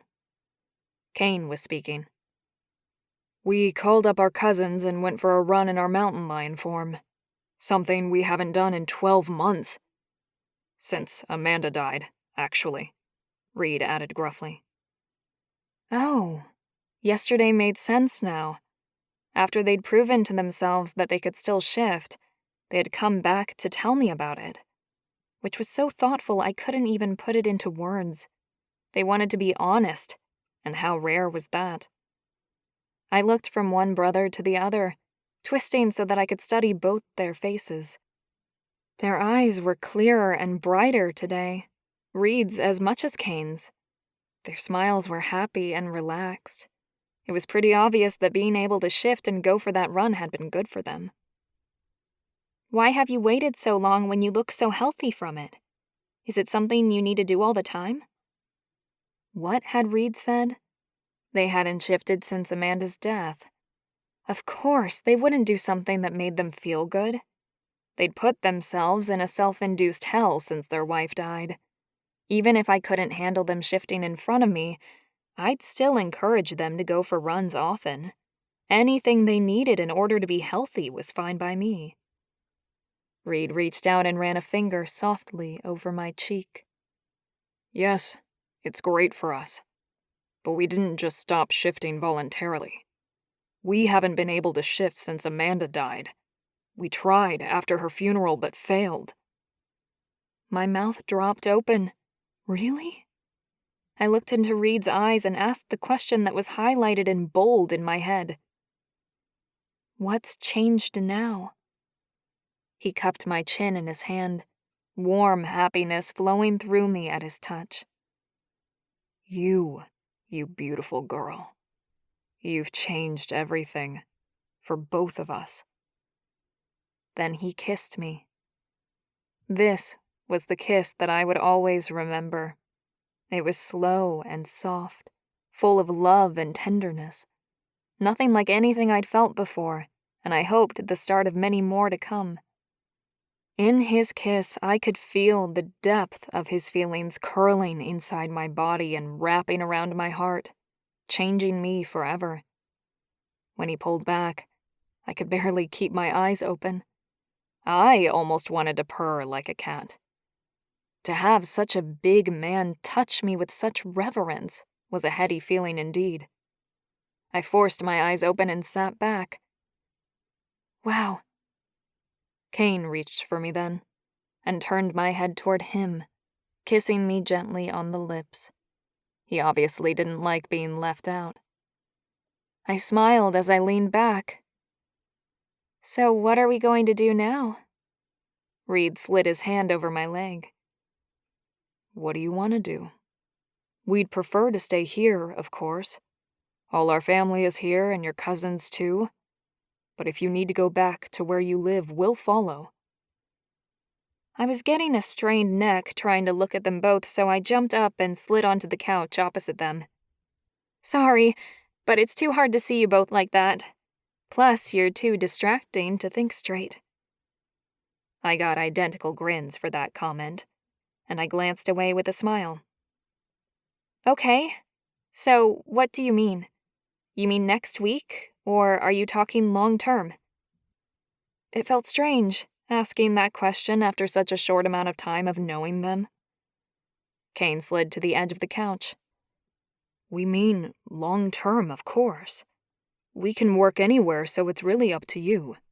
You have more permanent roots than we do. But we barely know each other, and you... I lifted my hand and gestured toward Reid, my throat clogging with unexpected tears. You... I didn't know how to finish the sentence because suddenly, it seemed like everything had happened too quickly. It had only been yesterday that I'd been thinking I could never overcome their connection to Amanda or each other, and now they were here vowing to move anywhere to be with me? What? Reid asked, gesturing to himself, his jaw tight. I bit my lip and took a quick breath. You left. I didn't think you wanted me, and I was just getting myself prepared to go home, and... The sadness I'd been pushing down since yesterday started to overwhelm me like a rising tide. I thought I was past it, so I shouldn't be bringing it up now. A sob rose, and I stifled it with my hand pressed against my mouth. Damn, pull yourself together. The men jumped up, but I put my hand up. No, please. I need to get this out, or I never will. I took a few deep breaths and pressed forward. This was it. Say it, or forever hold your peace. I'm so scared that I'll never be able to live up to the memory of Amanda, your perfect wife. I know that sounds so mean, and I don't want to sound like a bitch, but... My throat broke as the thread of rejection tore into me. I hated saying this, but it had to be done. I don't want to fall in love with you guys only to find out you can never love anyone but her. That knowledge, it would break me. My chest was tight, and hot tears spilled from my eyes, too many to hold back. I reached for the box of tissues on the low coffee table, blowing my nose and wiping at the moisture. This was all too much, too soon. Kane reached over the coffee table to take my hand and pull me back around the table toward him. I went, still sobbing, while Reid silently slipped onto the sofa next to me. Finally, my sobs quieted, and I got my tears and runny nose under control. Reid swallowed, his throat working before he spoke. You don't have to worry, Sam. You are our true mate, the woman created for us. We can't compare the two of you. I took a deep breath through my nose and concentrated on not bursting into tears yet again. So, does that mean you have to love me? I sniffed as hot tears once again rolled down my cheeks despite my resolve not to cry. Damn it!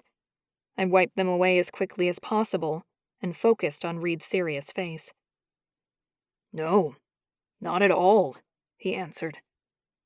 But the bond between us is there for a reason. I see that now. It's to show us with undeniable certainty that you are meant for us, so we don't do anything as stupid as ignoring it. There's always a choice, though, and we know you are the one. Amanda was the past. You are our future. His words were perfect, and his eyes seemed to say he was being honest, but there was a lingering doubt fluttering inside me. Are you really sure? I mean, you left me only yesterday after we... Reid slipped back further onto the couch and pulled me into his lap. He wrapped his huge arms around me, and I settled into him, sighing as the tension began to leave my body. I am so very sorry about yesterday, Reid said with a groan.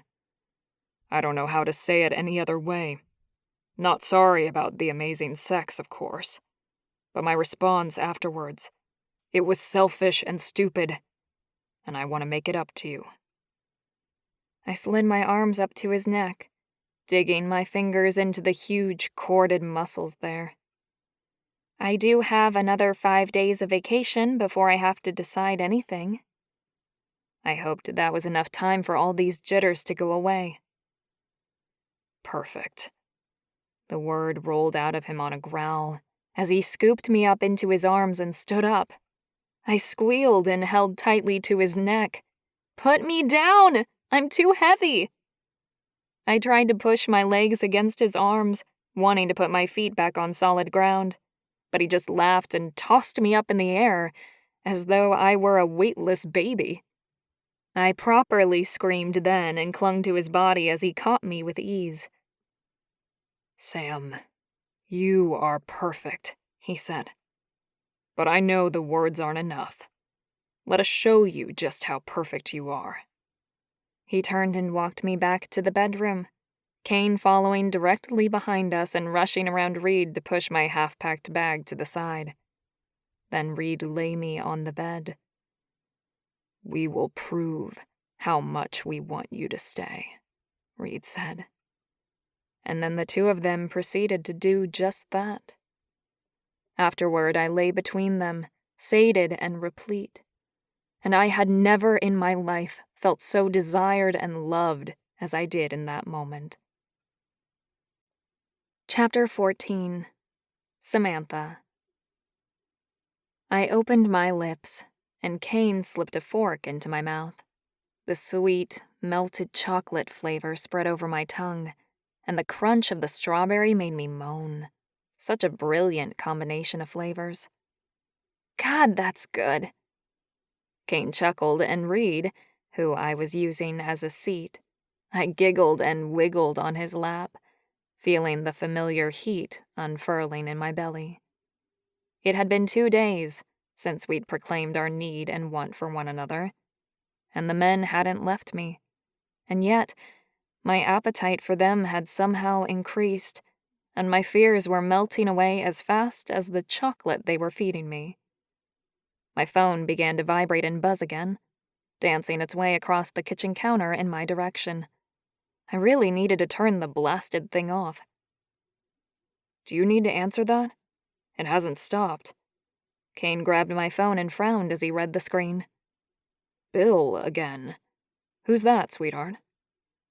Reid went still beneath me, his hands ceasing their movements. My stomach twisted as I imagined the messages Kane might be privy to with my cell in his hand. I slipped off Reid's lap and stepped forward, taking the offending item from Kane's palm. Thanks. Bill's my ex-boyfriend. The one I was dating when I came here a few days ago. He won't stop calling or messaging. My eye scrolled the text messages and 4 missed calls. I unlocked the phone and had a quick read, my sigh coming out in a long breath of air. My heart hurt, seeing what he'd written. So much begging, making sure we were just on a break, that we would sort it out when I got home. Then a nastier message when I didn't respond and he got angry.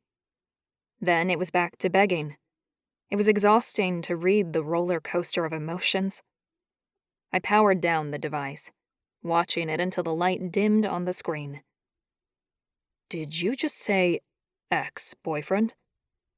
Kane's voice sounded too high, and I frowned as I turned to him. Yes, ex. He keeps calling to try to make up with me, but I really don't want that, obviously. And the messages are getting crazy. So sad one minute and then angry and ranting the next. Give me the phone and I'll sort him out. Reid stood and extended his hand. I shook my head and shuffled quickly around the kitchen counter, placing the phone in one of the drawers so it was out of sight. No, please. He's just upset because I broke up with him after the wedding on the weekend. I shouldn't have done it over the phone like that, but after meeting you two, I knew I had to. Reid's frown began to relax, his beautiful smile stretching across his lips as he continued to look at me with a softening expression. You broke up with your boyfriend before you came to bed with us? Of course I did. I was falling in love with you two. I could never stay in a relationship with one man and go to bed with another. Reid scooped me up and swung around with me. I batted at his shoulders with my fists, having as much effect as a baby would against a mountain. He really was amazingly large. That's great, Kane chuckled behind me. I shook my head at them. As if I'd do that. Well, we just thought you'd wait until you knew for sure. I glared at them again, a small part of me enjoying the relieved expressions on their faces, although smug was another word I could use. I'm not one of those girls who will just hold on to someone for the sake of it, in case the new thing doesn't work out. That's just wrong, and wouldn't be fair to anyone. If he'd been right for me, then I wouldn't have fallen for you two. I couldn't imagine ever wanting anyone other than these two men staring at me with a mixture of surprise and happiness. It had felt right from the moment I met them. I walked over to the couch and flopped down onto it. Bill's messages had me thinking about my old world, my old life. What were people going to say when they found out I was in a relationship with two men? I'd be called crazy, or worse. What would my parents think? What's wrong, sweetheart? Kane sat down next to me and took my hand in his. Reid casually sat down in one of the recliners opposite us. I'm a bit worried about what's going to happen when my old life and my new life collide. You know, my parents, my friends from home, what they'll say. I gestured between Reid and Kane. I mean, this isn't exactly normal. The men chuckled. It is for us.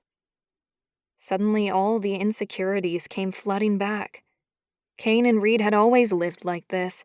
It was not unusual for them to share one woman. They'd done it before with Amanda. To them, it was nothing new or special. I looked away, a lump in my throat pressing against my airway so hard I gulped and gasped as the need for oxygen rose. What's happened, Sam? I don't understand. The coldness in my belly crept outwards, causing my muscles to shake. Was I having a panic attack? Come here, sweetheart, Kane's voice called out, and warm hands were on me. I moved through the haze toward him, blinking when comforting heat wrapped around me. It was all right.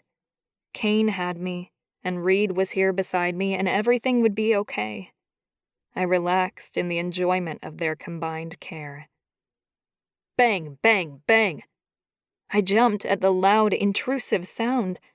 What was that? I stared over at the large window that decorated the front of the house, and shrieked when I saw the face plastered against the window staring in. Bill! My ex-boyfriend stood there, his dark eyes glowing with rage. I jumped off Kane's lap.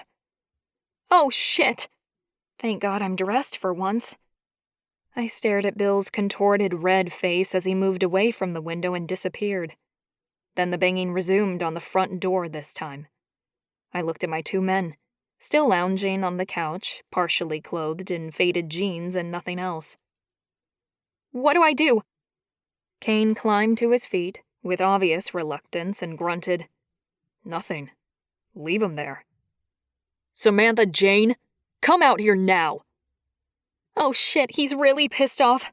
I trembled as the banging continued. I'd never heard him like that before. I'll sort him out. Reid stood and strode to the front door, his massive shoulders filling up most of the hallway. I ran after him, my gut twisting like Bill had his foot on my stomach. No, please, he's just upset because I broke up with him after the wedding. You Whoa, Nellie. Who the hell are you calling a slut? Reid pulled open the door and Bill strode in. "Nice to see you too, Bill," I said. "What brings you here?" He pushed past me, grunting as he deliberately ran into me, sending me back into Reid. "Ouch!" Reid growled in my ear as he set me on my feet. "This guy is asking for it." Kane had followed us into the hallway. He mirrored the sound Reid made, the hairs on my arms standing up. "I couldn't agree more," Kane said. My men bustled and huffed like hippos. Shit. I was about to have 3 very pissed off men in this tiny space. "Let's go into the living room." I herded them all back in the living room and turned to face my ex, a man I'd always feared a little. Something about him had never felt quite right. He glared at me from the middle of the room, his legs spread, his hands on his hips. "I can't believe this, Sam. I can't believe it." I flinched like I'd been struck, the words like salt in an open wound.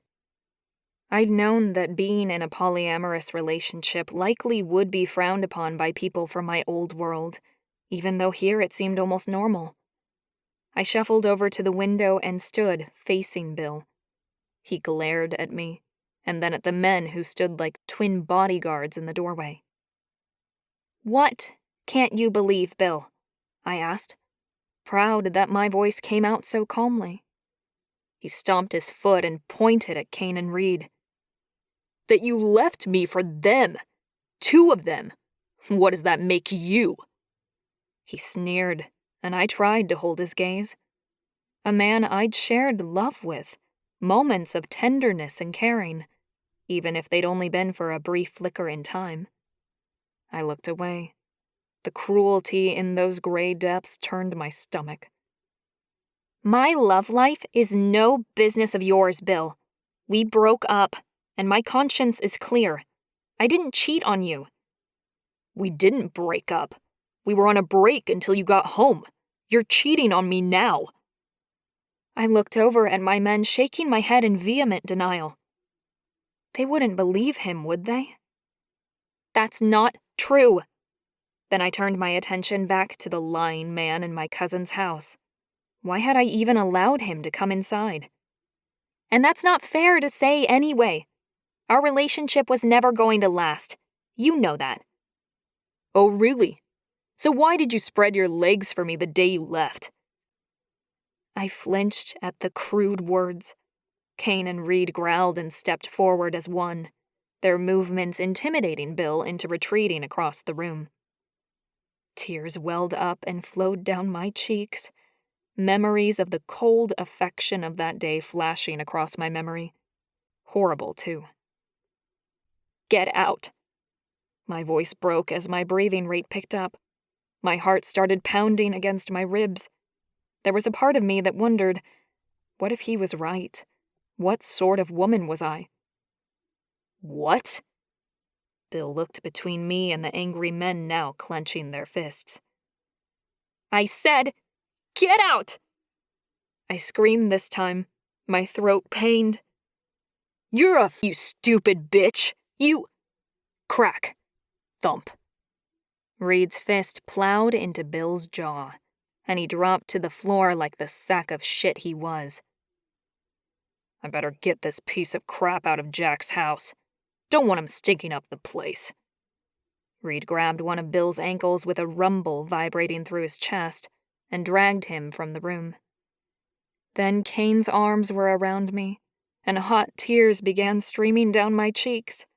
Horrified, I held my breath, not even sure why I was crying. That idiot was not worth my time. "Oh, sweetheart. Are you upset about what he said?" My throat burned as I gulped at the air. I shook my head, my tears calling me a liar. I shouldn't care. But I did. I couldn't speak properly, only managing a shrug. "He was wrong, you know, about what he said." "He wasn't wrong. I am a—" The words stuck in my throat. I'd never been called such a thing. No one had ever had the opportunity. I had lived my life as morally as I could until now.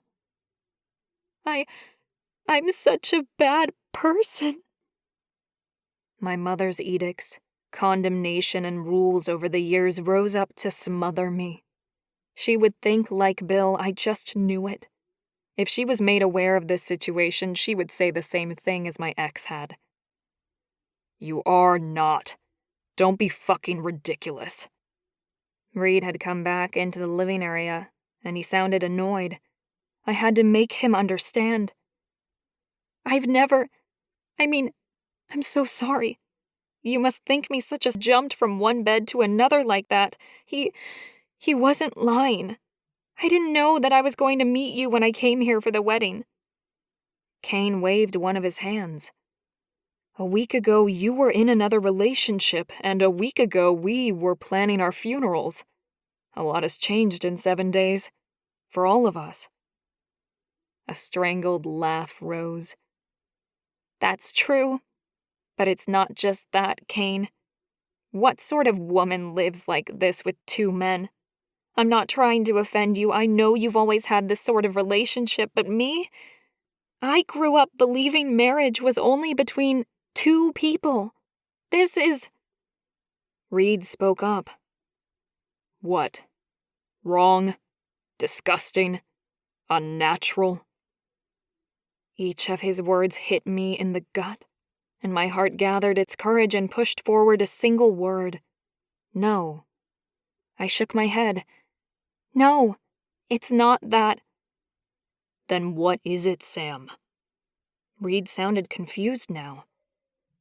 I don't know. I know it's not wrong. Ashleigh and Laura do it, and they love it, and I'm so happy for them. They married 2 men, but it's not... Normal? Kane asked. I hung my head. It was too difficult to explain how my childhood teachings were so different from the current situation.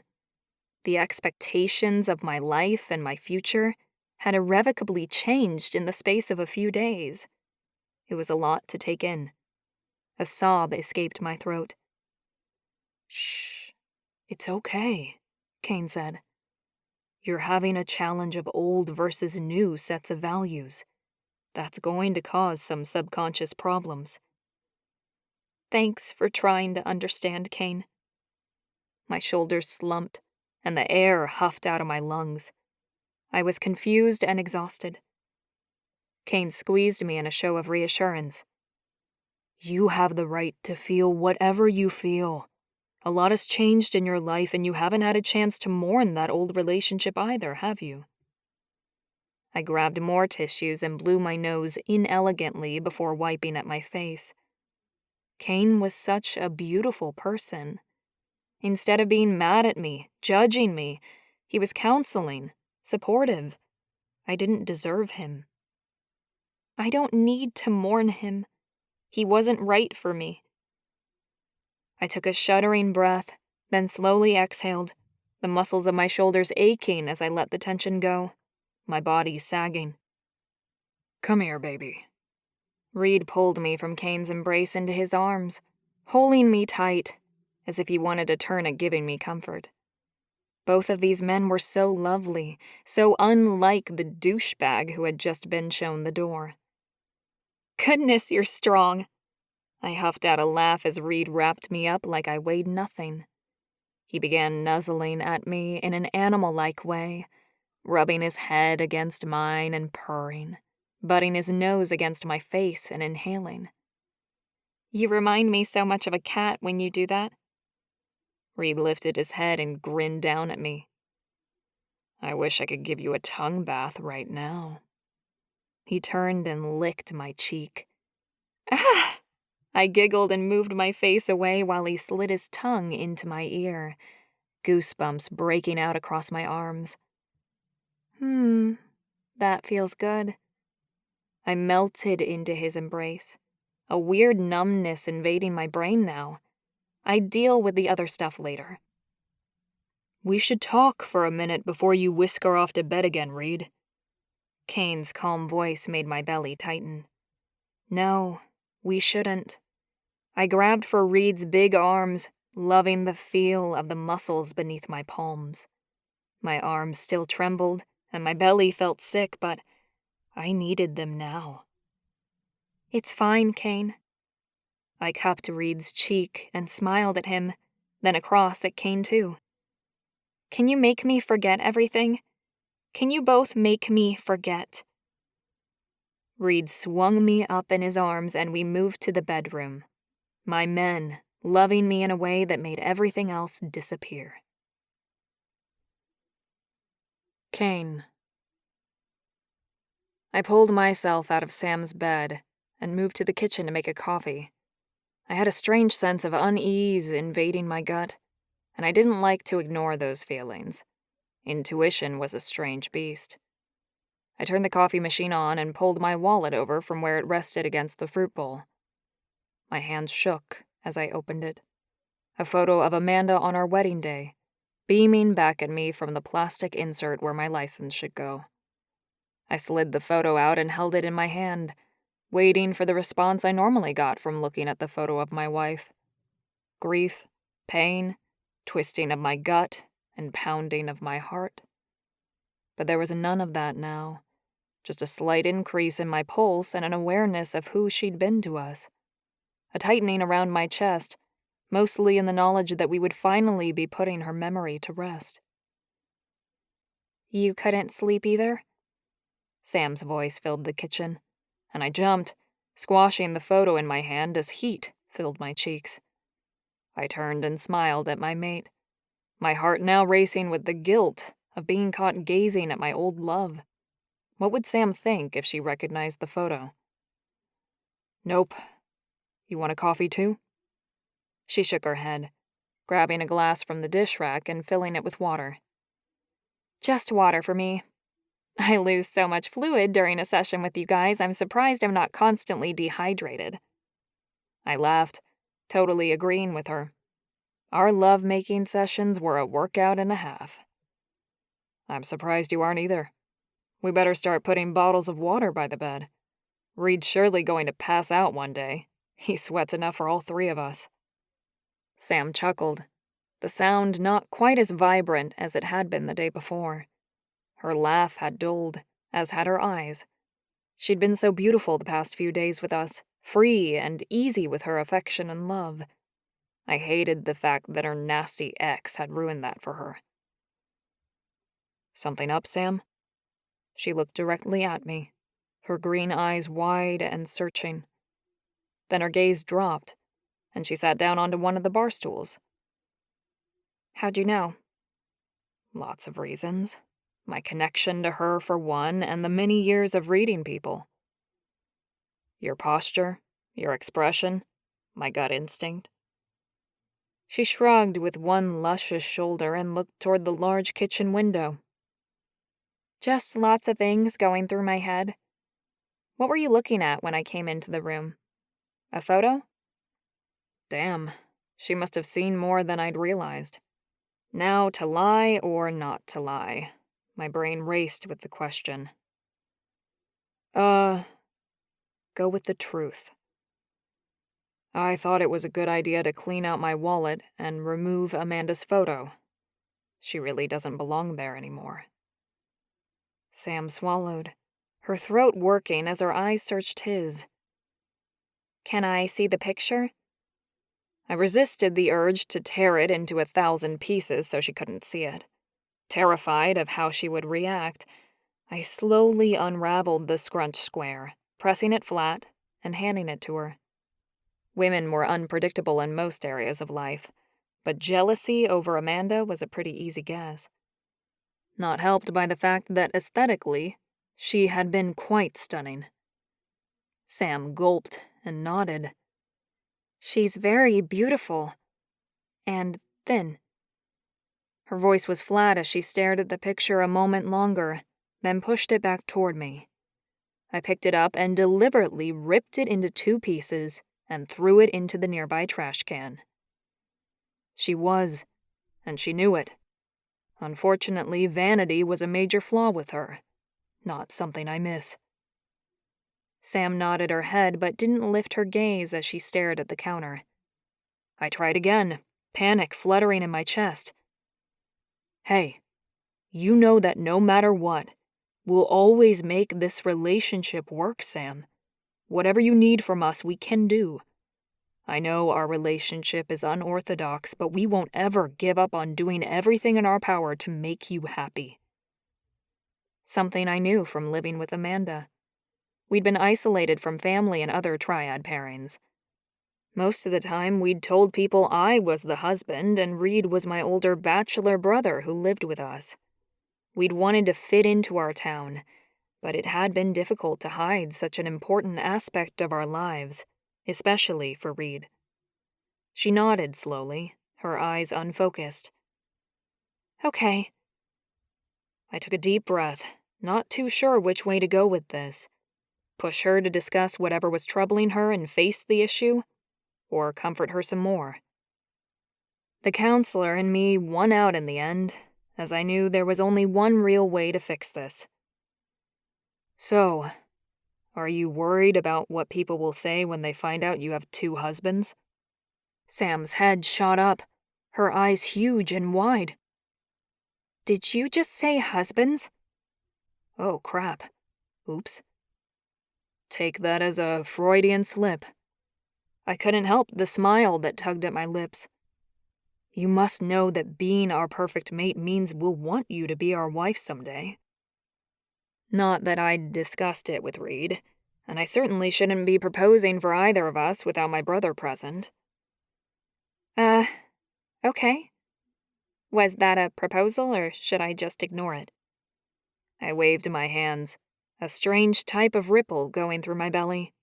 Reid would kill me if I took the initiative rather than waiting. Neither. Reid and I will propose properly when the time is right. Just get back to the question. Will it worry you when people find out that there are 2 of us? Sam bit her lower lip, her cheek still red and blotchy from the crying. I don't know. Maybe. It's unorthodox, and I don't think any of my friends will ever speak to me again when they find out. 2 single tears slipped down her cheeks, and she screwed up her face in an obvious attempt to stem the flow of emotion. I didn't think it would be that bad, but I wasn't about to belittle her fears. Hey, it's totally all right to feel whatever it is you're feeling. Talk to Laura and Ash if you need to. Moving here with us would make a big difference, of course. You'll be accepted by our community and our families instantly. I'm not sure what sort of life you have up there or how much you love your job. I trailed off as she began to shake her head. Shit. We really had done a poor job of getting to know her. I couldn't even finish the sentence. What sort of life did she have back home? No, I'd love to move here. I do have a house I'll have to put on the market and a job to rearrange, but that's not a big deal. What about you guys? You're not even from here. I chuckled softly, moving closer to my mate and running my hand over Sam's glorious hair, the soft tendrils tickling my palm. Most of our extended family is here, and your cousins are too. And since you've saved our lives, I think moving here would be the best thing for all of us. Start fresh, with an already intact support network. We'd already sold our house, and we had enough money to buy something here immediately. Saved your lives? Ha! Sam shook her head. I didn't do anything of the kind. That's where you're wrong. Reid's deep voice rang through the air, and we turned toward him. He stood in the doorway in a pair of jeans, pain etched across his face. I tapped at the counter with my fingers. Come sit down, brother. I think you should take it from here. Chapter 15. Reid. I shoved my hands into my jean pockets and rocked back on my heels. I couldn't sit down like my twin was suggesting, but this needed to be said. Kane was right. It was time to admit the full truth. You did save us, Sam. There's no question about that. Sam swiveled on her bar stool and turned to face me. She waited and stared at me, her soulful eyes encouraging me to speak. I had to move around the room, not liking the restless feeling in my legs. I began pacing, my lion vibrating with energy inside me. You know the story about Amanda. We thought she was our true mate. We married her and she died in a terrible accident. Sam nodded, and I rubbed my hands up and down my denim-clad thighs. I didn't really want to go into this too deeply, but Sam deserved the truth. You also probably know that most perfect pairs perish if their mate dies before them. She nodded, glancing between me and Kane with pity in her gaze. The thing you don't know is, I wanted to die. What? Sam's mouth dropped open. I ran a hand through my hair and continued pacing like my cat would if he were to the fore right now. I loved Amanda. Sam inhaled sharply and bit her lip. I saw her photo. She was very beautiful and so skinny. I'll never be able to look like that. Hot pain flooded through me like it was my own heart being trampled. No, hell, that's not why. Her appearance was a pain in the ass in the end. She never left the bathroom and wanted compliments all the time. I don't want you to look like her. Not at all, I mean, ugh.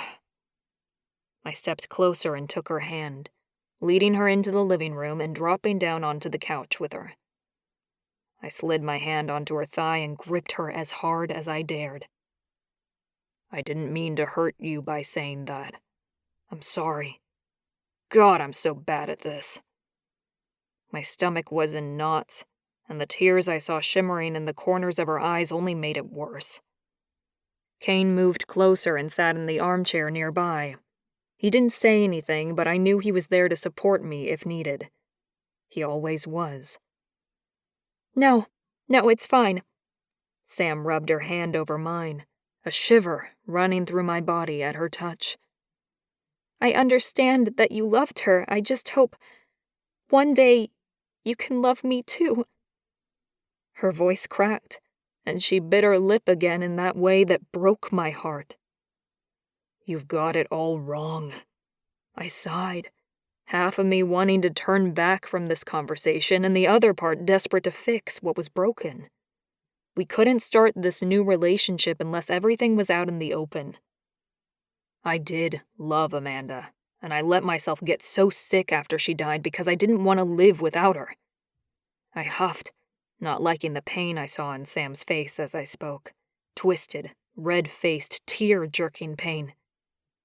But you changed all that, without even trying. Every part of me recognized you as my true mate, and my body healed itself for you, so I can love you the way I meant to. She blinked rapidly for a minute. Really? I huffed out a laugh. Yeah, really. And you know what else? You didn't just save my life physically. You gave me a reason to live, and that's the amazing thing. I was so determined to cling to the memories of her, die with her. You must have loved her very much. I shook my head, sadness tugging at me as I began to let go of the final ties to my first wife. She was gone, and if I were truly honest, if she was still here and we'd met Sam, I would have been hard-pressed to stay faithful in my marriage. The power of our mating bond was too great. I thought I did, of course, but it was nothing compared to how I feel about you. She swallowed hard, gripping my hand tightly. Then why did you fight it so much in the beginning?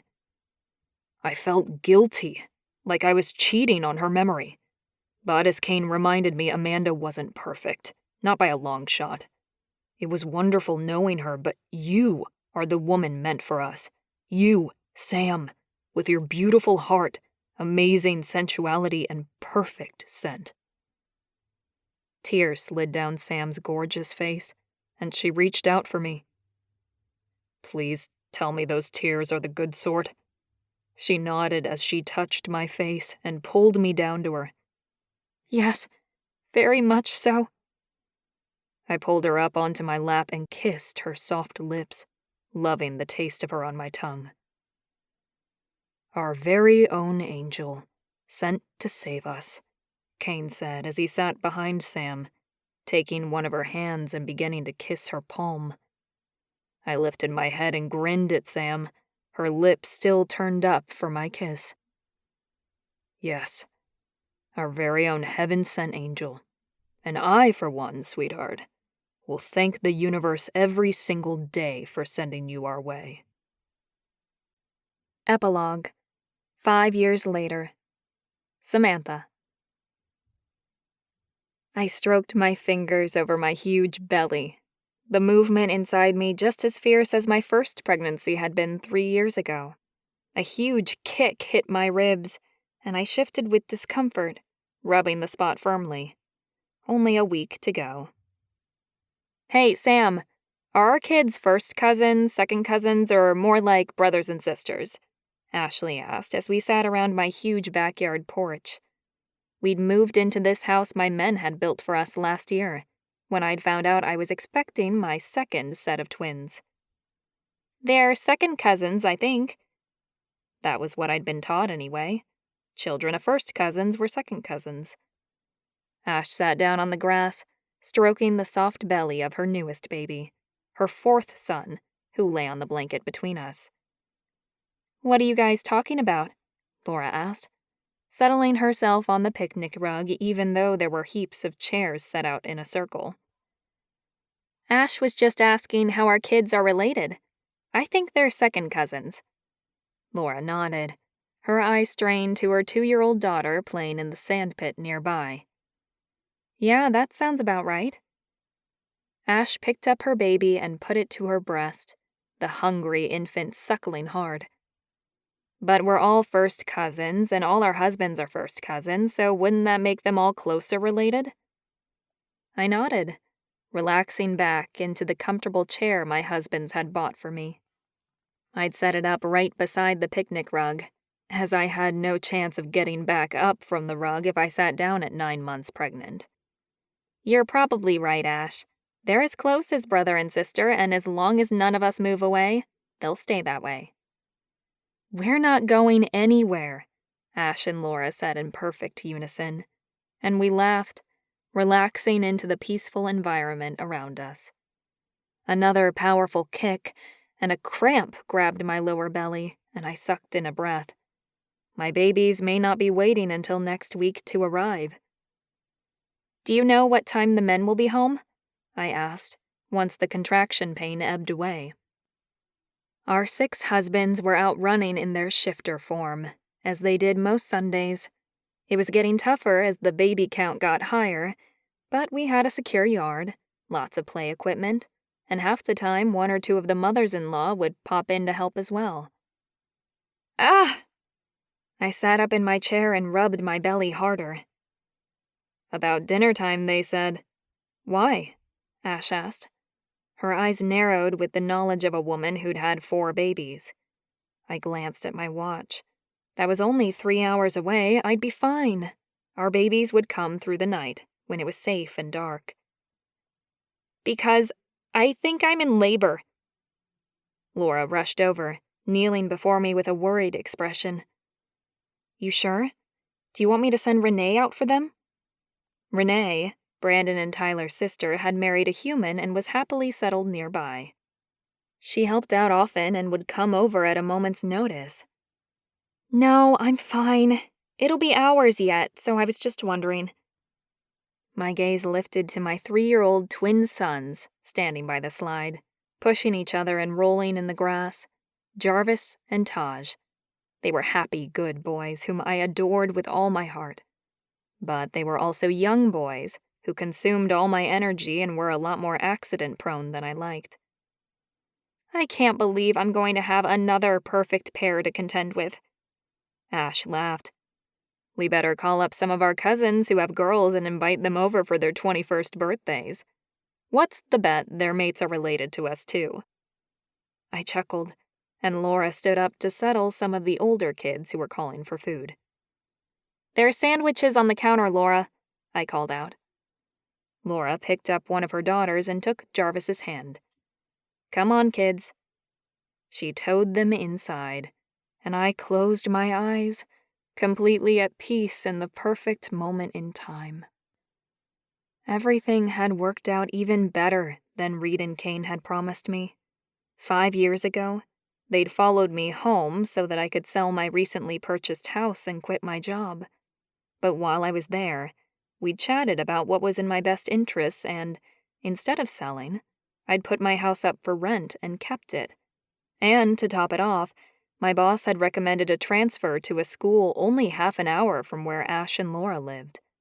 We'd bought a beautiful old home and renovated it, gotten married on our property, and welcomed our first set of perfect pair twins 3 years ago. That's when we'd bought an even bigger parcel of land and built our dream home at the foot of the Rocky Mountains. I stared up at the clouds circling the mountain, imagining my beautiful lions racing around in the sunshine. Another cramp flickered through my abdomen, and I breathed through the pain.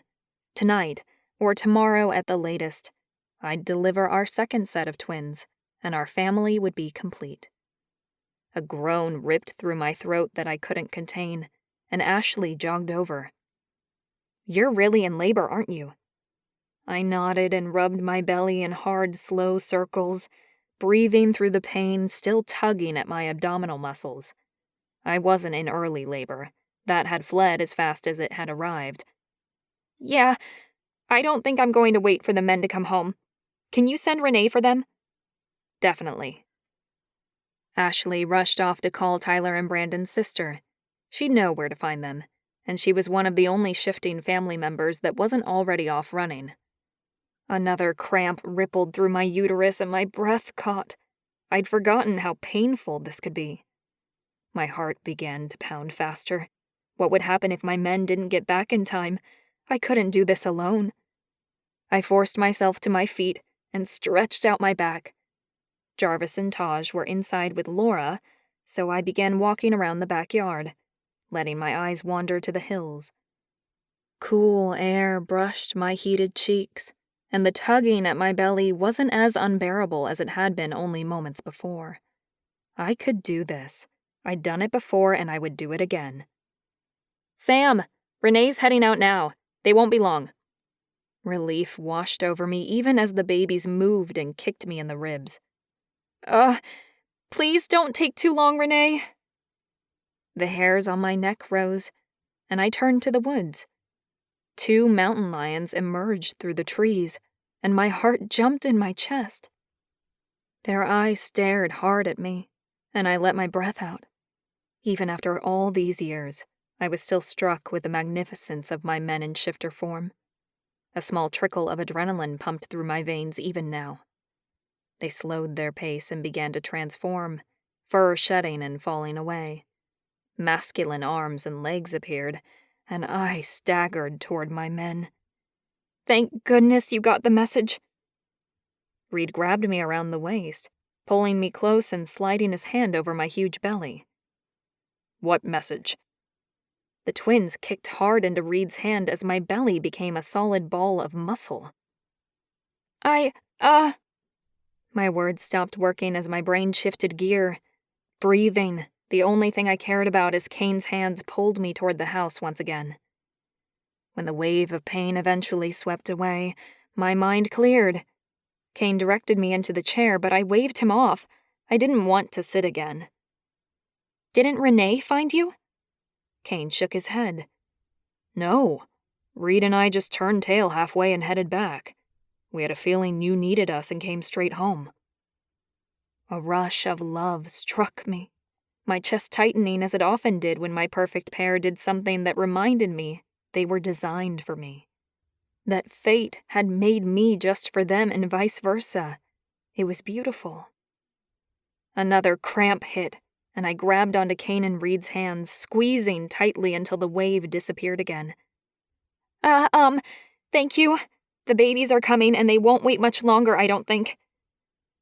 Reid swept me up into his arms, his growl sounding in my ear as he carried me inside. The hospital was too far away, and I wasn't waiting for that.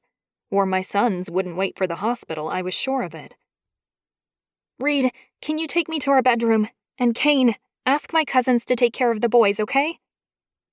Reid stopped short in the hallway, his eyes going wide. "You don't want to go to the hospital?" I shook my head. "No, I won't make it. I think I'll be having these babies here." Kane groaned. No, I'll call an ambulance. This isn't safe, Sam." I panted, arching and wriggling in Reid's arms until the spasms of pain moved away. Okay. They can come help, but I'm not getting in the car." Reid twisted and began walking into our room. My feet hit the floor as he lowered me down, and I began pulling at my clothes. My skin was tight, hot. Sam. "I need to get in the shower. My back is killing me."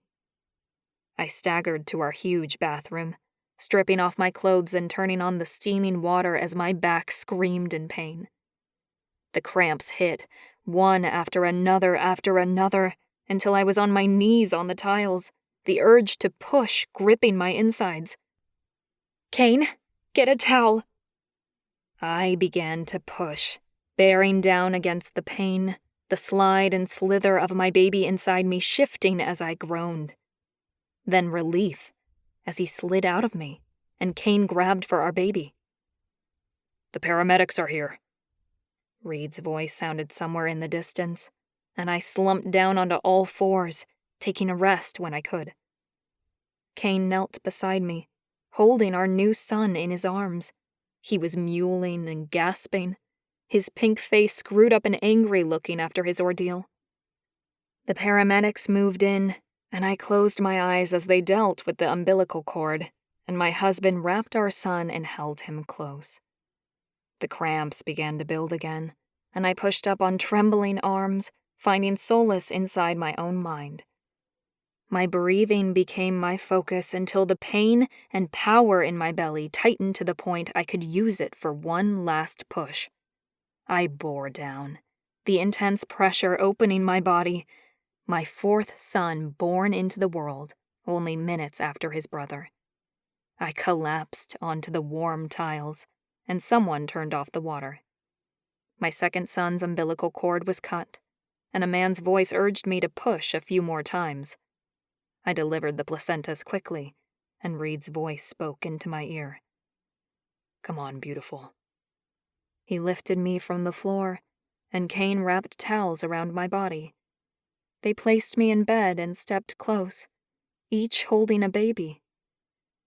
"Can I have my babies?" I reached out for my sons. Kane and Reid lay on either side of me and positioned our boys so that each could take a nipple in their mouth. "They're finally here." My heart filled with love as my boy snuffled and licked at my breasts. Their perfect faces, once part of a dream, now my reality. The end.